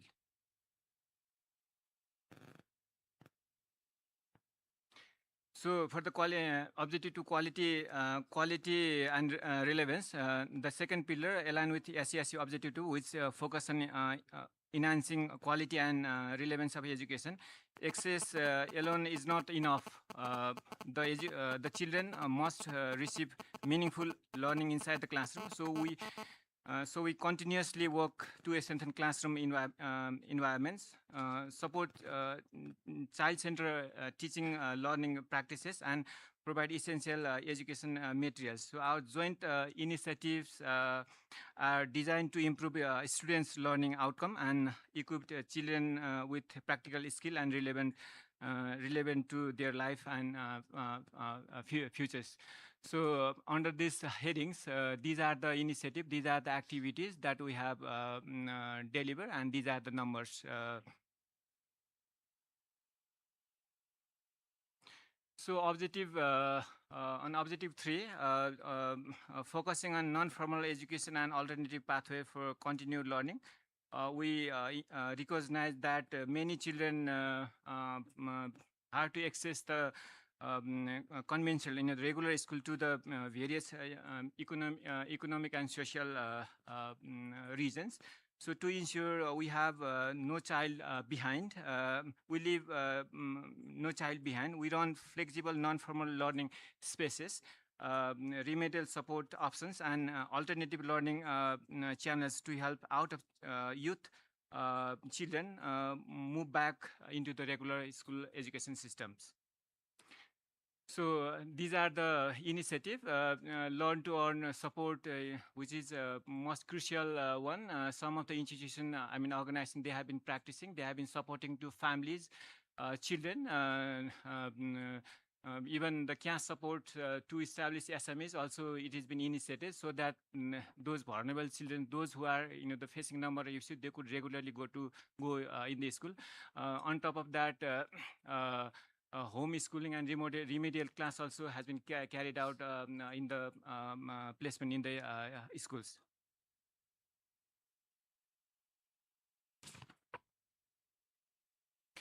The objective area, resilience, school safety, under SESP objective 4.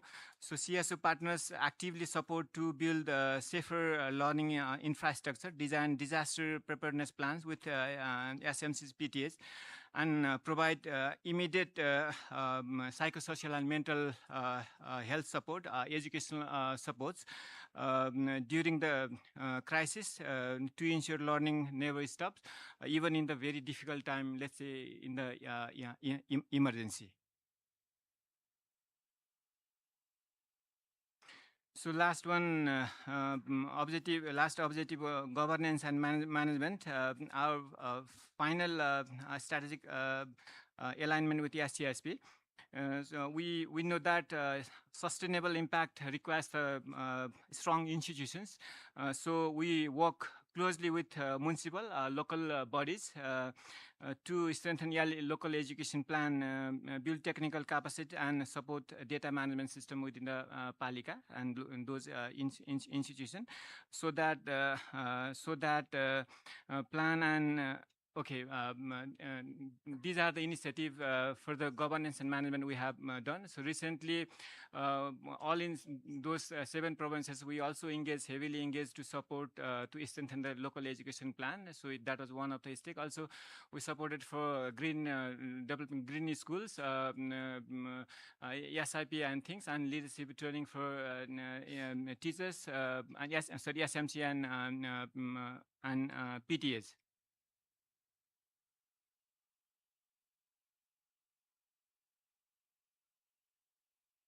Where is the budget?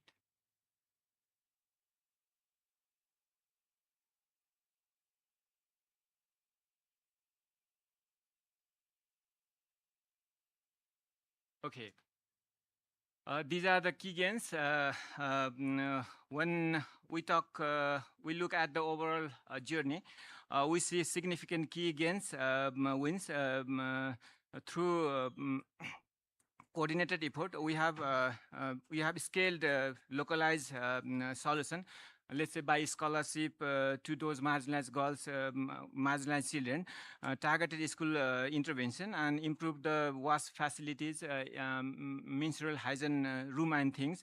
So that improved that improved enrollment and retention rate in the targeted school and community. So students are better equipped with mentoring models that bridge the guidance gaps for vulnerable children, girls and children with disabilities. So institutionalized safety culture through DRR plan and those practices in the schools. Created moral school for climate change and environmental action. So one school also awarded as the best moral school, top 10 moral school in the world as well. So that is Kopila Valley School, which is situated in Surkhet, and empowered SMC and PTA. These are the wins. These are the gains throughout the initiative. We have been able to achieve this. So this is the financial composition. So 19.90, that was the plan, and the similar amount which has been over expenditure, and 21.81, that's the million, that is the projected one, I would say, because there's no certainty of the funding and things. So as of now, we say this is planning and projection for the year 26. So we also have challenges. There are, the number of wins, though, also have challenges. Challenges remains across the specific area. So sectoral level challenges, system level challenges, and resource limitation, and individual level challenges. These, the 4 challenges that we have detected, and the all definition has been given there. And we are trying to mitigate those challenges by fostering coordination, local resource leveraging, and partnering with local government. That will be our best try. That will be continue in days to come as well.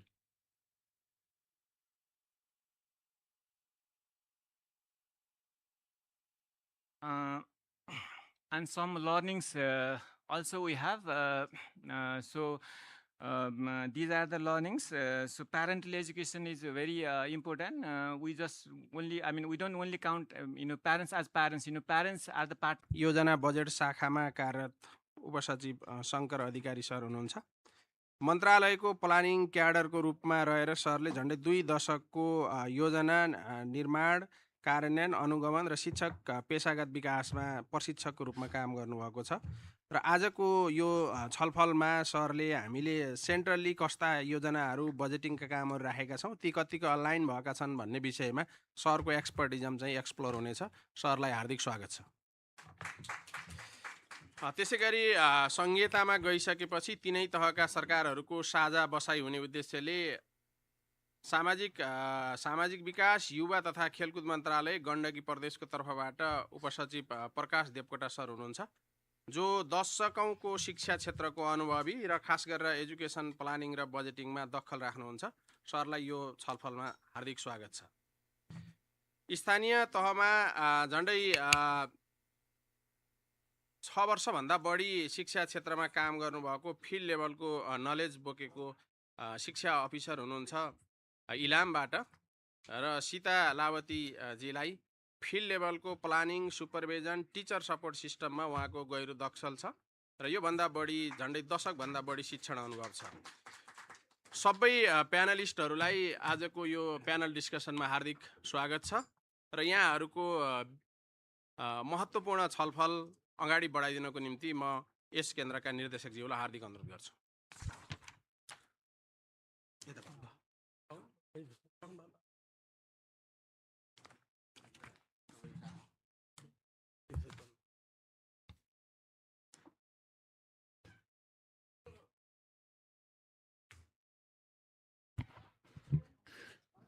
Thank you, DDG Mahinda sir, respected chairman, co-focal point, distinguished dignitaries from different level, center, provincial and local government, development partners, education stakeholders, ladies and gentlemen. First of all, I would like to welcome to this important panel discussion on key issues and challenges in planning and budgeting in education and the way forward. Still, we are discussing the implementation challenges yesterday and today. So we will receive some implementation challenges from the local level, provincial level, and also federal level. So planning and budgeting are not only technical process, they are also the foundation of ensuring equitable quality and learning and inclusive education services. Effective coordination among the three tiers of government is into meaningful results at school education and classroom levels. So today we are very fortunate to have representatives from different levels, as our DDG Mahinda sir has already introduced to them.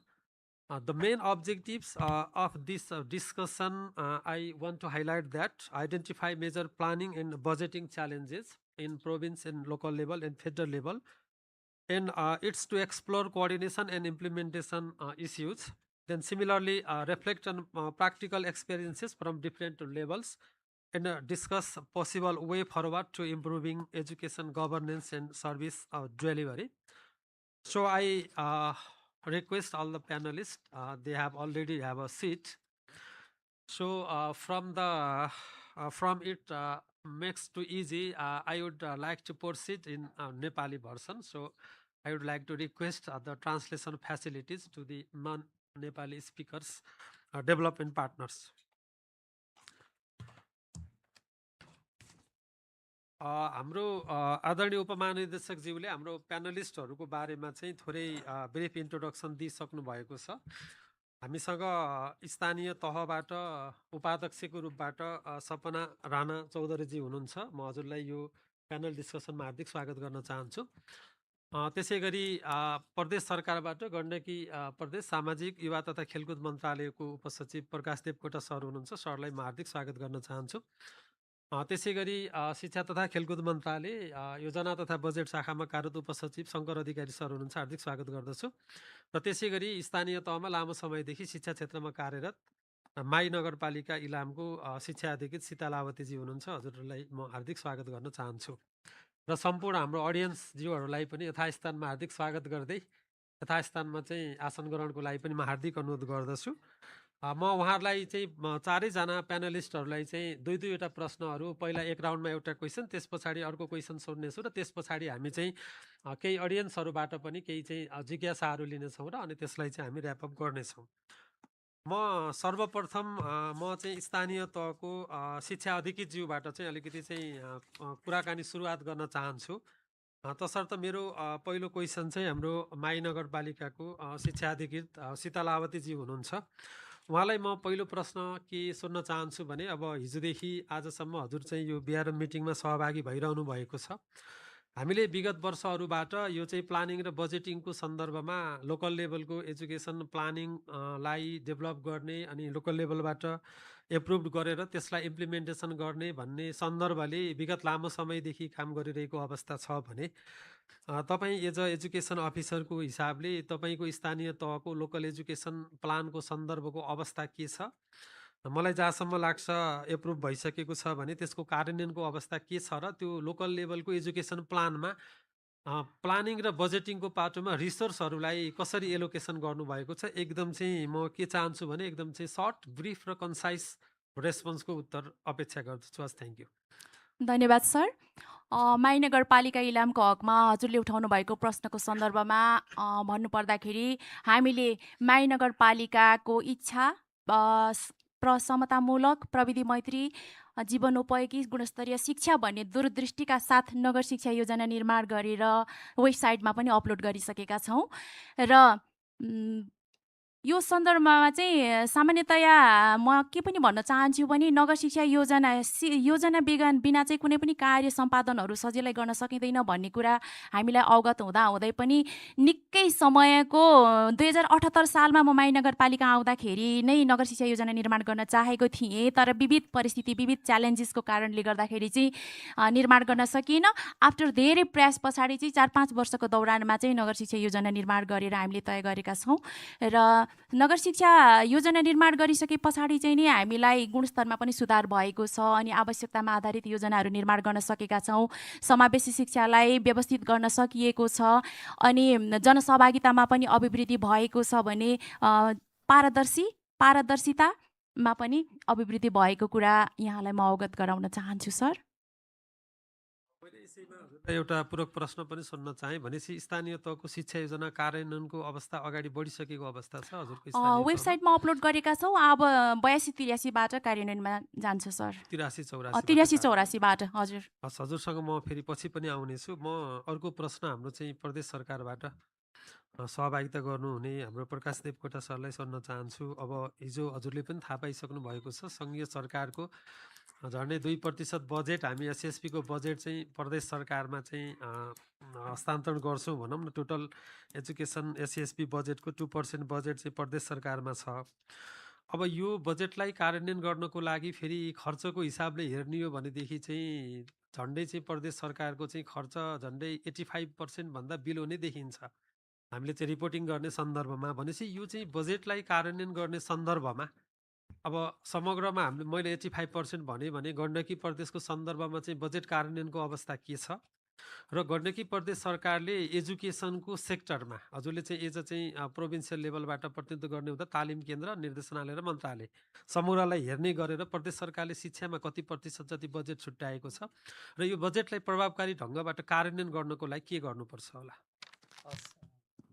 धेरै धन्यवाद सरलाई। पक्कै पनि हामी SESP को कार्यान्वयनमा सङ्घीय सरकार सँगसँगै छौँ र विशेष गरी सङ्घीय सरकारको रिसोर्सहरू हाम्रो 3वटा एजेन्सी थ्रु कार्यान्वयन हुन्छ। एउटा स्वयं मन्त्रालय, अर्को शिक्षा विकास निर्देशनालय र अर्को शिक्षा तालिम केन्द्र। र यसमा चाहिँ हामीले हेऱ्यौँ भने SESP को धेरै जसो ठुलो भोल्युम बजेट चाहिँ शिक्षा तालिम केन्द्रमा जान्छ र सबैभन्दा बढी कार्यान्वयन हुने एजेन्सी पनि यही नै हो। किनभने यहाँ हजुरहरूले त्यो प्रोग्राम तयार गर्दाखेरि नै स्पष्ट रूपमा कतिजनालाई कति युनिट कस्टको आधारमा के दिने भन्ने विषय स्पष्ट भएको कारणले गर्दाखेरि यो सबैभन्दा सजिलैसँग कार्यान्वयन हुने विषय हो। र अर्को हाम्रो शिक्षा विकास निर्देशनालयमा SESP को थोरै खालको मात्रै बजेट छ, त्यसमा चाहिँ धेरै ठुलो खालको बजेट छैन। उहाँ पनि त्यो वार्षिक प्रतिवेदन तयार गर्ने, इमिस अपडेट गर्ने हो, त्यो पनि उहाँहरूले सजिलै गर्नुहुन्छ। र विशेष गरी अर्को मन्त्रालयमा छ। अब मन्त्रालयमा हामीले यो विपदसँग सम्बन्धित रिसोर्स पनि छ र यहाँ अलिकति यो विपदसँग सम्बन्धित रिसोर्समा चाहिँ हामीले अलिकति त खर्च गरिसक्यौँ, तर हामी आफैले खर्च गर्न चाहिँ अलिकति 50 लाख जति पैसा चाहिँ हामीसँग अहिले पनि छँदैछ, सङ्घीय सरकारले ह्यान्डओभर गरेको। अब यो सन्दर्भमा चाहिँ कसरी हामीले स्थानीय तहलाई सिधै दिएर जान सकिन्छ अथवा हाम्रो इम्प्लिमेन्टिङ युनिटको थ्रु यो चाहिँ अलिकति कम्प्लेक्स विषय भयो। के भने विपदलाई एकैचोटि बाँडेर नसकिने होइन, र यो चाहिँ अलिकति कन्टेक्स्टमा चाहिँ अप्ठ्यारो छ। र यो भएको हुनाले अब यसलाई चाहिँ व्यवस्थित बनाउनलाई चाहिँ सरले भने जसरी हामीले विशेष गरेर यो कार्यक्रम कार्यान्वयन कार्ययोजना सङ्घीय सरकारको बजेट छ भने हामीले सुरुमै बनाउनु पर्यो र त्यसमा चाहिँ विशेष गरेर प्राथमिकता पनि निर्धारण गर्नु पर्यो। कतिपय सङ्घीय कार्यक्रमहरू चाहिँ हामीले प्रायोरिटाइज नगरेको कारणले अब स्थानीय तहसँग पनि हामीले त्यसमा काम लिनुपर्ने, हामीले ढिलो उहाँहरूलाई ओरिएन्टेसन गर्दाखेरि चाहिँ अब उहाँहरूले त्यो काम गर्न नसक्ने, हामीले काम नगरिदिएको कारणले स्थानीय तहमा बजेट खर्च नहुने अवस्था पनि छ। त्यो भएको हुनाले कम्तीमा नि हामी यो तिनै तहको सरकारले बसेर कुन कार्यक्रमलाई चाहिँ कहिले हामीले इम्प्लिमेन्ट गर्ने हो भन्ने खालको यो कुरा चाहिँ हामीले अगाडि बढाउनु पर्यो। र अर्को कुरा चाहिँ सङ्घीय सरकारले यो जति पनि सङ्घीय कार्यक्रम दिन्छ यसको चाहिँ एउटा अनलाइन अनुगमन प्रणाली विकास गरिदियो भने पक्कै पनि कहाँ कहाँ पुग्नु भएको, कुन कुन स्टेजमा हुनुहुन्छ भनेर त्यहाँ चाहिँ फलोअप गर्ने मेकानिजम भयो भने कम्ती यस्तो हुन्छ है भनेर हामी कर्मचारी अलिकति जागरुक भएर लाग्ने भए त्यो पनि अगाडि बढ्ने खालको हुन्थ्यो। र चाहिँ हामीले निरन्तर समन्वय र पृष्ठपोषण आदान प्रदान गरेर कुनै कार्यक्रमको यदि हामीले रङ डिरेक्सनतिर गइरहेछौँ भने त्यसलाई चाहिँ सही समय ट्र्याकमा ल्यायो भने लक्षित वर्गसँग पनि त्यो पुग्न सक्छ भन्ने कुरा हो। र विशेष गरी गण्डकी प्रदेश सरकारको कन्टेक्स्टमा मैले कुरा गरेँ भनेदेखि हाम्रो यो प्रदेश समानीकरणतर्फ लगभग त्यसमा जम्मा टोटल प्रदेशको बजेटको 4% जति मात्रै बजेट, हजुरहरूले 2% दिनुहुन्छ, प्रदेश सरकारको पनि जम्मा 4% जति बजेट चाहिँ विनियोजन हुन्छ। र त्यो 4% बजेट विनियोजनमा पनि हाम्रो त्यसमा चाहिँ सामाजिक विकासको छुट्टै सेक्टर छ, युवा खेलकुदको छुट्टै, श्रम रोजगारको छुट्टै, र त्यसमा पनि हामीले टेन्टेटिभ उच्च शिक्षा र विद्यालय शिक्षामा हेऱ्यौँ भने करिब 50% बजेट चाहिँ त्यता विनियोजन हुन्छ। र त्यो विनियोजनमा हामीले सङ्घीय सरकारको SESP सँग अलाइन हुने गरी र हाम्रो पञ्चवर्षीय योजना र शिक्षा क्षेत्रको रणनीतिक योजना पनि छ। त्यो योजनाका भित्रका विषयवस्तुलाई लगेर कसरी हुन्छ SESP को टार्गेटलाई चाहिँ हामी फुलफिल गर्ने गरी अगाडि बढिरहेछौँ। हस्, थ्याङ्क यू सर।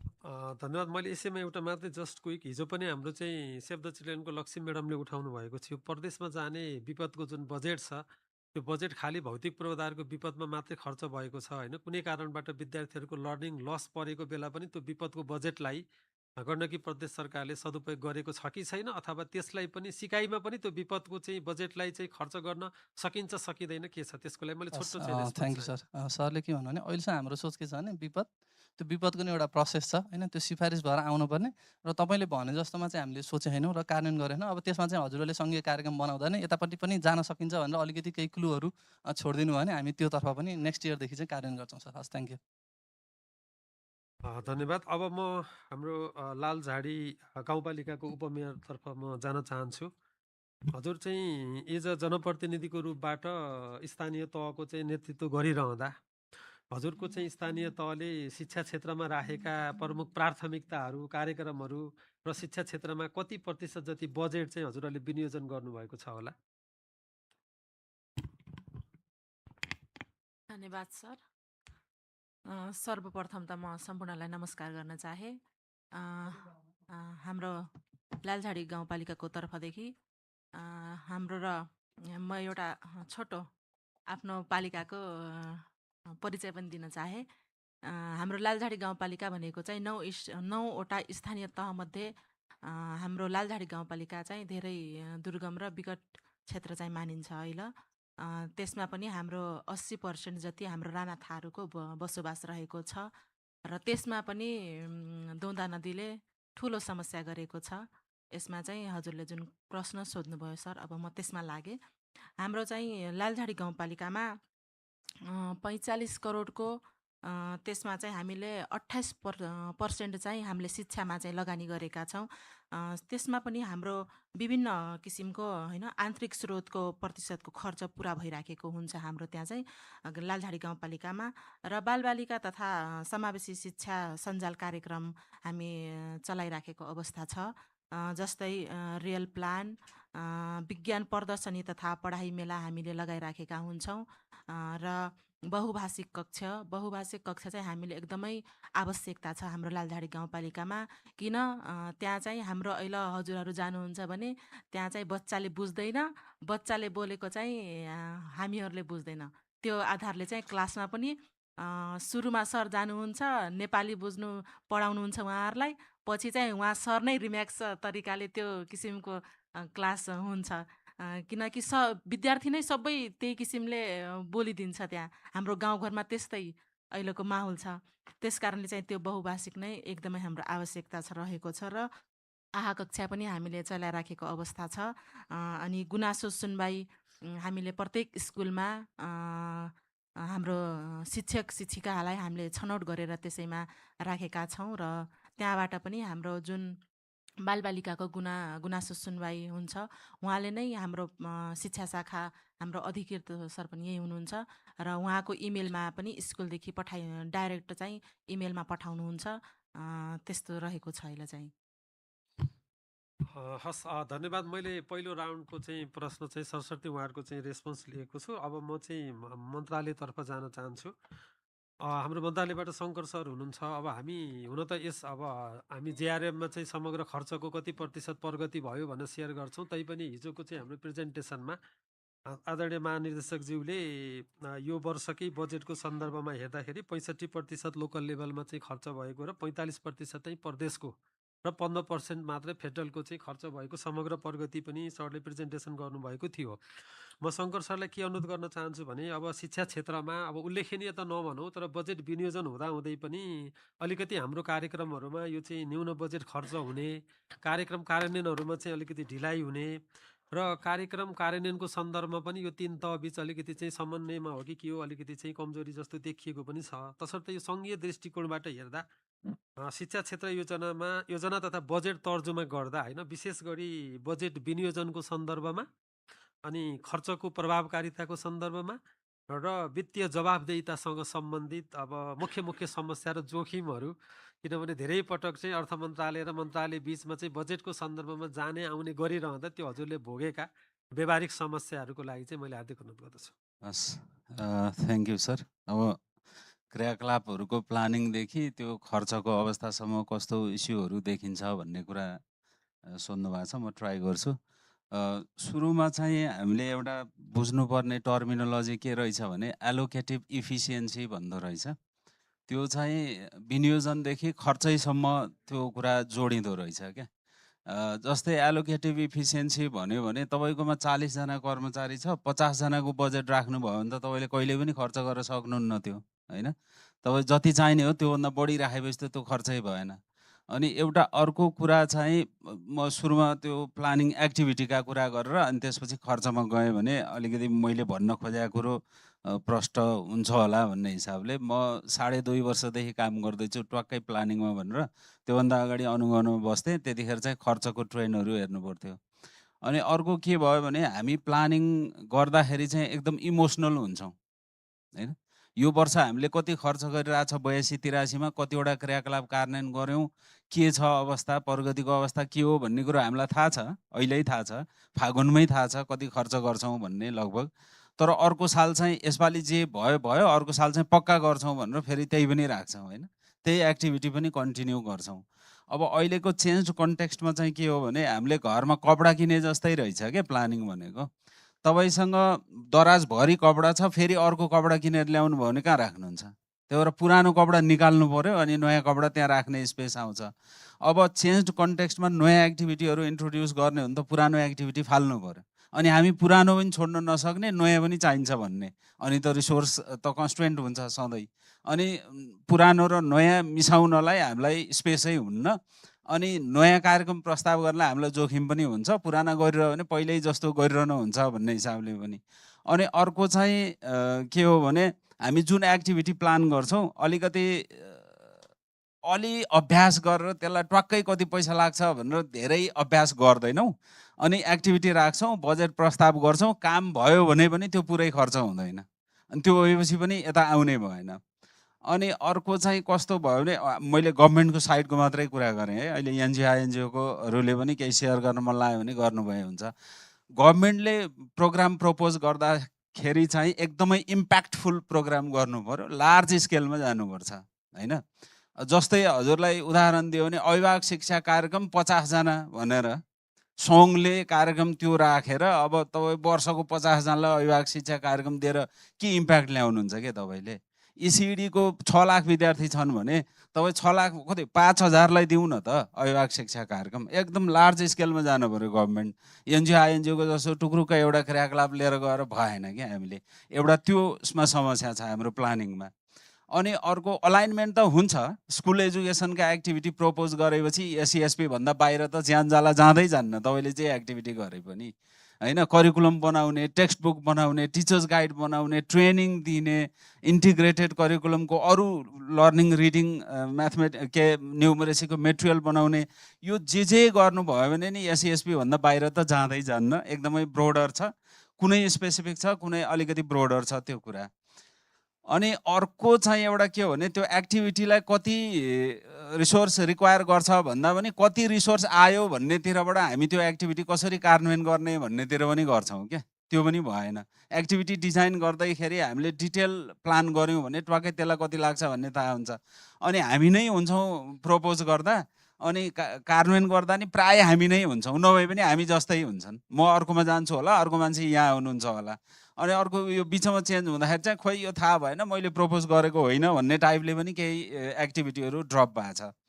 अनि अर्को चाहिँ हामी स्ट्रङली जस्टिफाई गर्ने कार्यक्रमहरू हुन्छ नि, मान्छेलाई कन्भिन्सिङ कार्यक्रमहरू, त्यो नहुँदाखेरि पनि कहिलेकाहीँ के अप्ठ्यारो हुँदो रहेछ भने यो कार्यक्रम किन राखेको भनेर अर्को पक्षले, हामीलाई त थाहा नै छ त्यो कार्यक्रम किन राखेको भनेर होइन, अर्को पक्षले सोध्यो भने चाहिँ त्यसको स्ट्रङ जस्टिफिकेसन दिन गाह्रो हुँदो रहेछ।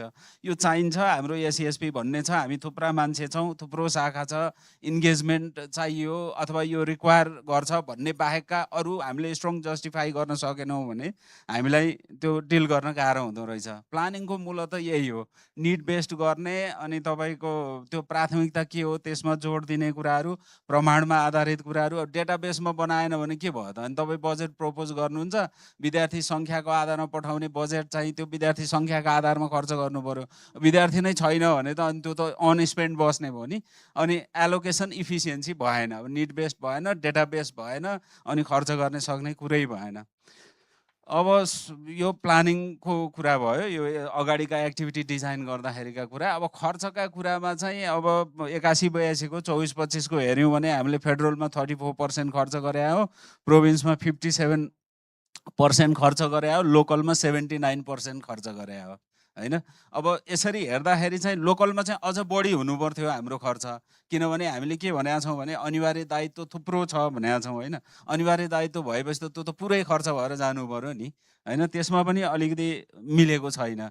भनेपछि हामीले प्लान गर्दाखेरि युज गरेको डेटाबेस एभिडेन्सहरूमा चाहिँ अलिअलि फ्लक्चुएसन छ, अनि 100% अकुरेसी छैन त्यो डेटामा, अनि बजेट त पठाउनु परिहाल्यो, त्यहाँ होल्ड भएर बस्छ, अनि पुरै खर्च हुँदैन, अनि राज्य स्रोत त कम छ, अनि अहिले एलोकेसन गरेर त्यहाँ पैसा छुट्याइसकेपछि त हामीसँग स्रोतमा बाँकी हुन्न, बाँकी नभएपछि अर्को एक्टिभिटी पनि प्रपोज गर्न सकिन्न।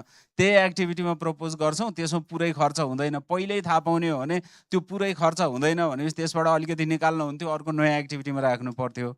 अब खर्चको कुरामा चाहिँ त्यही हो, अलिकति एभिडेन्स बेस्ड बनाएर अनि रियलिस्टिक ठ्याक्कै यति लाग्छ भन्ने हामीले अलिकति बढी एक्सर्साइज गरेर क्यालकुलेसन गऱ्यौँ भने खर्च गर्न सकिन्छ।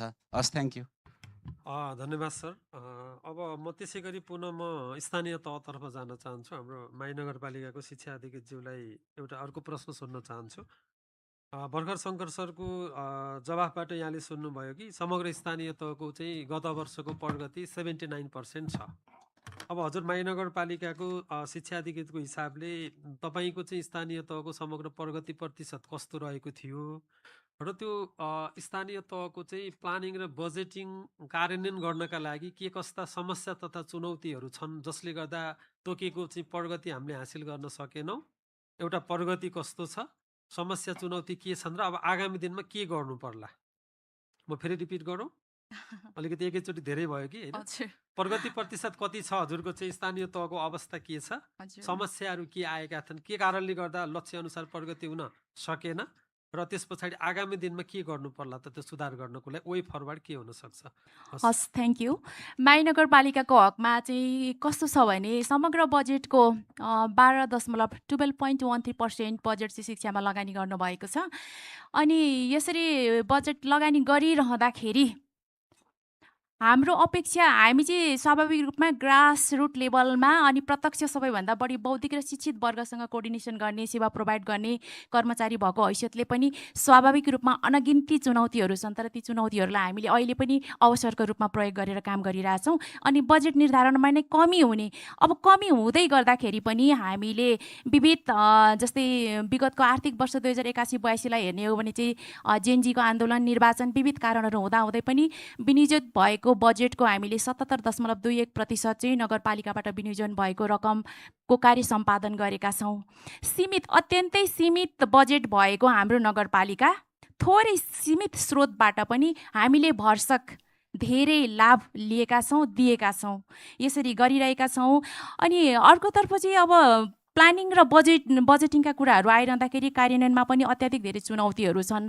जस्तै अब पर्याप्त बजेट छैन भनेर त मैले अघि फर्स्ट प्रायोरिटीमा भनिसकेँ होइन। अनि त्यस्तै गरेर सबैभन्दा अर्को कुरा म फ्याक्ट यहाँ के राख्न चाहन्छु भने हाम्रो डेपुटी मेयर साहब मेरै छेउमा हुनुहुन्छ, उहाँ पनि लोकल लेभलको प्रतिनिधित्व गरेर आउनुभएको छ। सबैभन्दा ठुलो कुरा चाहिँ नि हामीले प्लानिङ गर्छौँ अनि बजेटिङका कुराहरूमा पनि सबैभन्दा पहिलो चुनौती भनेको चाहिँ पोलिटिकल, राजनीतिक र कहिलेकाहीँ प्रशासनिक हस्तक्षेप अत्यन्तै धेरै भइदिन्छ कि जस्तो कि कुन कामलाई चाहिँ प्राथमिकताका आधारमा अगाडि बढाउने भन्ने कुरा नै निर्क्लो गर्न गाह्रो हुन्छ। अर्को कुरा चाहिँ दीर्घकालीन उपलब्धि हासिल गर्ने खालका कार्यक्रमहरू गर्नुभन्दा पनि तत्काल लोकप्रिय हुने खालका कार्यक्रमहरूमा चाहिँ उहाँहरूको सोच अघि बढ्ने र त्यही अनुसार बजेट विनियोजन अगाडि बढ्ने भएको छ। सँगसँगै नेतृत्व परिवर्तन सँगसँगै स्थानीय तहको शिक्षाको प्राथमिकता पनि परिवर्तन भइदिने भएको कारणले गर्दाखेरि पनि शिक्षामा विनियोजन भएको बजेटहरूलाई प्लानिङ अनुसार कार्यान्वयन गर्न अत्यन्तै ठुलो चुनौती रहेको छ। अनि सँगसँगै जनसहभागिता, अभिभावक र समुदायको जनसहभागिता पनि यति कमजोर छ। मलाई यस्तो लाग्छ पहिलो कुरो चाहिँ हाम्रोमा आर्थिक स्रोत को वृद्धि हुन पर्यो, आर्थिक स्रोत स्ट्रङ हुन पर्यो।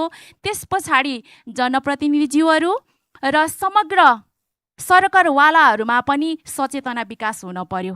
कुन क्षेत्रमा लगानी गर्दाखेरि चाहिँ समाज समृद्ध बन्छ, राष्ट्र समृद्ध बन्छ भन्ने कुरामा जब जनप्रतिनिधिज्यूहरू, कर्मचारी, सरकारवाला र बौद्धिक सर्कलले ध्यान दिनुहुन्न तबसम्म हाम्रो शैक्षिक क्षेत्र जहिले पनि जहाँको तहीँ रहन्छ। यो अवस्था माई नगरपालिका इलाममा मात्र होइन, समग्र देशको स्थानीय तहहरूमा अपवादका बाहेक कुनै कुनै स्थानीय तह बाहेक सबै लोकल लेभलहरूमा व्याप्त रहेको छ।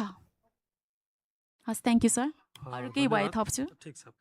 म चाहिँ उपाध्यक्षज्यूतर्फ प्रश्न सोध्न चाहन्छु। हजुरलाई एकदम सटिक मात्रै, किनभने एकैचोटि लामो सोद्धाखेरि चाहिँ रेस्पोन्स गर्न समस्या हुन्छ होला।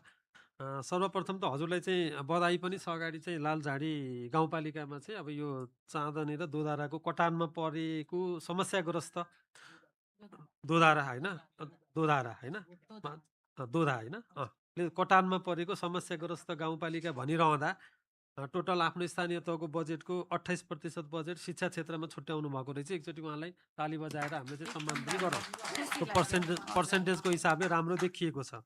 हजुरले यो शिक्षामा छुट्याउनु भएको यो 28% बजेट कस्ता क्रियाकलापहरूमा यो बजेटलाई विनियोजन गर्नुभएको छ? एकदम चाहिँ के क्रियाकलापहरूमा यो बजेट खर्च हुन्छ होला?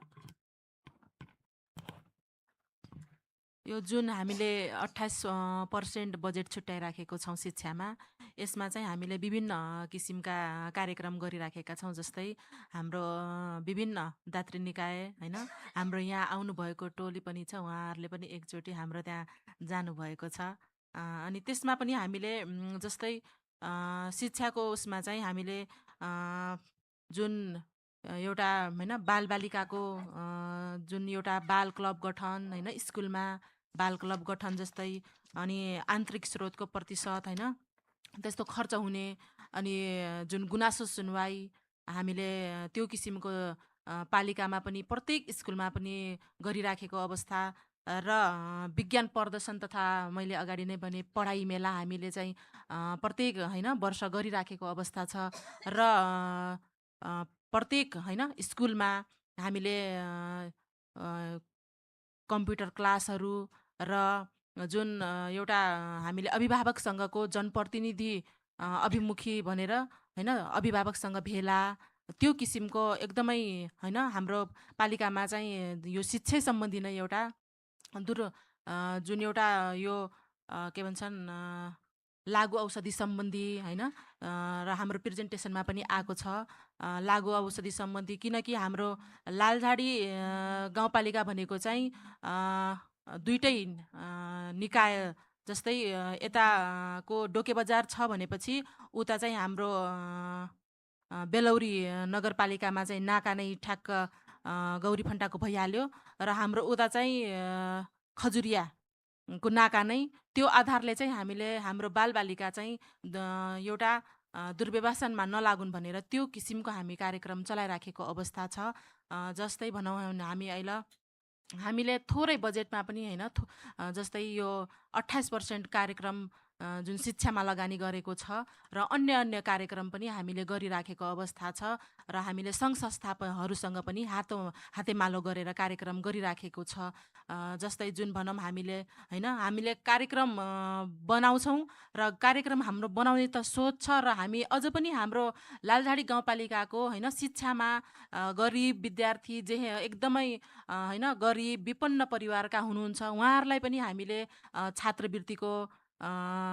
छात्रवृत्ति दिएका छौँ र यस्तै हामीले अहिले अघि पनि प्रेजेन्टेसनमा आयो स्कुल एट होम होइन त्यो किसिमको चाहिँ हामीले अहिले चाहिँ हामी 5वटा विद्यार्थीलाई दिएका छौँ भनेपछि हाम्रो अझ पनि हामी छुटेका विद्यार्थीहरू छन्, किनकि हाम्रो ठ्याक्क त्यही अनुसार बजेटको उसमा नै परेर 5 जनालाई मात्र हामीले अहिले स्कुल एट होममा चाहिँ अहिले चाहिँ लागू गरेको अवस्था छ र आगामी दिनमा पनि हामीले जुन यो अब चाहिँ बजेट बनाउने तर्खरमा छौँ, यसमा पनि हामीले जुन बजेट बनाउनुभन्दा अगाडि चाहिँ हामीले हाम्रो लालझाडी गाउँपालिकामा चाहिँ कुन सङ्घ संस्थाले हामीसँग समन्वय सहकारी गर्छ उहाँहरूलाई चाहिँ हामी अगाडि नै बजेट बनाउनुभन्दा अगाडि नै हामी उहाँहरूसँग बस्छौँ, उहाँको प्लान कस्तो छ र उहाँहरूको कुन तरिकाले गइराख्नु भएको छ र हाम्रो पनि गाउँपालिकाले चाहिँ त्यही अनुसार गएपछि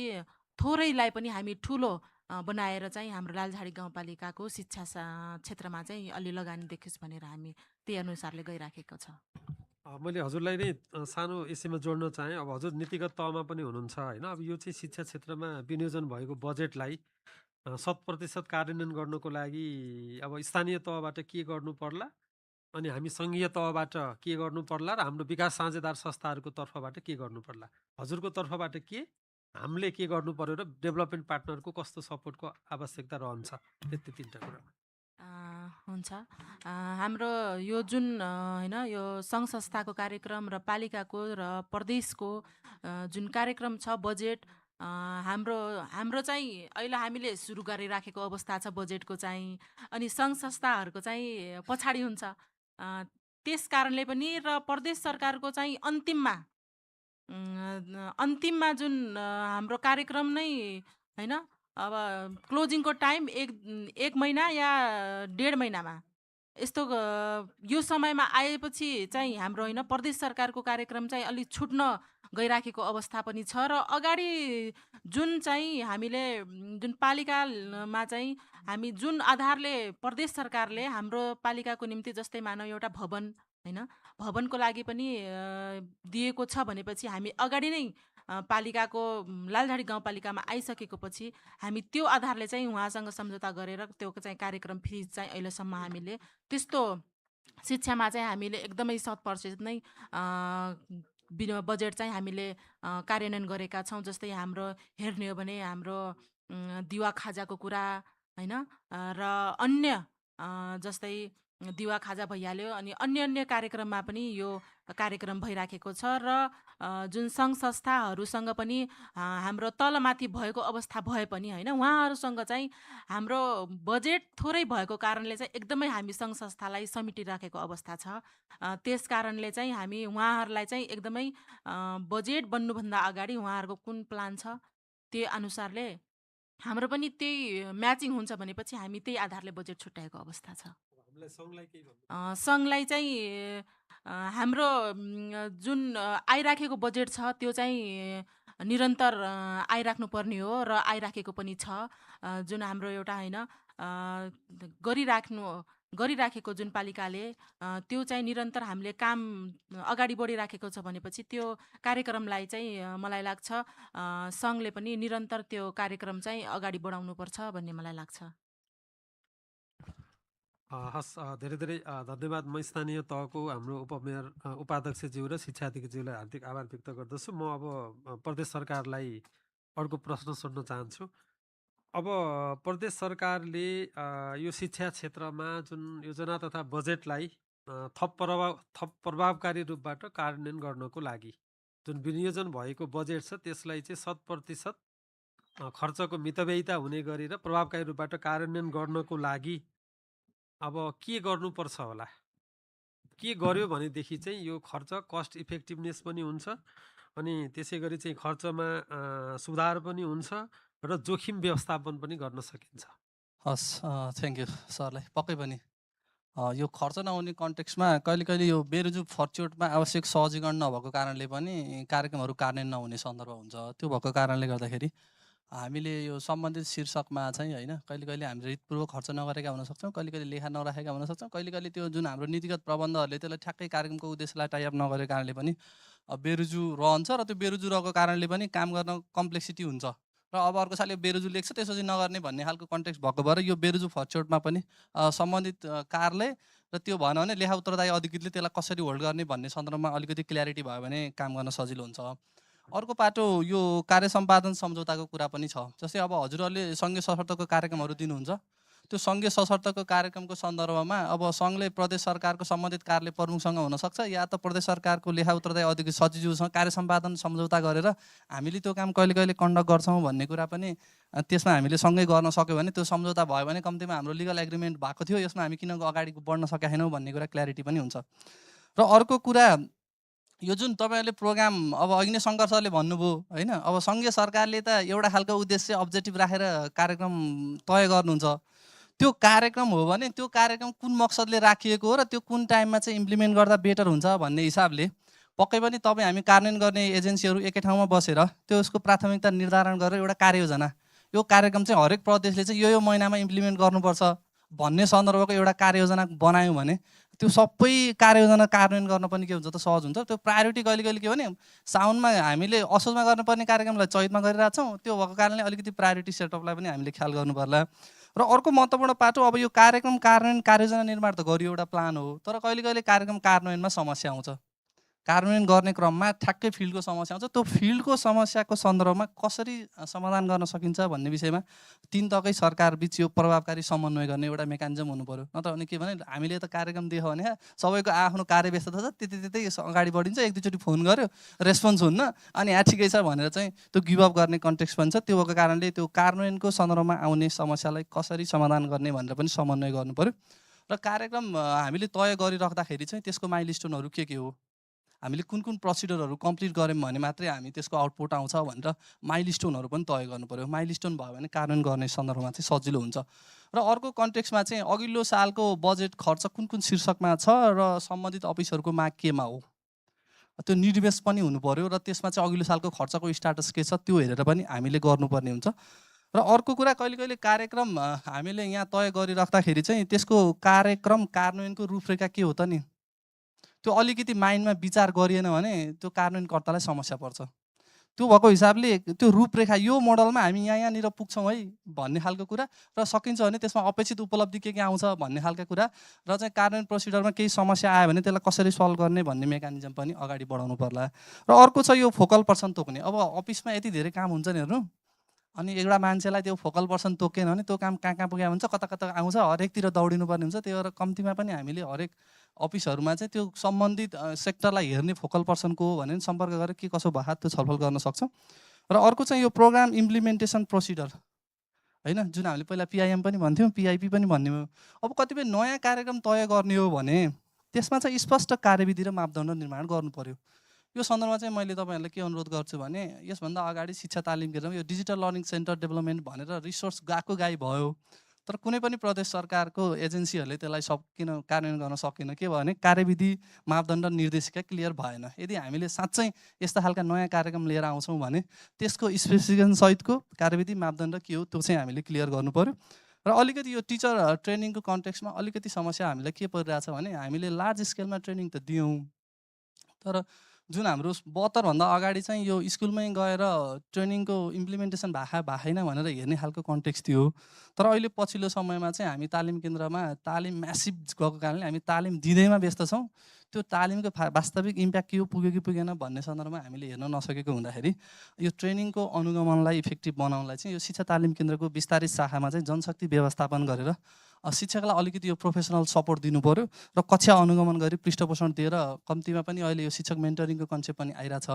त्यो हुनाले चाहिँ हामीले यो सङ्घ सरकार र प्रदेश सरकार मिलेर विस्तारित शाखालाई चाहिँ अलिकति व्यवस्थित गरेर लिएर जान सक्यो भनेदेखि हामीले स्थानीय तहलाई पनि ट्रेनिङमा फेसिलिटेसन गर्न पनि सक्छौँ, टिचरहरूको क्लासको लागि गएर मोनिटरिङ पनि गर्न सक्छौँ। त्यो भयो भने हामीलाई सहज हुन्छ। मैले यति नै भने हस्, थ्याङ्क यू सो मच। धन्यवाद सर। अब यो प्रश्न होइन, मैले हाम्रो शिक्षा तथा खेलकुद मन्त्रालयका आदरणीय सहसचिवज्यूलाई आसन ग्रहणको लागि हार्दिक अनुरोध गर्दछु।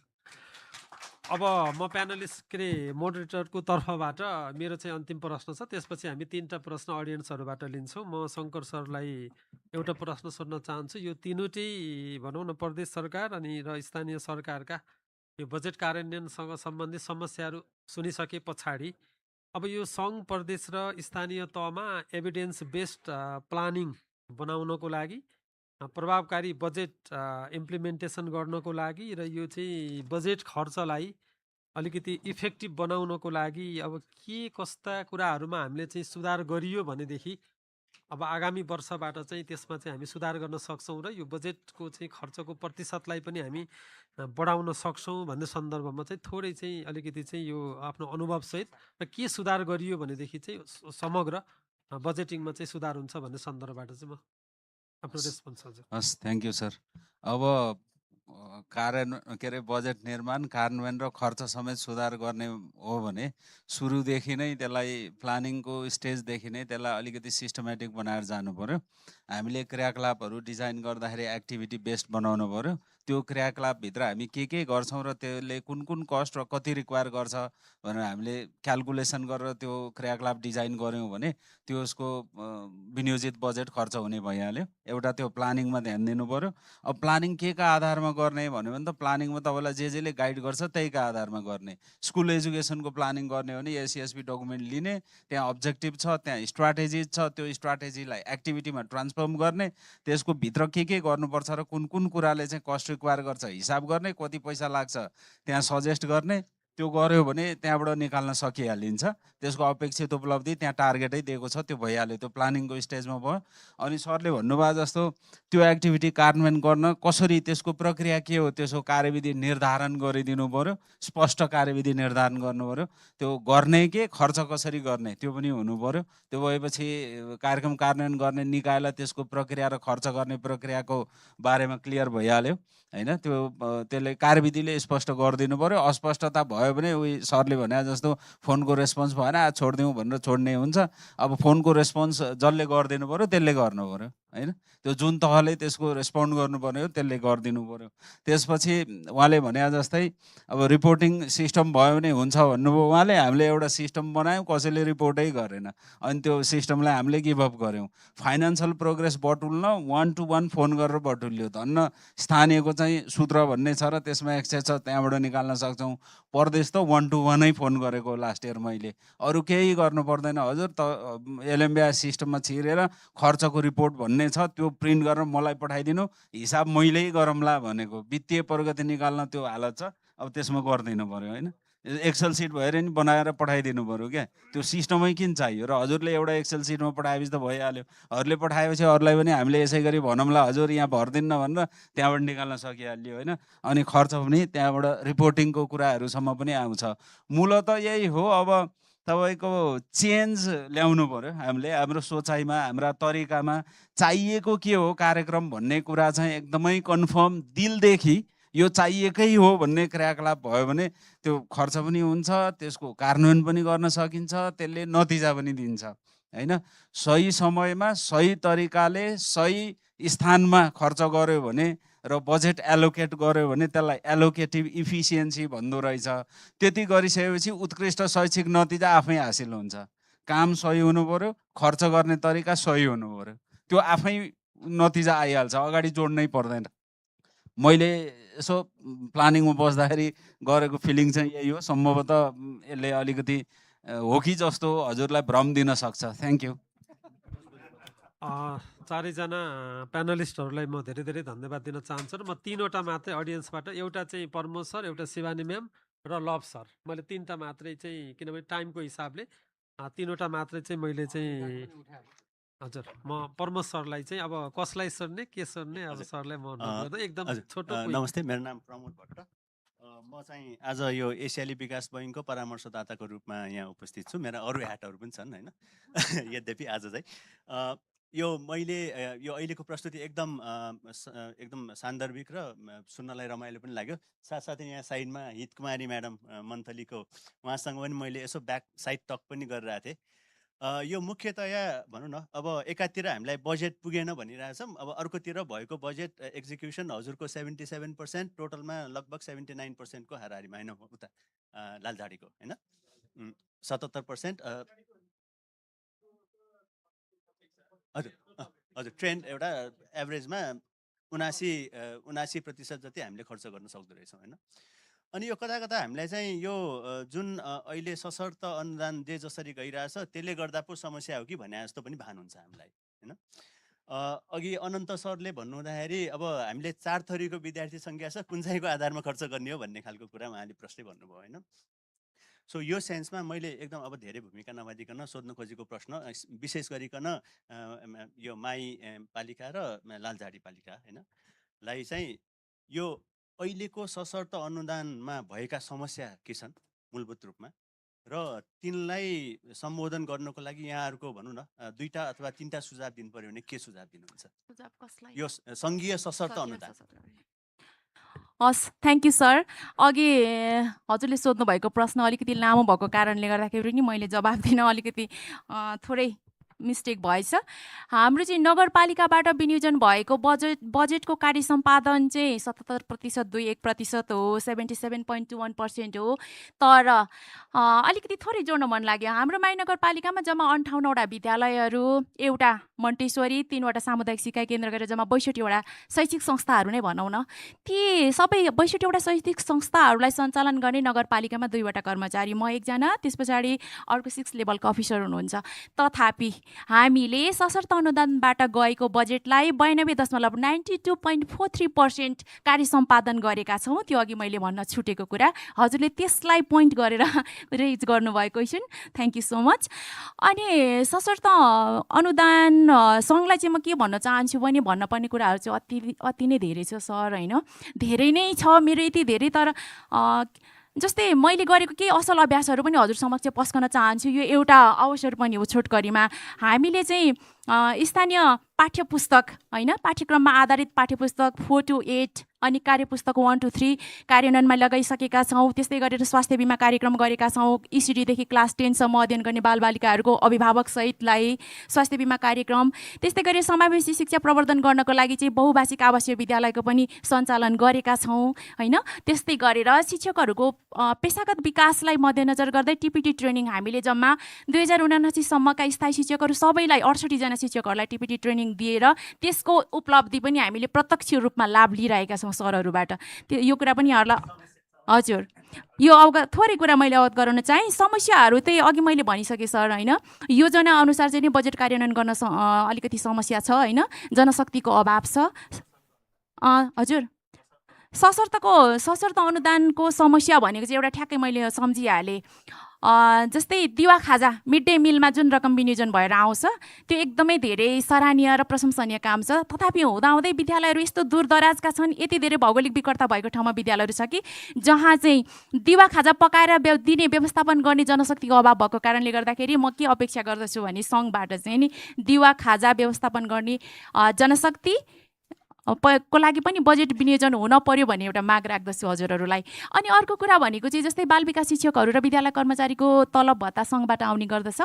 अनि सबै स्थानीय तहहरूको आन्तरिक स्रोत त्यस्तो स्ट्रङ छैन जस्तै स्ट्रङ नभए तापनि माई नगरपालिकाले चाहिँ नेपाल सरकारले तोकेको न्यूनतम पारिश्रमिक दिँदै नै आएको छ, तथापि अन्य लोकल लेबरहरूलाई हेर्दाखेरि चाहिँ उहाँहरूले पाउने तलबको स्रोत एउटै हुन पर्यो, किनभने त्यो नहुने बित्तिकै लोकल लेभल यस्तो त्रासमुक्त छ कि धर्ना बस्न आउनुहुन्छ, उहाँहरू लाइन लागेर धर्ना बस्न आउनुहुन्छ। त्यस कारणले गर्दाखेरि अपेक्षा धेरै छन्, तथापि मैले हजुरलाई यति मात्रै राखेँ। हस्, थ्याङ्क यू।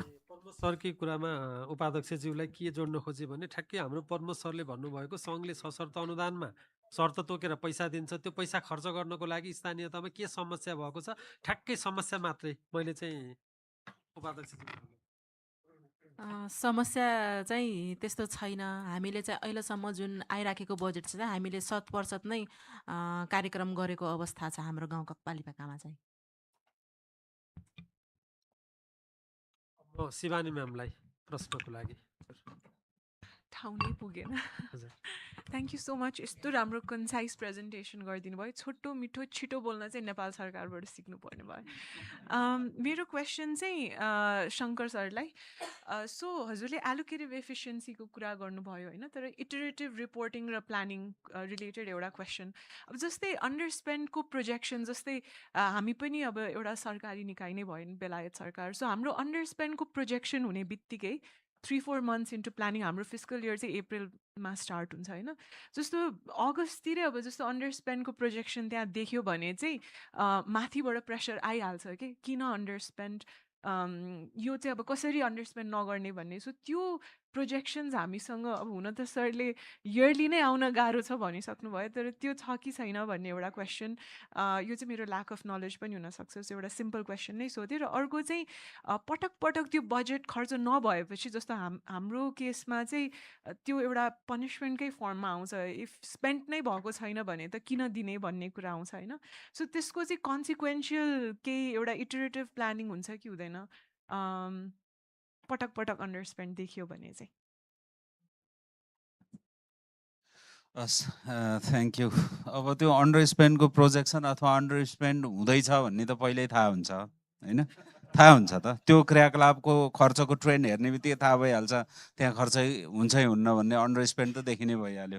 रिपोर्टिङ टाइममा भयो भने त्यो पनि देखिने भयो होइन। यहाँ परदेशको गाह्रो छ, स्थानीयको देखिन्छ, किनभने हामी त त्यो उसमा एक्सेस गर्न सक्छौँ स्थानीयको त कुन कुन एक्टिभिटीमा अन्डर स्पेन्ड छ भन्ने कुरा देखिन्छ। अब ट्वाक्कै सजिलैसँग देखिने, सजिलैसँग सेटल गर्न सक्ने सङ्घको हो। हामी हाम्रो कुन क्रियाकलापमा खर्च हुन्न भनेर पहिल्यै आइडेन्टिफाई गर्न सक्छौँ। अलि अगाडि नै आइडेन्टिफाई गऱ्यौँ भने चाहिँ हामीलाई अर्को कुनै क्रियाकलापमा थप रिसोर्स चाहिन्छ भने त्यसलाई हामीले रकमान्तर भनेर उता लान सक्छौँ होइन। तर यसमा अन्डर स्पेन्ड देखियो, यो एक्टिभिटी अहिले एकदम जरुरी देखियो भनेर नभएको एक्टिभिटी चाहिँ प्रपोज गरेर त्यसलाई गर्न पाइँदैन होइन।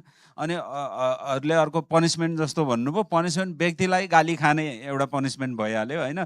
बजेट राख्ने, खर्च नगर्ने, के गरेको यो भन्ने बित्तिकै त पुगिहाल्यो नि, त्यति भइहाल्यो पनिसमेन्ट होइन। अर्को कुनै फिजिकल पनिसमेन्ट पनि हुन्न, अर्को खालको पनिसमेन्ट पनि हुन्न। पनिसमेन्ट नै चाहिँ के हुन्छ भने जस्तो यसपालि तपाईँले कुनै एक्टिभिटी प्रपोज गर्नुभएको छ होइन 82-83को, अहिलेसम्म पैसा खर्च गर्नुभएको छैन अथवा एकदम थोरै खर्च गर्नुभएको छ भने त्यही एक्टिभिटी अहिले मैले भने नि पुरानो कपडा त हामी छोड्दैनौँ, त्यही एक्टिभिटी अहिले पनि प्रस्ताव गरेर लग्यो भने यही चालु वर्षमै तपाईँ खर्च गर्नुभएको छैन भने फेरि यही एक्टिभिटी किन ल्याउनु भयो? त्यही भएर हामी यो दिन्नौँ भनेर मतलब हाम्रो डिस्कसनमा त्यो हुन्छ। त्यो एक खालको पनिसमेन्ट हुन्छ होइन। पहिल्यै थाहा हुन्छ, त्यसलाई अलिकति चेन्ज गर्न पनि सकिन्छ, तर साह्रै फ्लेक्सिबल हुँदैन, किनभने नयाँ एक्टिभिटीमा हामी प्रपोज गर्न सक्दैनौँ। जस्तो कुनै स्थानीय तहमा दिवा खाजामा अलिकति पैसा पुगेन, त्यहाँ पाठ्यपुस्तकमा बढी हुने देखियो, कन्फर्मै भयो भने हामीले कोअर्डिनेसन गरेर त्यहाँबाट त्यहाँ ट्रान्सफर गरौँ भन्न सकिन्छ। हस्, थ्याङ्क यू। धन्यवाद सर। अहिले एकछिन है, हाम्रो लाइनमा हुनुहुन्छ, म चाहिँ लभ सरलाई क्वेसनको लागि छोटकरीमा चाहिँ क्वेसनको लागि अनुरोध गर्छु। त्यसपछि अनलाइनमा दिपु सर हुनुहुन्छ, किनभने अनलाइनमा चाहिँ साथीहरूले चाहिँ मेसेज गर्नुभएको छ। त्यस पछाडि चाहिँ म दिपु सरलाई रेडी अवस्थामा। Okay, thank you sir. मेरो चाहिँ शङ्कर सरमा अलि बढी लक्षित छ। सरले एकदम राम्रोसँग भन्नुभयो प्लानिङ प्रोसेसको बारेमा। अघि बजेट बनाउँदाखेरि एक्टिभिटिज कसरी पिक गर्ने, एसईएसपीका जहाँबाट गरे पनि त्यतातिर पर्न जान्छ, त्यसको चाहिँ सब एक्टिभिटिजहरू छ, क्राइटेरियाहरू छ, त्यो गर्ने र प्लान गर्नुभयो भने कति चाहिने, के गर्ने सबै मजाले बनाउन सकिन्छ भन्नुभयो। तर त्यो गर्ने चाहिँ कसले हो, मैले अलिक कन्फ्युज भएँ। आइदर फेडरल लेभलमा गर्ने हो अर प्रोभिन्सियल लेभलमा गर्ने हो अथवा लोकल लेभलमा गर्ने हो, किनभने त्यो इनिसिएट हुने कहाँबाट हो त्यो हामीले बटम अप एप्रोचको प्लानिङको कुरा गर्छौँ, तर रियल्ली चाहिँ फेरि हामी लोकल एजुकेसन स्कुलको एसआइपी बनाउँछौँ अनि हाम्रो पालिकाको लोकल एजुकेसन प्लान पनि बनाउँछौँ, तर त्यसको कोरिलेसन चाहिँ फेरि सेन्ट्रलमा पाइँदैन। त्यो हुँदाखेरि फेरि अहिले सरले भने जस्तो खालको बजेट प्लानिङ सिस्टमलाई चाहिँ कतिको हामीले फङ्सनिङ गराउन सकिरहेछौँ भन्ने कुरा चाहिँ मेरो एउटा क्वेसन हो भनेदेखि, दोस्रो कुरा कतिपय एक्टिभिटिजहरू चाहिँ हामीले चाहिँ ब्ल्याङ्केट एप्रोचमा राखेका छौँ जुन चाहिँ पालिकाहरूको लागि अथवा कुनै स्कुलको लागि त्यति मच निडेड नहुन सक्छ, आवश्यकता होला, तर प्रायोरिटी सेट गर्दाखेरि लिमिटेड बजेटमा लिमिटेड रिसोर्समा त्यो प्रायोरिटी नपर्न सक्छ। त्यस्तो अवस्थामा पनि हामीले केही एक्टिभिटिज गरेर हाम्रो रिसोर्सेसलाई चाहिँ अलिकति राम्रोसँग युज गर्न सकेका छैनौँ कि यसतर्फ हाम्रो सोचाइ के छ? तिनैवटा, यो चाहिँ तिनैवटालाई हुने भयो। मैले यति दुईवटा मात्रै क्वेसन गर्न। सायद शङ्कर सरले भनेपछि हुन्छ होला, केही भन्नुपर्ने छ भने अब लभ सरकोमा चाहिँ रेस्पोन्समा। हस्, थ्याङ्क यू। कसले गर्ने भन्नुभयो होइन, सबैले गर्ने, यसले गर्ने, यो मान्छेले गर्ने भनेर तोक्ने विषय नै भएन होइन। प्लानिङ प्रोसेसमा भनेको अब कुनै एउटा मान्छेले त्यो पोजिसन अक्वायर गर्छ एक टाइममा र त्यो बस्छ, त्यसको मतलब त्यो होइन कि त्यसैले दुनियाँ गर्छ, त्यो होइन। भनेको तपाईँको जो मान्छे कार्यरत छ त्यसले सबैले गर्नु पर्यो होइन त।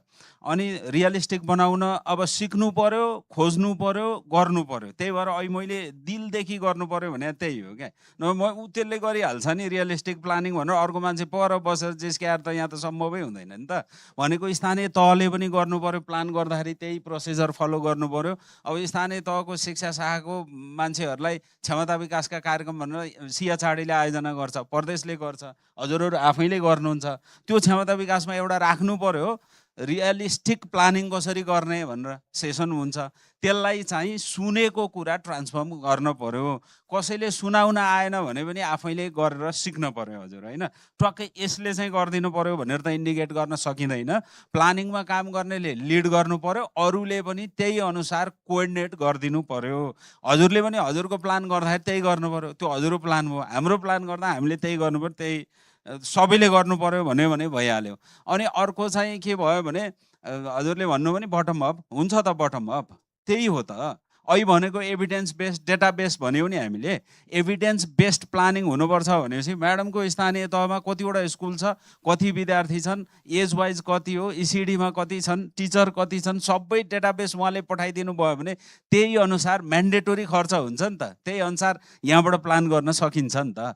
त्यहाँ अब डेटा बेस भयो भने त्यो आफै नै रियलिस्टिक प्लान भइहाल्छ होइन। अनि हजुरले एसआइपीसँग लिङ्क भएन, एलइपीसँग लिङ्क भएन भन्नुहुन्छ नि, त्यो एसआइपीको पनि कस्टिङ गर्नु पर्यो, त्यो रियलिस्टिक गर्नु पर्यो क्या। म यहाँ चाहिँ 10 तले दरबार बनाउँछु भनेर प्लान गरेर त के काम त, तपाईँ सोर्स कहाँबाट आउँछ भन्ने कुरा चाहिँ प्रोजेक्ट गरेर प्लान गर्नु पर्यो होइन। त्यो भएपछि एसआइपी पनि लिङ्क हुन्छ, एलइपी पनि लिङ्क हुन्छ। अब हजुरले चाहिँ मेरो सबै स्कुलहरूमा 1 वर्षभित्र डिजिटल क्लासरुम बनाइदिन्छु भनेर हजुरको प्लानमा लेख्नुभयो भने त्यो त सम्भव भएन नि त, त्यो त रियलिस्टिक भएन नि त। कहिलेसम्ममा त्यो गरिसक्छु, सङ्घले दिएको यो पैसा कसरी खर्च गर्छु, म आफै यो स्रोत जुटाउँछु, एनजिओलाई गुहार्छु, प्रदेशले यसरी दिन्छ र बिस्तारै यो तरिकाले जान्छु भनेर हजुरले प्लान त्यसरी अलिक रियलिस्टिक कस्टिङ गर्नुभयो भने त्यो सम्भव हुन्छ होइन। नभए त प्लानमा त्यो राख्न चाहिँ सक्यो, अनि अर्कोले तपाईँको रिभ्यू गर्यो भने प्लान कार्यान्वयन नभएको भन्ने देखियो त्यो एउटा। अनि अर्को चाहिँ हजुरले ब्ल्याङ्केट भन्नुभयो, अब त्यसमा चाहिँ बिस्तारै सिफ्ट हुँदै जानुपर्छ भन्ने हो अहिलेको मेरो रेस्पोन्स हजुरलाई होइन। हालसम्म हामी ब्ल्याङ्केटमै छौँ होइन, कसलाई कति रिक्वायर गर्छ भन्ने कुरा। अब बिस्तारै त्यो छलफलमा आउन थालेको छ। अब त्यसलाई सबैसँगको सहकार्य, समन्वय, सल्लाहमा अब यसलाई चाहिँ यसरी निड बेस्ड बनाउन सकिन्छ, यसपालि यो क्रियाकलापलाई यसरी जाउँ भनेर गर्न सकिन्छ सर। Thank you. एकछिन गिरधारी सर, यो चाहिँ समय लेखाउनु भएको छ, उहाँहरूलाई पहिलो प्रायोरिटी है त। अब हाम्रो चाहिँ अनलाइनमा हुनुहुन्छ दिपु सर, किनभने म मोडरेटर भएको हिसाबले मैले टाइम प्रेसर पनि हेर्नुपर्छ र अन्तिम चाहिँ मैले अनलाइनमा हुने सरहरूको पनि त्यो ह्यान्ड्स रेज भएको छ। कृपया चाहिँ तपाईँहरूको जिज्ञासा चाहिँ च्याट बक्समा लेख्नु होला। मैले दिपु सरलाई एकदम छोटो सर्ट एन्ड स्विट चाहिँ आफ्नो जिज्ञासाको लागि अनुरोध गर्छु। हुन्छ, धेरै धेरै धन्यवाद। एकदमै रमाइलो र एकदम प्रभावकारी छलफल भएको छ। मेरो चाहिँ 3टा बुदाहरू छन्। पहिलो चाहिँ अब यो ओभरअल हाम्रो नीति नियमको लागि चाहिँ अहिले एसएसपी चाहिँ पालिकामा पनि राम्रोसँग प्रभावकारी रूपमा कार्यान्वयन हुनुको लागि जुन शिक्षा क्षेत्र योजना बनाउने कामहरू भएको छ त्यसले चाहिँ एकदमै प्रभावकारी रिजल्ट ल्याइरहेको जस्तो देखियो सुनियो होइन। तर सँगसँगै चाहिँ जस्तै कि यो सङ्घीयतामा चाहिँ पालिका तहमा प्रदेश तहमा चाहिँ आफ्नै ढङ्गले नीति नियमहरू बनाइराख्नु भएको छ।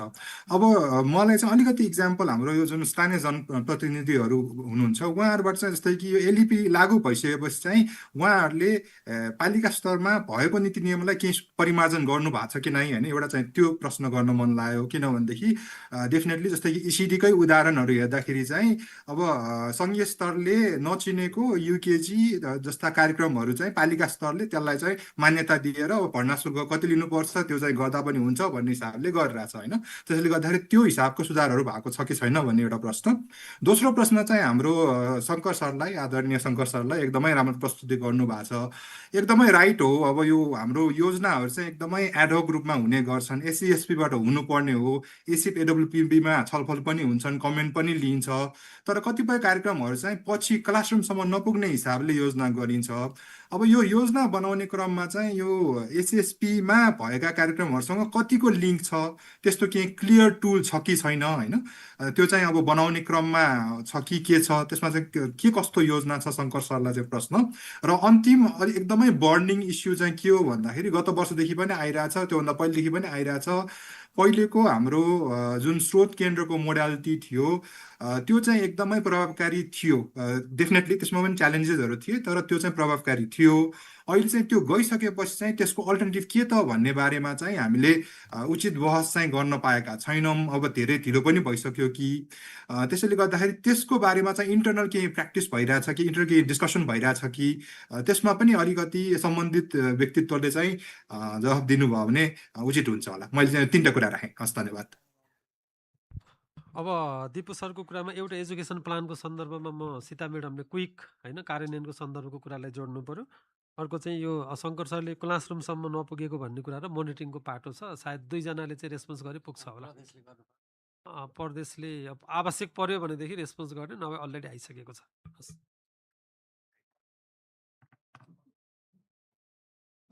कार्यान्वयनको सन्दर्भको कुरालाई कसरी जस्तो इसिडीको कुरा गर्नुभएको छ इसिडीका कुरालाई कसरी प्लानले फोकस गरेको छ भन्ने कुरामा प्रश्नको लागि धन्यवाद सर। उहाँले क्वेसन रेज गरिराख्नु हुँदाखेरि सङ्घले चाहिँ इसिडीलाई युकेजी एलकेजी भनेर चिन्दैन भनेर भनिराख्नु भएको थियो। त्यो कुराले चाहिँ मलाई थोरै पिन्च पनि भयो। मौजुदा शिक्षा ऐनले त स्थानीय तहलाई चिन्दैन। शिक्षा ऐनमा अहिले पनि हामी शिक्षा शाखा प्रमुख भएर प्रत्यक्ष काम गरिरहँदाखेरि शिक्षा ऐनमा नै हाम्रो स्पष्ट जिम्मेवारी र भूमिका छैन। तथापि हामीले पनि घुँडा दसेर शिक्षा क्षेत्रमा काम गर्नुपर्छ भनेर लागि परेका छौँ। जिम्मेवारी बोध अपनत्व बोध गरेर लागेका छौँ। यो कुरा यहाँ समक्ष मैले राख्न चाहेँ। अब नगर शिक्षा योजना बनाइरहँदा एमइपी चाहिँ कतिपय स्थानीय सरकार सञ्चालन ऐनले पनि नगर शिक्षा योजना बनाउने अधिकार शिक्षालाई स्थानीय तहलाई दिएको छ भन्ने मलाई लाग्छ मैले थोरै बुझेअनुसार। त्यस कारणले गर्दाखेरि सङ्घले नचिने तापनि स्थानीय तहले चिनेर स्थानीय सरकार सञ्चालन ऐनले दिएको अधिकार प्रयोग गरेर इसिडीका युकेजी कक्षाहरू सञ्चालनमा छैनन् भनेर मैले ढाँट्दिनँ यहाँहरूलाई। तर शुल्क लिने भन्ने हकमा चाहिँ हामीले हाम्रो चाहिँ नगरपालिकाबाट बकैदा शुल्क प्रस्ताव आउँछ। त्यस पछाडि चाहिँ नि हाम्रो नगर शिक्षा समितिले उहाँहरूको शुल्क प्रस्ताव पारित गरिदिइसके पछाडि नम्समा रहेर मात्रै उहाँहरूले शुल्क लिने गर्नुभएको कुरा यहाँलाई म जानकारी गर्न चाहन्छु जाहेर गर्दछु। हस् थ्याङ्क यू। म शङ्कर सरलाई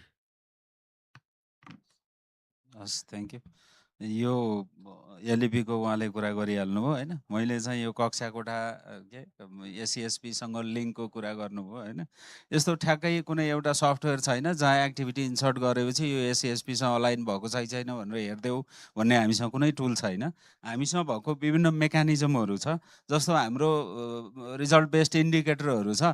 तपाईँ जब एक्टिभिटीलाई लेफ्ट साइडमा राखेर त्यो कुन चाहिँ टिएलआईसँग अलाइन हुन्छ भनेर चेक गर्नुभयो भने त्यसले एउटा पिक्चर दिन्छ यो एससीएसपीसँग अलाइन छ कि छैन भन्ने कुरा। अनि अर्को कुरा चाहिँ यस्तै खालको रिभ्यू र यस्तै खालको छलफलहरूबाट हामी त्यो यस्तो मेकानिजम युज गरेर एससीएसपीसँग भएको अलाइनमेन्ट चेक गर्छौँ होइन। अब कति अलाइन छ कति अलाइन छैन, अब कोही अलि टाढाबाट अलाइन छ, कोही एकदमै नजिकैबाट अलाइन छ, अहिले नै छैन कुनै एक्टिभिटी भन्ने त्यस्तो आएन। जस्तो हजुरहरूले पनि हिजो एससी पेडब्लुपिबीमा छलफल गर्दाखेरि यो प्रपोज्ड एक्टिभिटी चाहिँ एसएसपीसँग अलाइन छैन भनेर त आएन नि। कुनै एकदमै नजिकैबाट अलाइन भएको छ, कुनै अलि परबाट अलाइन भएको छ। स्कुल एजुकेसनमा प्रपोज्ड एक्टिभिटिजहरू त्यस्तो अलाइनमेन्ट नभएकै भन्ने चाहिँ छैन। टुल ट्वाक्कै छैन, मेकानिजम विभिन्न छन्। हजुरहरूसँग हुने छलफल पनि त्यो एउटा अलाइनमेन्ट चेक गर्ने मेकानिजम हो। यस्तै रिभ्यू मिटिङ पनि त्यस्तै मेकानिजम हो। अब स्थानीय तह प्रदेश तहले यो हुनुपर्छ त्यो हुनुपर्छ स्कुल एजुकेसनमा भनेको पनि त्यही मेकानिजमै हो। हस्, थ्याङ्क यू सर। एकदम अन्त्यमा लक्ष्मी म्याडमलाई अघि नै हात उठाउनु भएको थियो, मैले त नजिक हेरेँ, त्यस कारणले गर्दा एकदम सर्ट एन्ड स्विट क्विक। हस्, धन्यवाद सर, एकदमै राम्रो छलफल भएको छ। मेरो प्रश्न भन्दा पनि मैले अलि यो यत्रो फोरममा चाहिँ हामीले अबको डिरेक्सन के हो भन्नेमा 2-3 कुरा गर्न चाहन्छु बेस्ड अन एक्सपिरियन्स र सर्ट एन्ड एभिडेन्सको बेसमा। प्लानिङ र बजेटिङलाई एकदमै अघि शङ्कर सरले भने जस्तै यो डेटाबेस डिसिजन मेकिङ चाहिँ सबभन्दा महत्त्वपूर्ण पाटो रहेछ कि। मैले सानो यो भेरी नगरपालिका जाजरकोटको एकदमै मोस्ट डिप्राइभ र मार्जिनलाइज चिल्ड्रेन चाहिँ कति रहेछन् भनेर फिगर आउट गर्दाखेरि 155 जना। त्यसमा डिजेबिलिटी पनि हुन्छ, स्कुल नगएको पनि हुनुहुन्छ, बाबुआमा नभएर अर्फेन चिल्ड्रेनहरू पनि हुनुहुन्छ है।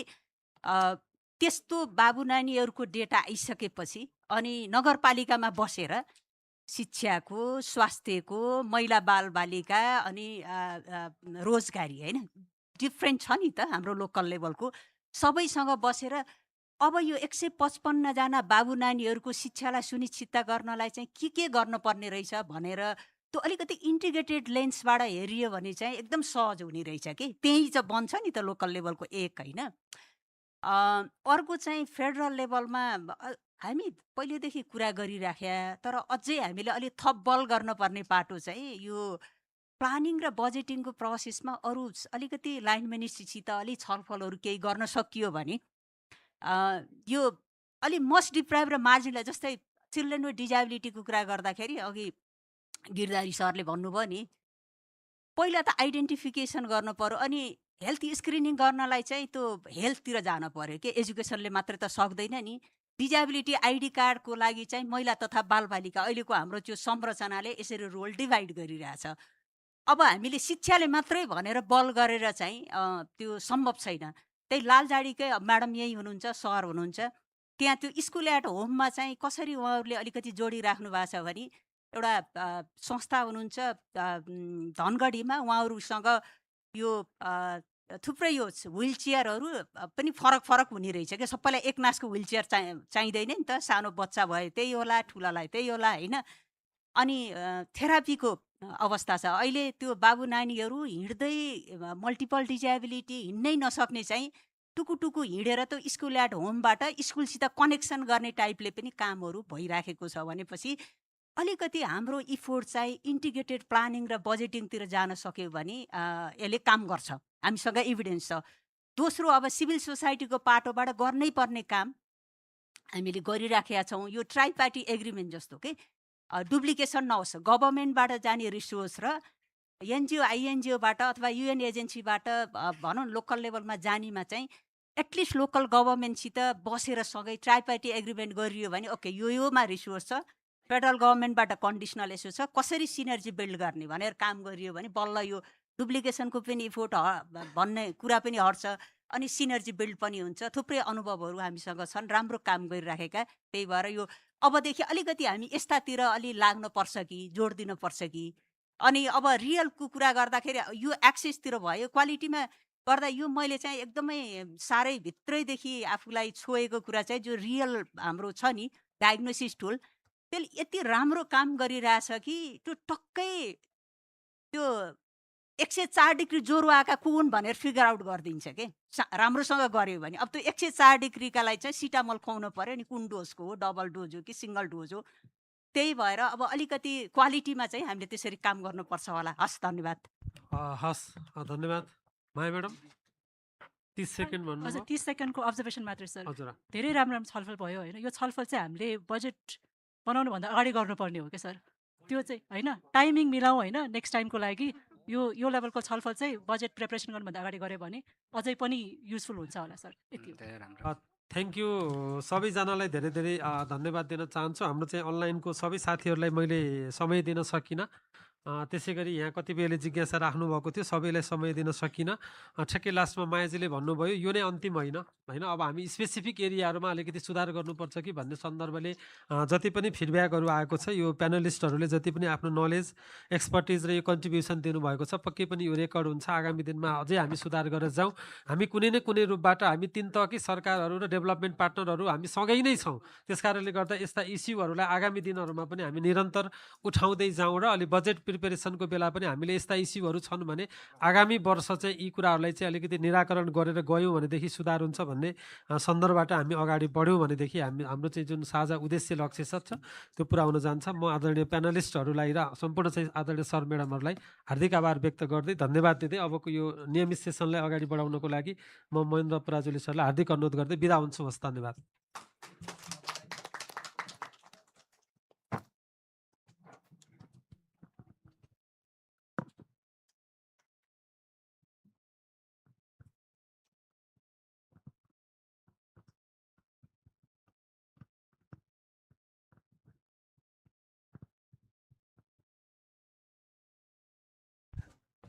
Thank you, Nilkantaji. Really, this discussion explore the clear picture of policy to practice regarding education planning, budgeting, and implication issues. Once again, I would like to thank all the panelists and moderator. So we are so happy we get Shiva sir at the last moment. So I would like to request to have a seat, Shiva sir. Yes, we are at the final stage of this today's program.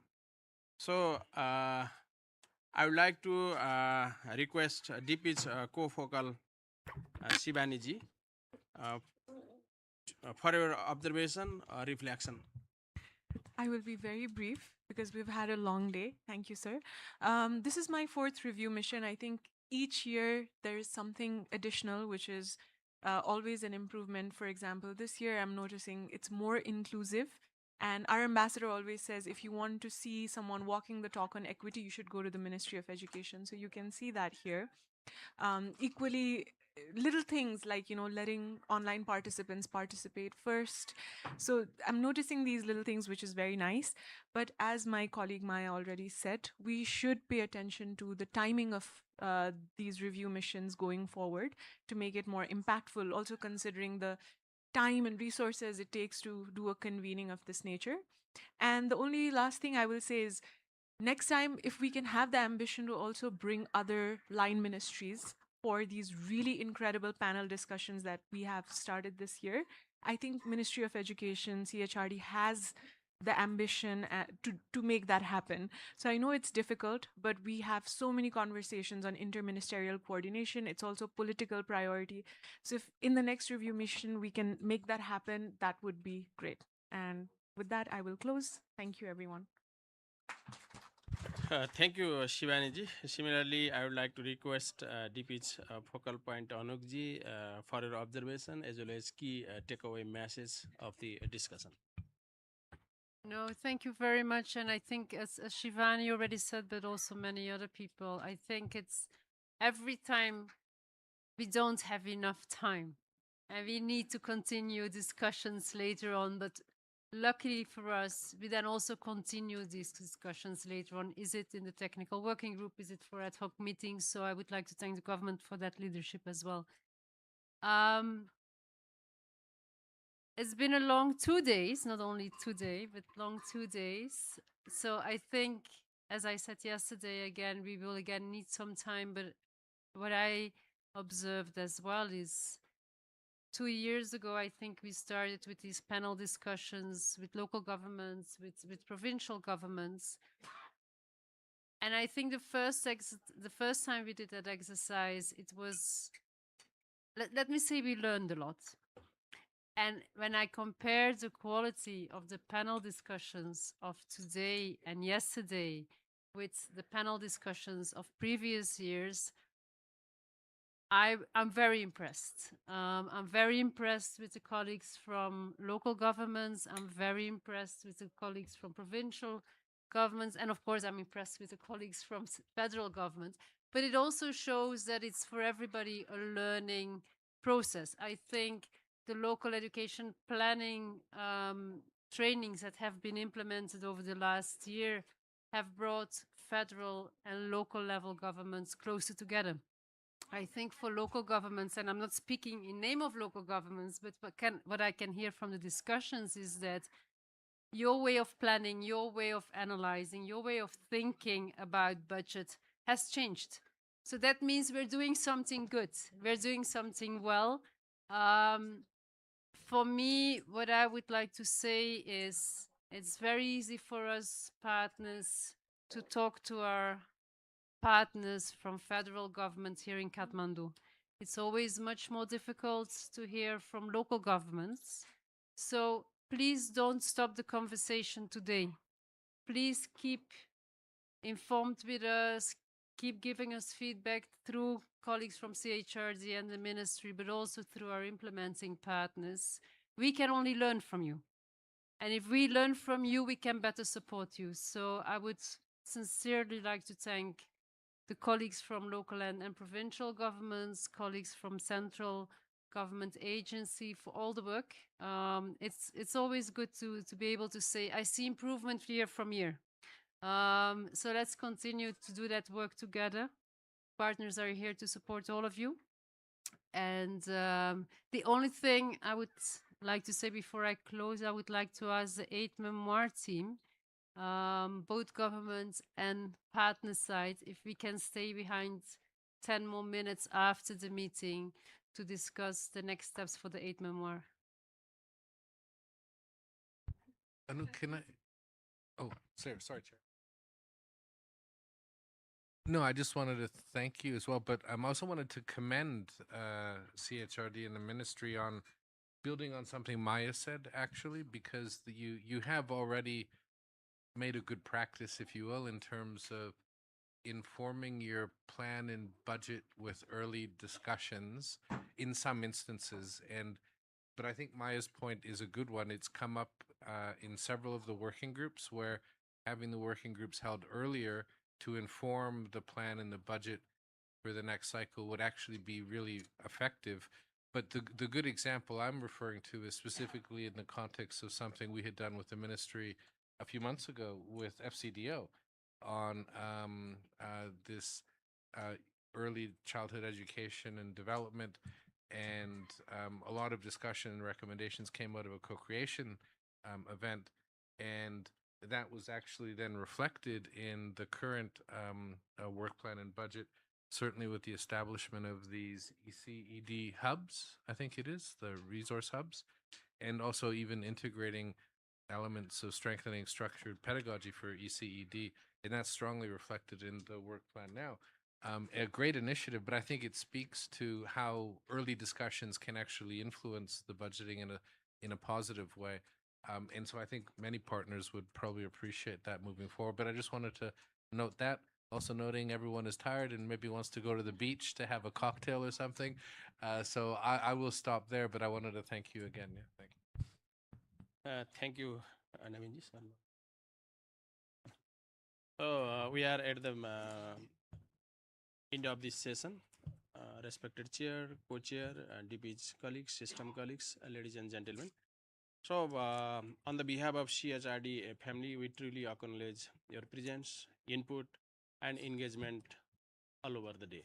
With this, I would like to request the chair, respected Director General, to end the whole discussion of today's with closing remarks. Thank you, sir. Thank you, Mahendra, sir. Respected all. It's time to close. That's why I do not speak more. Now we start this second day's meeting at 9:15 a.m. We spend more than 6 hours. In this meeting, we discuss different issues, status, and future direction too. Different colleagues give us different types of feedback, suggestions, and give us to improve our SESP progression. So I would like to thank you for all suggestions and recommendations too. It is time to closing. That's why I would like to request you all for next day at MOES. In MOES, we will start from today's recap, and we will discussion about the SESP second phase, TUR for SESP second preparation, discussion for final commitment from GFPs and SESP, and also we'll discuss on national framework for foundational learning. So once again, I would like to thank you all. Thank you.